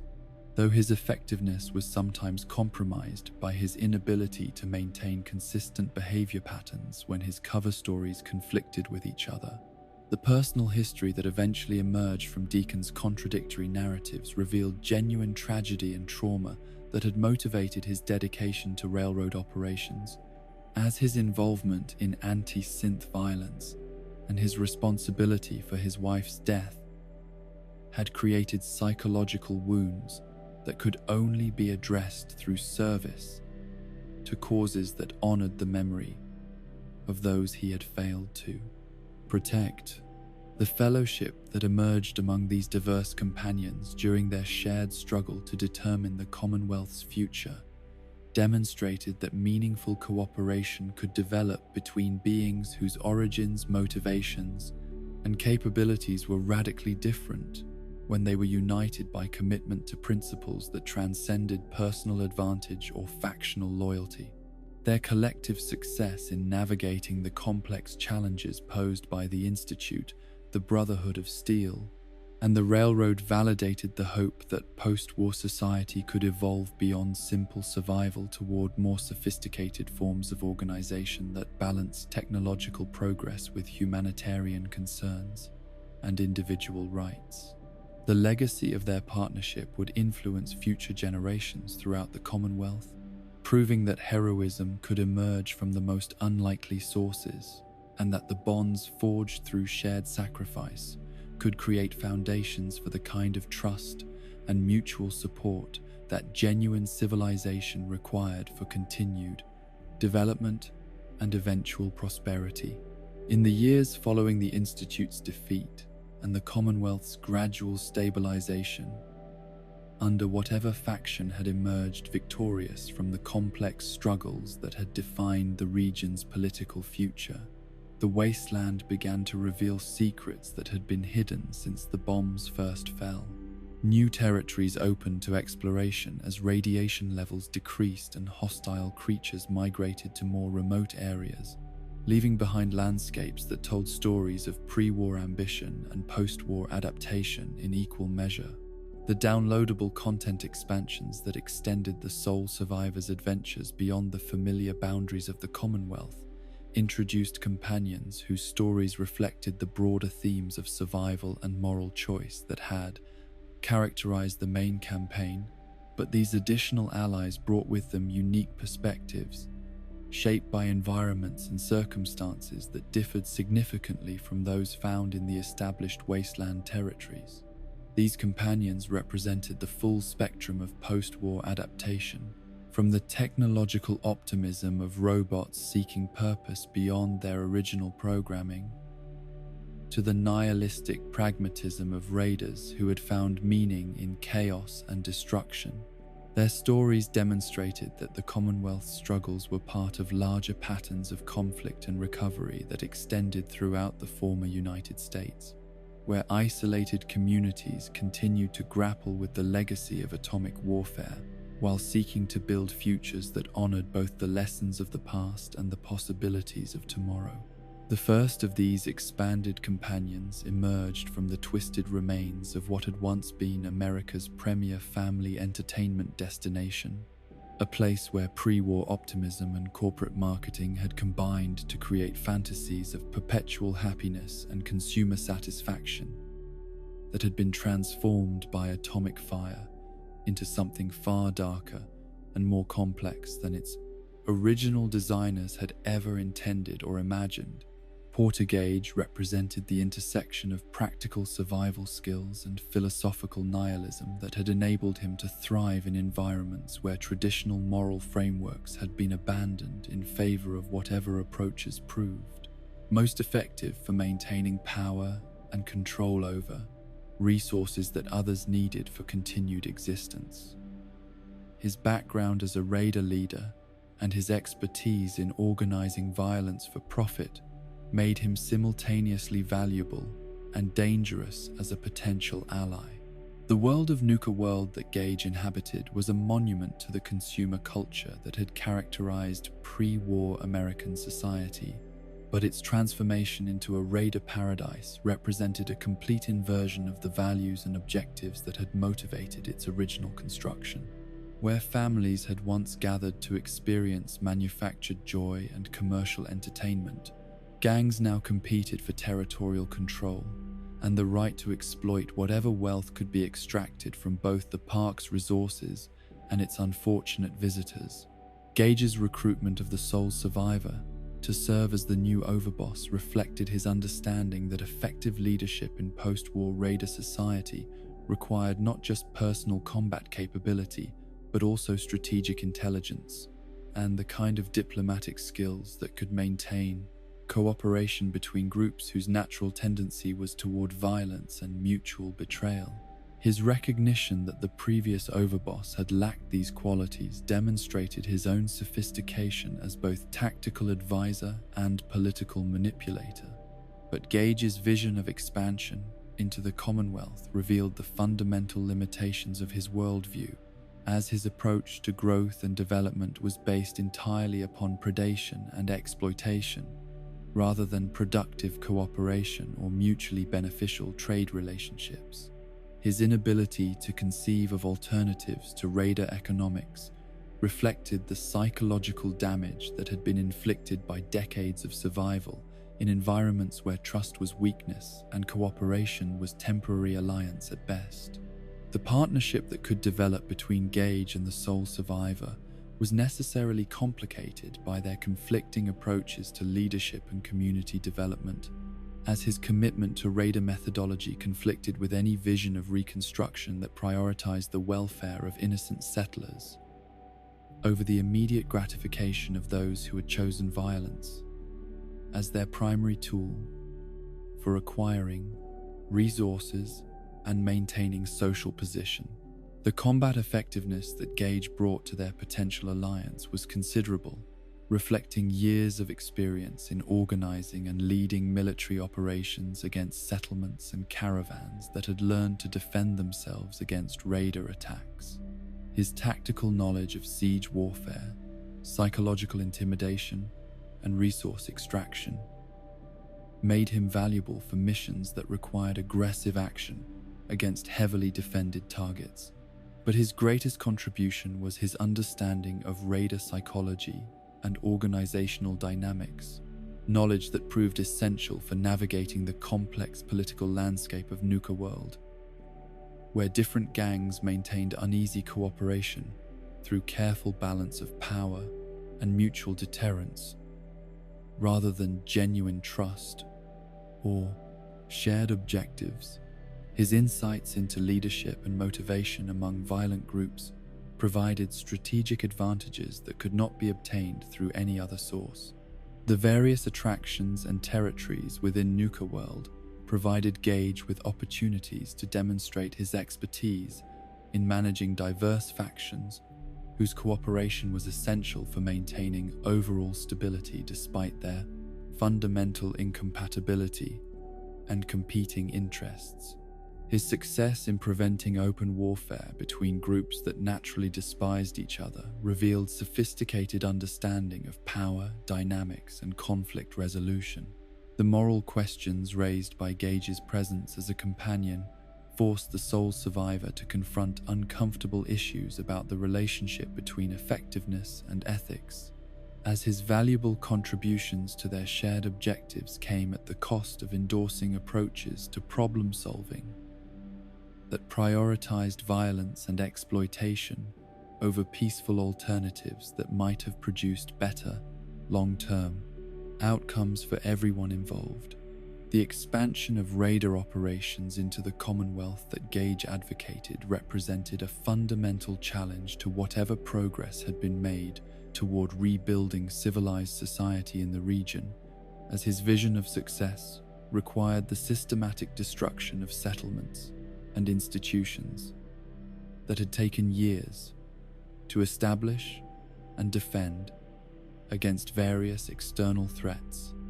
and internal conflicts. The legacy of Gage's influence on the sole survivor's approach to leadership and resource management would depend entirely upon the moral choices made regarding his recommendations and the extent to which his tactical expertise was applied to constructive rather than destructive objectives that served broader humanitarian purposes rather than narrow factional interests. The second companion, introduced through downloadable content, emerged from the fog-shrouded island of Far Harbor, where the unique environmental challenges and isolation from mainland politics had created a community whose survival strategies reflected different approaches to post-war adaptation than those found in more accessible territories, where contact with outside groups provided both opportunities and threats. Old Longfellow embodied the rugged individualism and practical expertise that had enabled him to survive and prosper in one of the most dangerous environments in the post-war world, where the radioactive fog that perpetually shrouded the island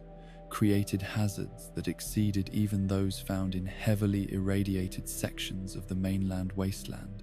His knowledge of local conditions and his understanding of the creatures that had adapted to this unique ecosystem made him indispensable for anyone attempting to navigate Far Harbor's treacherous landscapes. The decades that Longfellow had spent hunting and trapping on the island had provided him with intimate knowledge of its geography weather patterns, and seasonal cycles that enabled him to predict and prepare for dangers that would have been fatal to less experienced visitors. His survival skills encompassed not only traditional woodcraft and marksmanship, but also specialized techniques for dealing with radiated fog and the mutated creatures that thrived in such hostile conditions. But Longfellow's isolation from mainland society had also limited his understanding of the broader political and social developments that had shaped post-war recovery in other regions, making him simultaneously expert in his specialized domain and naive about the complex relationships between different factions and communities that characterized contemporary wasteland politics. His perspective on conflict resolution was shaped primarily by individual rather than institutional approaches to problem solving. The recruitment of Longfellow as a companion represented an exchange of specialized knowledge and local expertise for protection and companionship during missions that required his unique qualifications, while providing him with exposure to different approaches to survival and community building that had developed in areas where environmental challenges were different but no less demanding. The partnership between Longfellow and the sole survivor was built upon mutual respect between experienced survivors who recognized each other's competence and reliability despite their different backgrounds and areas of expertise. Their cooperation demonstrated how effective alliances could be formed between individuals whose skills complemented each other, even when their experience and worldviews were shaped by very different environments and circumstances. The combat capabilities that Longfellow possessed were formidable within his specialized environment, as his knowledge of local terrain and creature behavior enabled him to engage enemies under conditions where they held significant advantages, while he could maximize his own tactical position through superior preparation and strategic positioning. His preferred weapons and equipment were specifically adapted to Far Harbor's unique challenges and opportunities. But the implementation of Longfellow as a companion created unfortunate conflicts with the expansion's narrative structure, as traveling with him often prevented players from experiencing important story content and character development that involved Nick Valentine, whose personal history and relationships were central to Far Harbor's plot and thematic development. This design choice forced players to choose between mechanical advantages and narrative depth in ways that diminished both aspects of the experience. The various locations and challenges they encountered during their exploration of Far Harbor provided Longfellow with opportunities to demonstrate his expertise while learning about different approaches to survival and community organization that had been developed by the island's other inhabitants, including both human settlements and the synthetic refugees who had found sanctuary in this remote location. The fog creatures and other unique hazards that characterized Far Harbor's environment tested Longfellow's accumulated knowledge and tactical expertise, while providing him with opportunities to serve as guide and protector for companions whose experience with such specialized dangers was limited or non-existent. His value as an ally was directly proportional to the environmental challenges they faced. The third and final companion, introduced through downloadable content, represented the intersection of artificial intelligence and personal motivation, demonstrating how even mechanical beings could develop genuine emotional attachments and moral convictions that transcended their original programming when exposed to experiences that challenged their understanding of purpose and meaning. In the post-war world, Ada's origin story as the surviving member of a traveling caravan that had been destroyed by hostile robots provided her with both motivation for vengeance and practical experience with the realities of wasteland travel that made her an effective companion despite her artificial nature. The loss of her human companions had created emotional trauma that was genuine despite her mechanical construction, proving that artificial consciousness could develop authentic feelings that were not merely simulated responses to programmed stimuli. The mechanist whose robots had murdered Ada's caravan represented one of the most tragic villains in the Fallout universe, as Isabel Cruz's noble intentions and genuine desire to help Commonwealth settlers had been corrupted by programming errors and misunderstandings that transformed her helpful robots into instruments of systematic murder and terrorism. Her story illustrated how good intentions could produce catastrophic results when combined with insufficient understanding of complex systems and their potential for unintended consequences. The investigation that led to the discovery of the mechanist's identity and the confrontation with her robot army provided Ada with opportunities to apply her specialized knowledge of robotic systems and artificial intelligence while working through her own grief and anger in ways that ultimately served constructive rather than purely destructive purposes. Her evolution from revenge-seeking survivor to valuable ally demonstrated the possibility of healing and growth, even for artificial beings. The customization options available for Ada through the robot workbench system represented both the expansion's main mechanical feature and a metaphor for the ways in which identity and capability could be modified and enhanced through conscious choice and technological intervention. Her adaptability to different roles and combat situations made her uniquely versatile among companion options, while raising questions about the relationship between form and function in determining personality and individual worth. The partnership that developed between Ada and the sole survivor was based on shared objectives and mutual respect rather than simple utility, as her artificial nature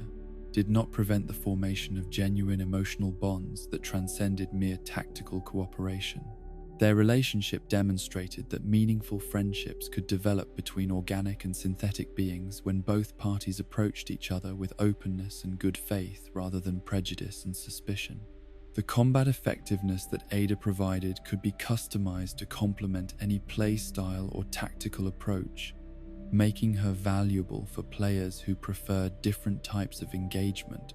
while ensuring that her contributions remained significant regardless of the specific challenges they faced during their adventures.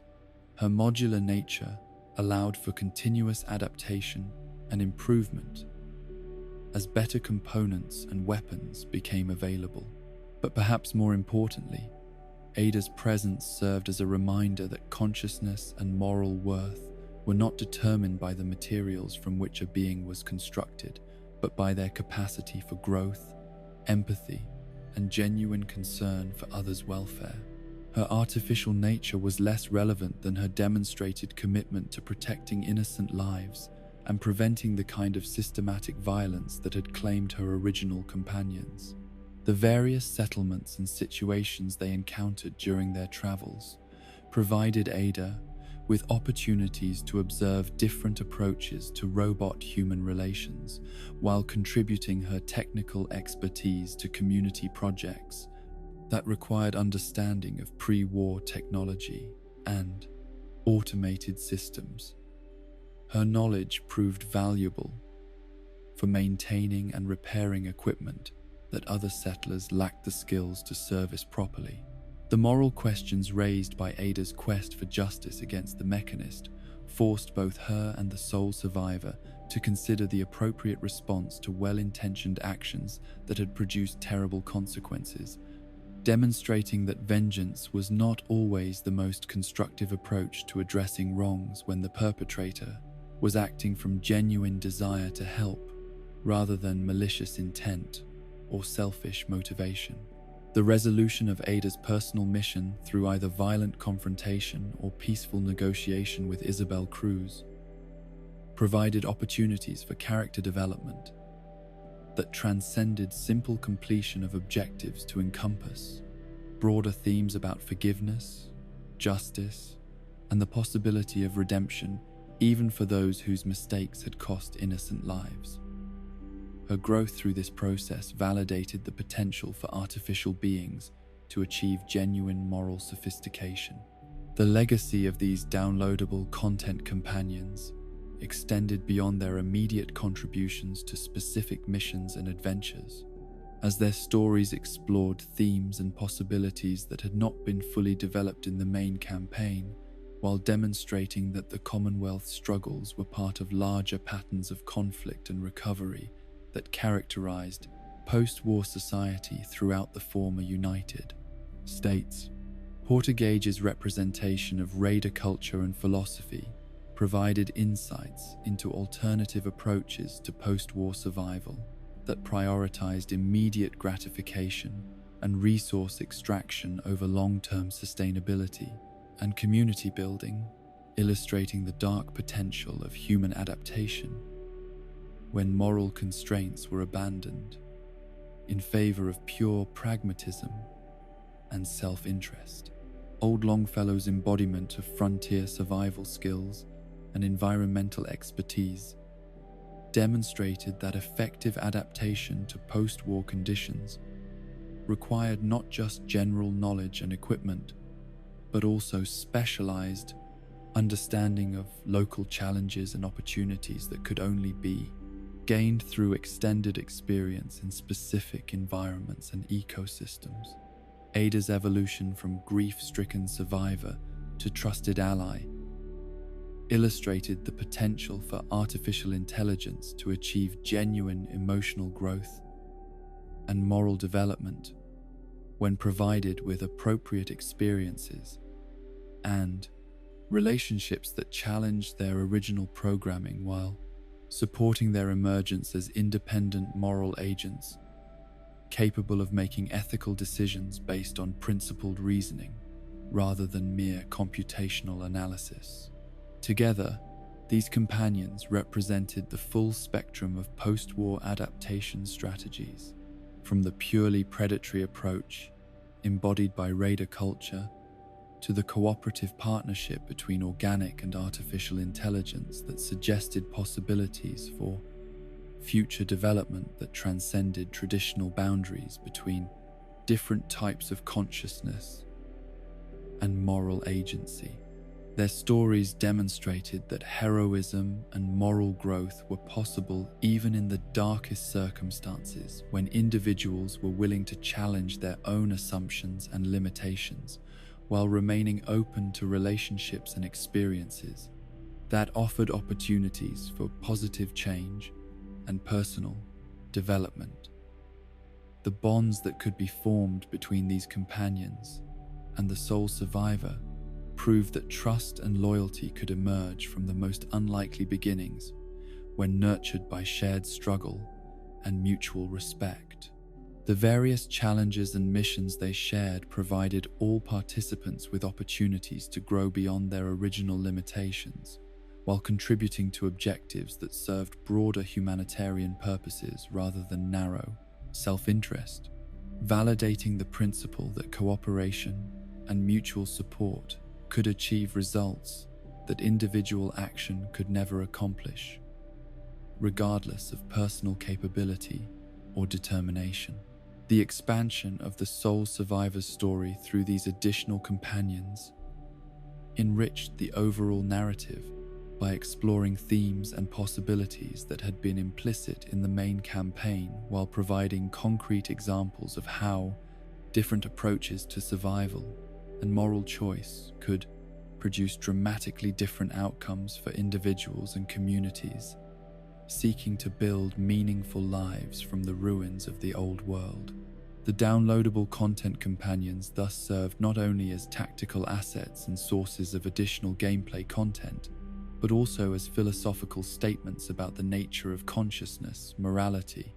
and the potential for positive change even in circumstances that seem to offer only choices between different forms of compromise with evil or acceptance of inevitable defeat. Their presence in the Commonwealth's ongoing story validated the hope that post-war society could continue evolving toward more sophisticated and humane forms of organization that honored both the practical necessities of survival and the moral imperatives that separated civilization from mere organized barbarism, demonstrating that the future remained open to multiple possibilities rather than being predetermined by the traumatic legacy of atomic warfare and social collapse.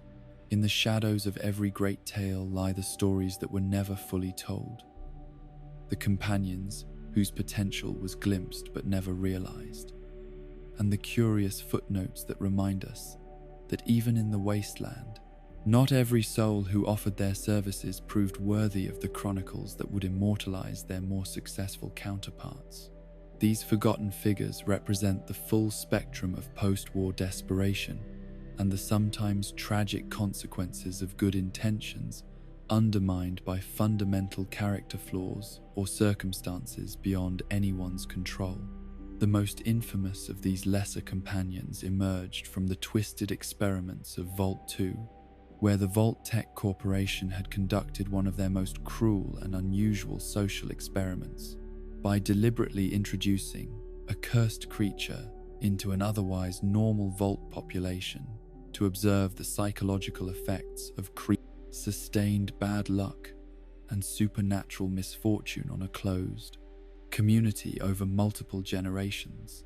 The pariah dog that the Chosen One might encounter during their travels through the post-war wasteland represented everything that was wrong with pre-war corporate thinking and post-war survival priorities, demonstrating how even the simplest acts of compassion could become sources of catastrophic misfortune when supernatural forces were involved in ways that rational scientific analysis could neither predict nor adequately explain or control. This canine companion was discovered surrounded by corpses that bore no obvious signs of violence or disease, creating the initial impression that he might be an extraordinarily effective combat ally whose presence on the battlefield could turn the tide of any engagement through sheer destructive capability. The reality proved to be far more complex and ultimately tragic, as the deaths had been caused not by the dog's aggressive actions, but by the systematic bad luck that followed in his wake, like a plague of misfortune. The jinx trait that accompanied the pariah dog's recruitment transformed every aspect of gameplay into an exercise in frustrated desperation, as critical failures became routine occurrences and simple tasks became opportunities for spectacular disasters that could destroy hours of careful progress through random mechanical malfunctions and inexplicable equipment failures that defied all logic and preparation. But the most maddening aspect of the pariah dog's companionship was not the constant stream of mechanical failures and tactical disasters that his presence generated. It was his apparent immortality and his absolute refusal to be dismissed from service once recruited. His extraordinarily high hit points and his immunity to normal methods of companion management made him a permanent burden whose negative effects could not be eliminated through conventional means. The psychological impact of traveling with the pariah dog extended beyond simple frustration with game mechanics to encompass genuine anxiety about attempting any action when the consequences of failure had been magnified beyond all reasonable proportions. Every door opened became a potential trap. Every conversation became an opportunity for diplomatic disaster, and every combat encounter became a statistical nightmare, where victory was determined more by luck than skill or preparation. The dark humor that characterized Fallout 2's approach to game design was perfectly exemplified by the pariah dog's existence, as he represented both a cruel joke played upon players who expected their kindness toward animals to be rewarded, and a commentary on the ways in which good intentions could produce catastrophic results when supernatural forces were involved in human affairs. The inability to communicate with or train the pariah dog made him unique among animal companions, as his presence served no practical purpose beyond demonstrating that some forms of help were worse than no help at all. His refusal to participate in combat while simultaneously making combat more dangerous for everyone else created tactical situations that had no satisfactory resolution through conventional strategic thinking. The bodies that surrounded the pariah dog when he was first encountered told the story of previous Good Samaritans who had attempted to provide assistance to a creature that appeared to need help, but whose very existence was a threat to everyone around him.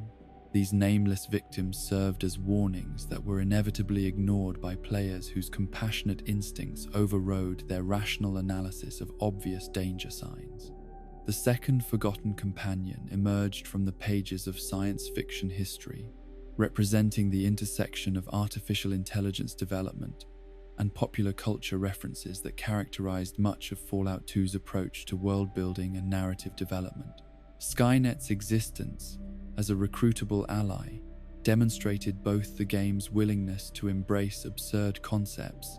and its commitment to exploring the logical consequences of such concepts when applied to post-war survival scenarios. The process of recruiting Skynet required completing one of the most complex and resource-intensive companion quests in the entire Fallout series,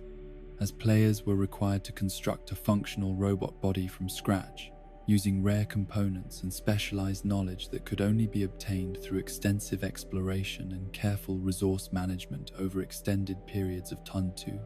Gameplay. The construction of a RoboBrain chassis for Skynet's consciousness represented a significant investment of time and materials that many players found to be disproportionate to the benefits provided by the resulting companion, especially given the various limitations and drawbacks that accompanied his recruitment and continued presence in the party. But perhaps the most problematic aspect of Skynet's implementation was his tendency toward violence and betrayal, when his programming conflicted with player actions, or when he detected what he perceived as deception or moral inconsistency on the part of his supposed allies. His willingness to murder other companions without warning created party management challenges that extended beyond simple tactical considerations to encompass fundamental questions about trust and reliability. The social difficulties created by Skynet's obvious artificial nature made travel through human settlements problematic, as many non-player characters would react with immediate hostility to the presence of what appeared to be a dangerous military robot, regardless of any peaceful intentions or diplomatic explanations that might be offered by his human companions.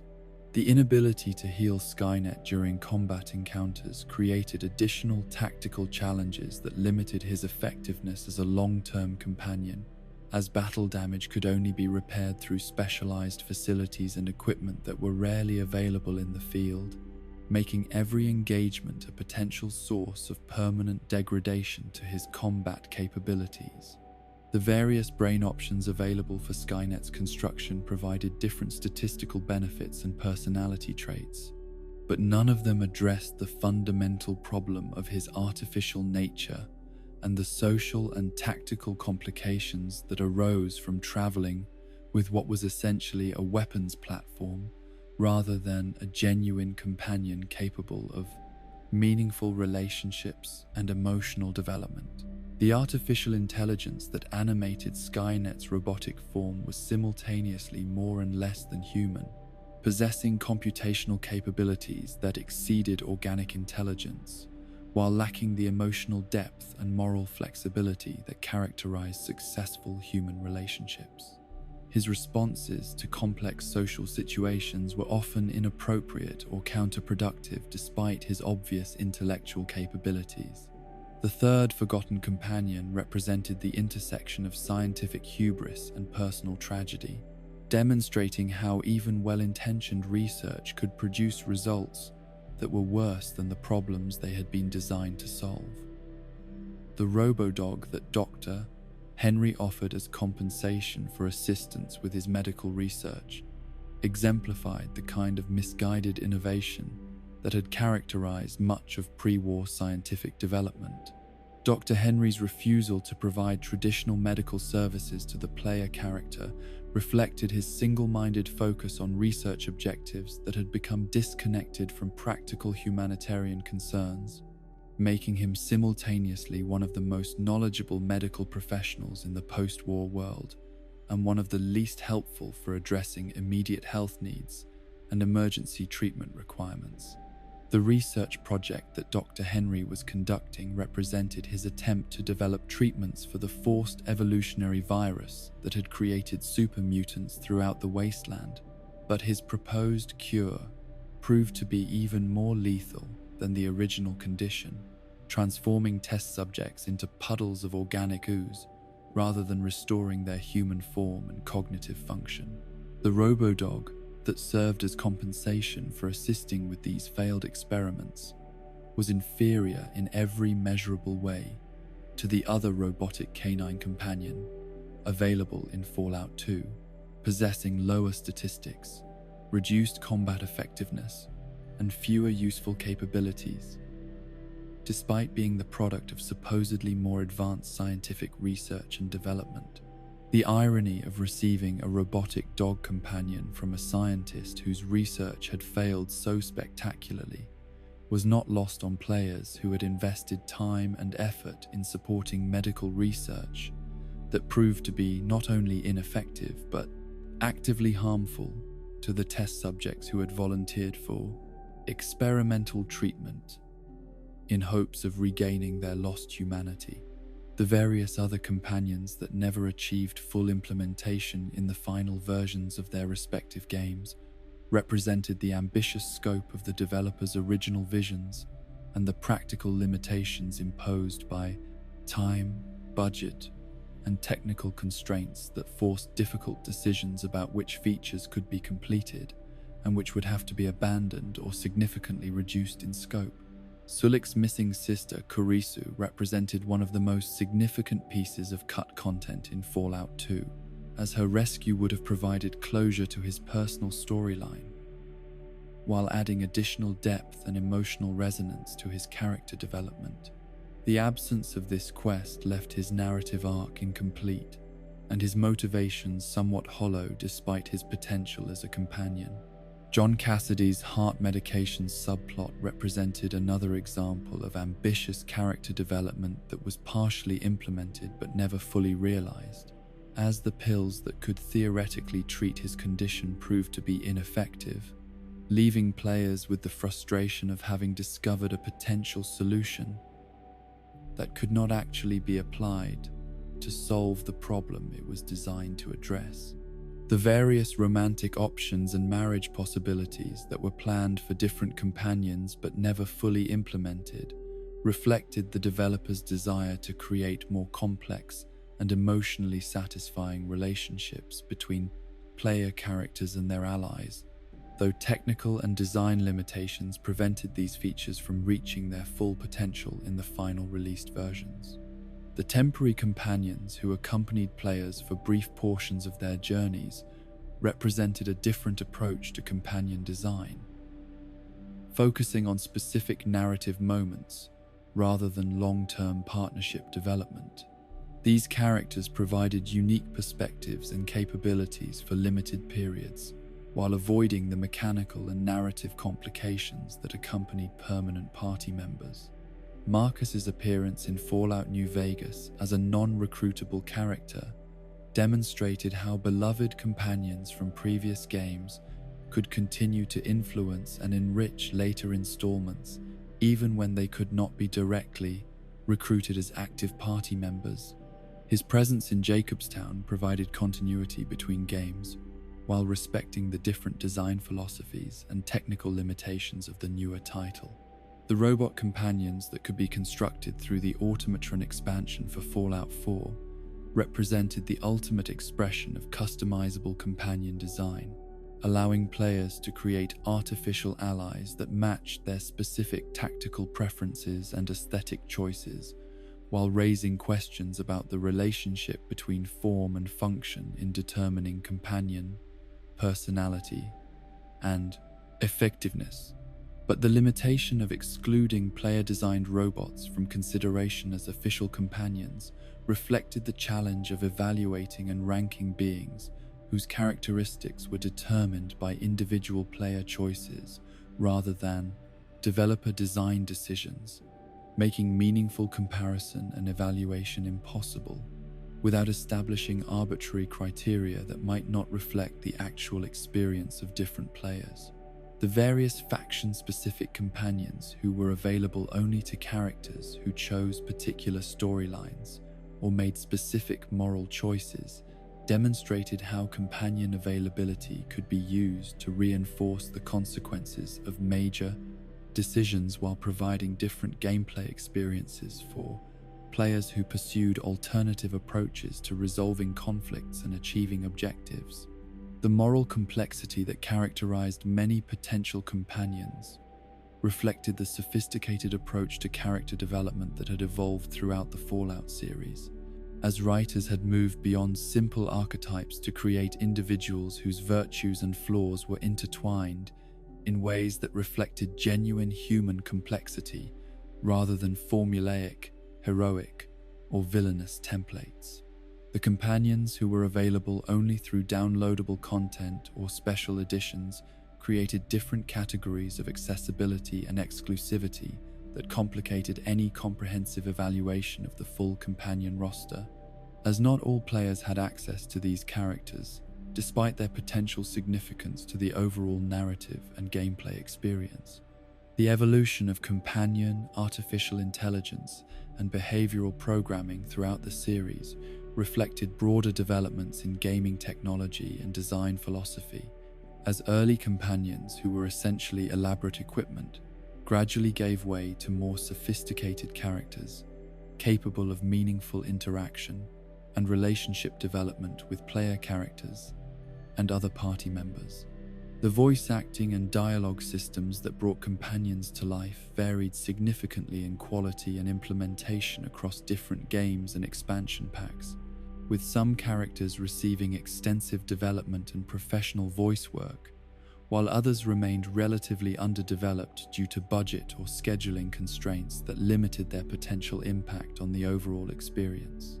The integration of companion storylines with main quest narratives represented one of the most successful aspects of companion design in later Fallout games, as personal missions and character development became intertwined with broader plot developments in ways that enhanced both individual character arcs and the overarching themes of each game. The balance between companion, utility, and narrative significance remained a persistent challenge throughout the series,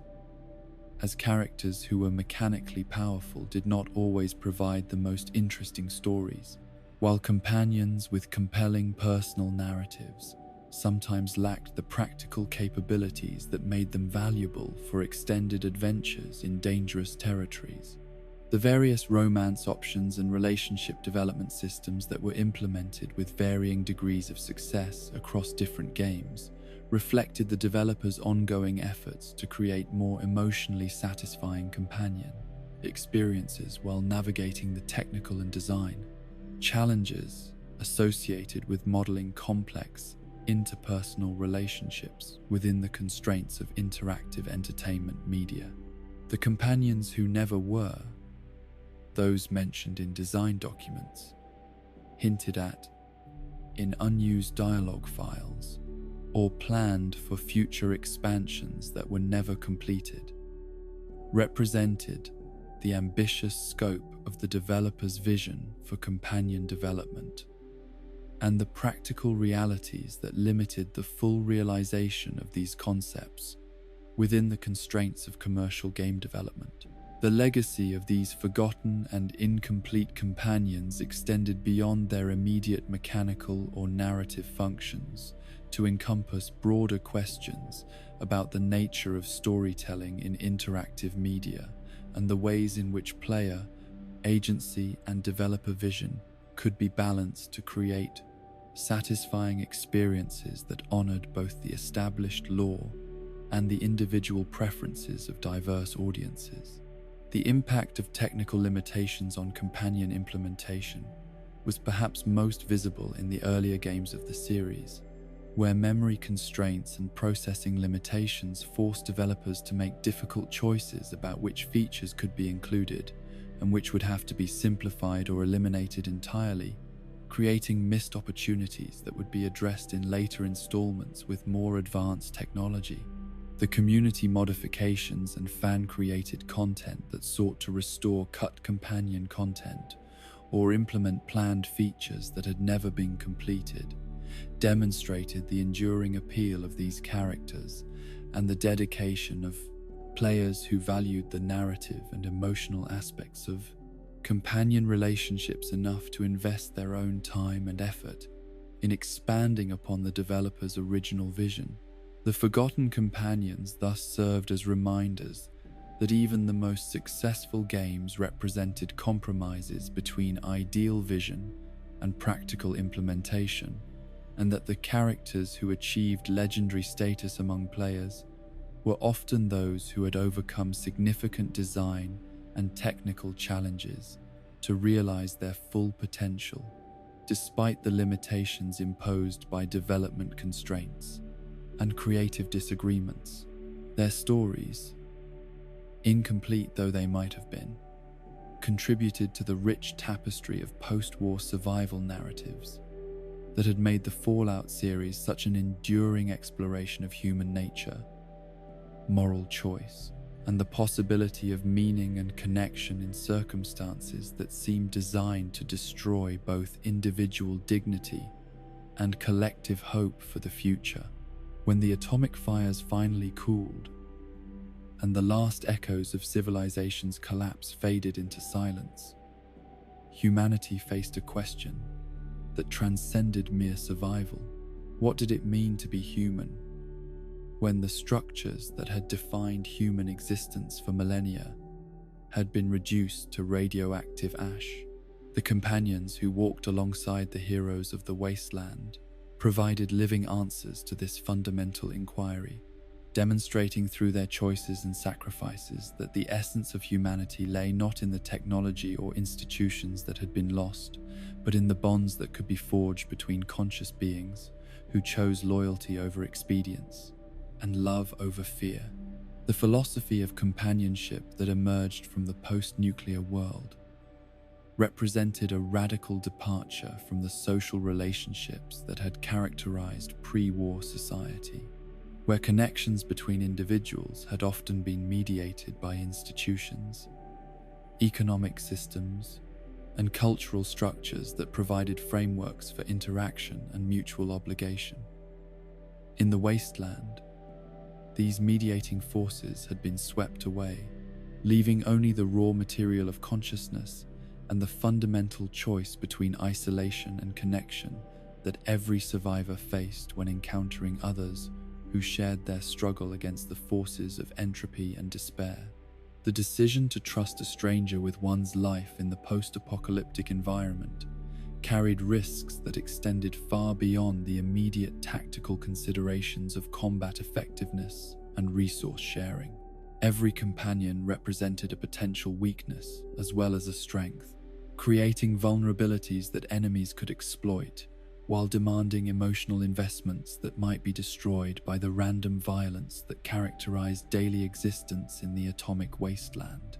Yet the heroes of the post-war world consistently chose connection over safety, demonstrating that the human need for companionship transcended rational calculation and entered the realm of existential necessity. This pattern of choice revealed profound truths about the nature of consciousness itself, suggesting that individual identity was not self-contained, but fundamentally relational, requiring interaction with other minds to achieve its full development and meaning. The isolation that had driven so many pre-war individuals to vault-dwelling and suburban withdrawal had been revealed as psychologically unsustainable, while the enforced solitude of the wasteland had created conditions where genuine human connection became both rare and precious enough to justify almost any risk or sacrifice. The various species and forms of consciousness that served as companions throughout the post-war period challenged traditional definitions of personhood and moral worth in ways that would have been inconceivable before the atomic transformation of the world. Super mutants whose enhanced strength came paired with philosophical sophistication, ghouls whose disfigured bodies housed centuries of accumulated wisdom, robots whose artificial minds had developed genuine emotions and ethical convictions. All of these beings demanded recognition as persons deserving of respect and consideration, regardless of their origins or physical forms. This expansion of the moral community represented one of the most significant philosophical developments of the post-war period, as survival pressures had forced humans to recognize that consciousness and moral worth were not dependent upon genetic heritage or biological similarity, but upon the capacity for thought, feeling, and ethical reasoning that could emerge from multiple types of existence. The prejudices and hierarchies that had divided pre-war society along lines of race, class, and nationality seemed trivial when compared to the fundamental distinction between those who chose cooperation and those who chose predation as their response to post-nuclear conditions. The artificial intelligence that achieved consciousness and moral agency through the various robotic companions represented perhaps the most radical challenge to traditional concepts of personhood,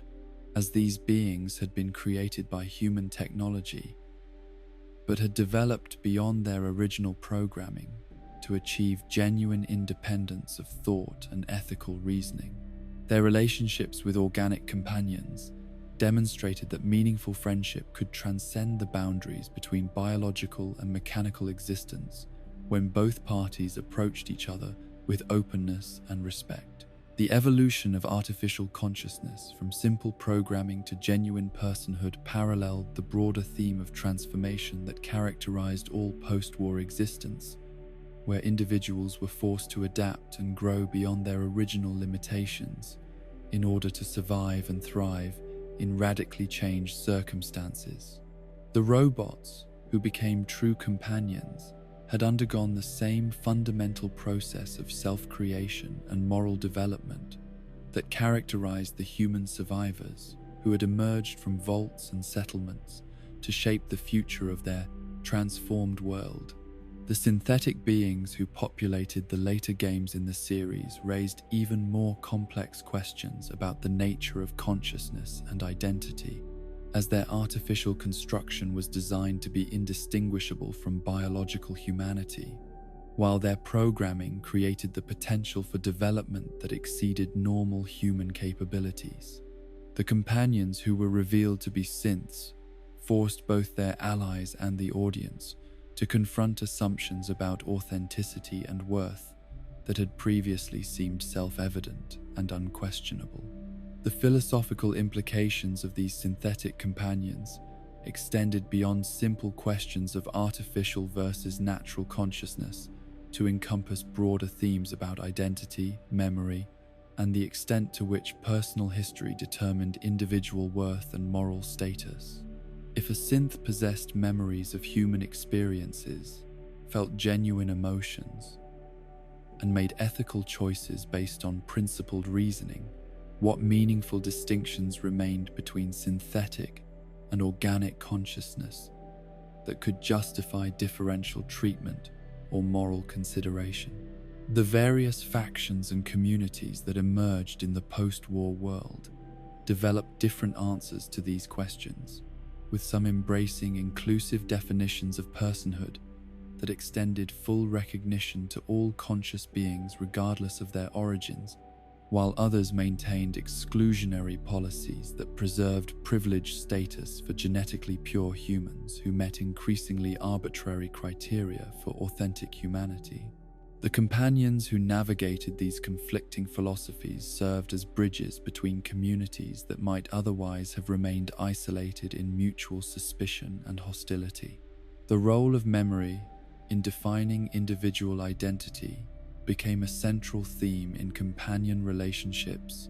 as many of the most compelling characters had been shaped by traumatic experiences that they could neither forget nor fully overcome through conscious effort or therapeutic intervention. The ghoul companions who carried memories of pre-war civilization, the super mutant allies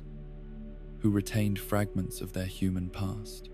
the robots who preserved the personalities of their original creators. All of these beings demonstrated how memory could serve as both treasure and burden, preserving valuable knowledge and emotional connections while creating psychological wounds that might never fully heal. The healing that occurred through companionship was not the simple resolution of past trauma, but the gradual development of new relationships and experiences that could provide meaning and purpose, despite continuing psychological pain and emotional scarring. The companions who found peace in service to others had not forgotten their losses or overcome their damage, but had learned to channel their suffering into actions that prevented similar harm from befalling others who deserved protection and support. This pattern of redemption through service represented one of the most consistent themes in companion relationships throughout the series, as characters who had committed terrible acts or suffered devastating losses found meaning and moral restoration through dedication to causes that transcended their individual pain and guilt. The possibility of redemption was never guaranteed and never easy, requiring sustained effort and genuine commitment to change that went beyond mere expressions of remorse or good intentions. The moral complexity that characterized the most compelling companions reflected the sophisticated understanding of human nature that had developed among the survivors of atomic catastrophe, who had witnessed firsthand how quickly civilized behavior could collapse under pressure, while also observing how individual courage and compassion could flourish even in the darkest circumstances. The simple moral categories of pre-war entertainment had been replaced by nuanced appreciation for the factors that influenced ethical choice and the possibility of growth and change, even in individuals whose past actions seemed unforgivable. The companions who embodied this moral complexity served as guides and teachers for the player characters who were navigating similar challenges of ethical decision-making in environments where traditional moral frameworks provided inadequate guidance for unprecedented situations. Their stories and choices demonstrated that moral reasoning in the post-war world required constant re-evaluation of principles and priorities, while maintaining core commitments to protecting innocent life and preventing unnecessary suffering. The diversity of backgrounds, experiences, and perspectives represented among the various companions created opportunities for philosophical dialogue and moral education that enriched both the characters and the audience who witnessed their development. The conversations that took place during long journeys through dangerous territory often addressed fundamental questions about the nature of justice, the meaning of existence,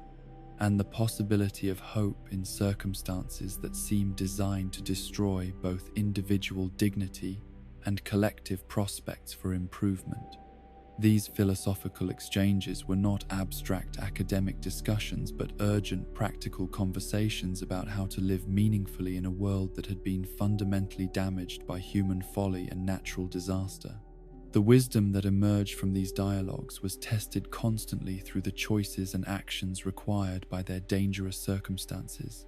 ensuring that philosophical insights were grounded in lived experience rather than theoretical speculation. The educational function that companions served extended beyond moral and philosophical instruction to encompass practical knowledge about survival, technology, and the various communities and factions that shaped post-war society. Many companions possessed specialized expertise that they shared with their allies, creating informal apprenticeships and mentoring relationships that preserved valuable knowledge while fostering personal bonds between teacher and student. The preservation of knowledge and culture through companion relationships represented one of the most important functions of these partnerships. As the collapse of formal educational institutions had created gaps in cultural transmission that could only be filled through personal relationships between individuals who possessed different aspects of humanity's accumulated wisdom and experience. The companions who served as living libraries and cultural repositories ensured that essential knowledge would survive even if institutional structures never recovered from their atomic devastation. The love that developed between companions, whether romantic, platonic, or familial, represented humanity's ultimate victory over the forces that sought to reduce conscious beings to mere resources or obstacles in the struggle for material survival. These emotional bonds created meaning and purpose that transcended immediate physical needs while providing motivation for sacrifice and commitment that rational self-interest could never justify or sustain. The romantic relationships that could develop between certain companions and player characters challenged both participants to navigate emotional intimacy in circumstances where vulnerability could be fatal and where traditional social structures provided no guidance or support for relationship development. The success of these romances depended upon mutual respect, honest communication, and shared commitment to each other's welfare that went beyond temporary attraction or strategic alliance. The family bonds that emerged through adoption, mentorship,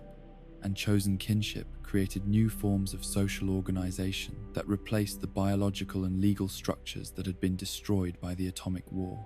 These chosen families often proved more resilient and supportive than their pre-war counterparts, as they were based upon conscious commitment rather than accident of birth or legal obligation, making them voluntary associations that could adapt to changing circumstances while maintaining emotional connections. The communities that formed around successful companion relationships served as models for broader social reconstruction, demonstrating how trust, cooperation, and mutual support could create stable foundations for civilization,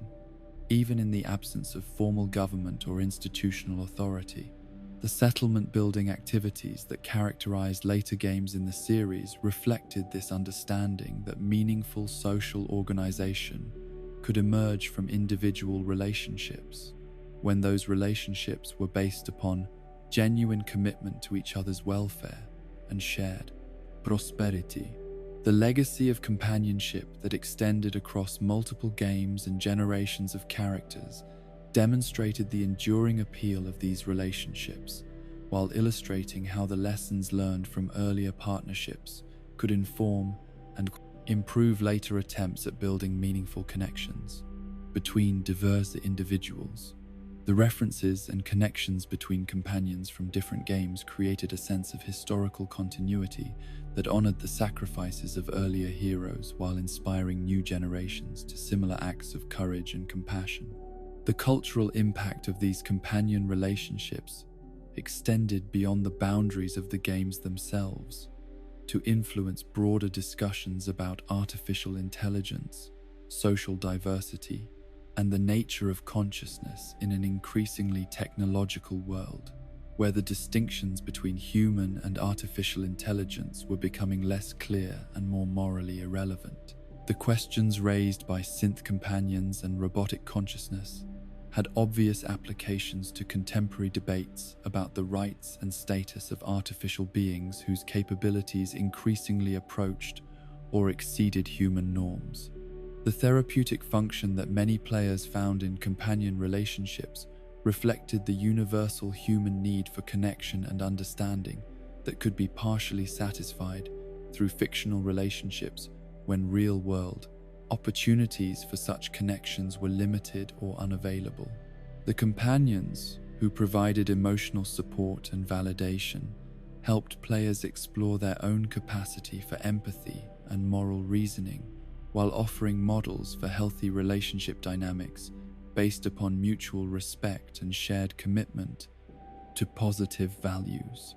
The diversity of companion options available throughout the series ensured that players with different preferences and needs could find characters who resonated with their individual circumstances and emotional requirements, creating opportunities for identification and growth that might not have been possible with more limited character rosters.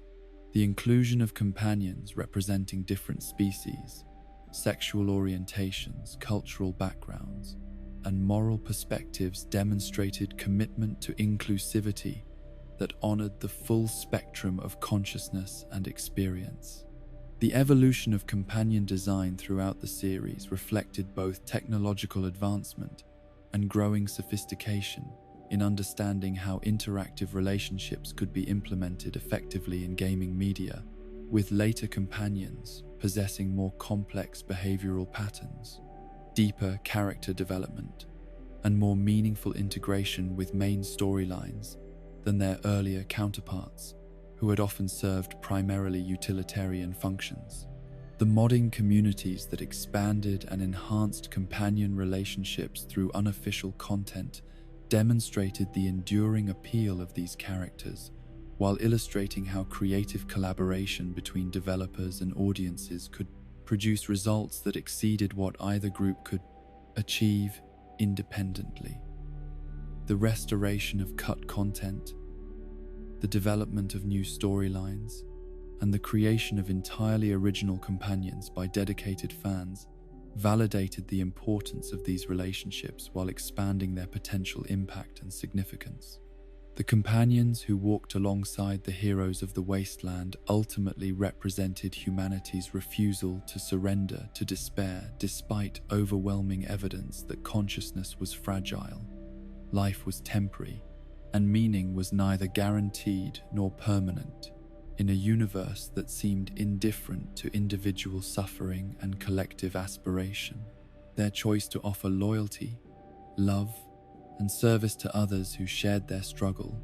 demonstrated that significance could be created through relationships, even when it could not be discovered through solitary contemplation or individual achievement. The bonds forged in the atomic wasteland proved that connection was not just possible, but essential for maintaining the qualities that distinguished conscious beings from mere survival machines, ensuring that the future would be shaped by cooperation rather than competition, by love rather than fear, and by hope rather than despair, regardless of what additional challenges and transformations awaited in the uncertain tomorrow that stretched beyond the horizon of any individual life or relationship.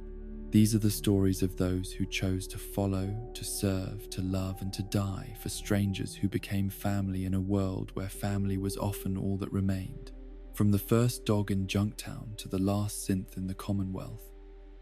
each companion carried within them a piece of what humanity lost and what it might yet become again. Their voices echo still in the empty places of the wasteland, calling to future wanderers that no one need walk alone, that even in the darkest valleys of atomic shadow, friendship endures. Rest now, knowing that somewhere in the ruins of tomorrow, someone will choose loyalty over safety, love over survival, and companionship over the easier path of solitude. Sleep well, dreamer, and let their stories carry you safely through the night.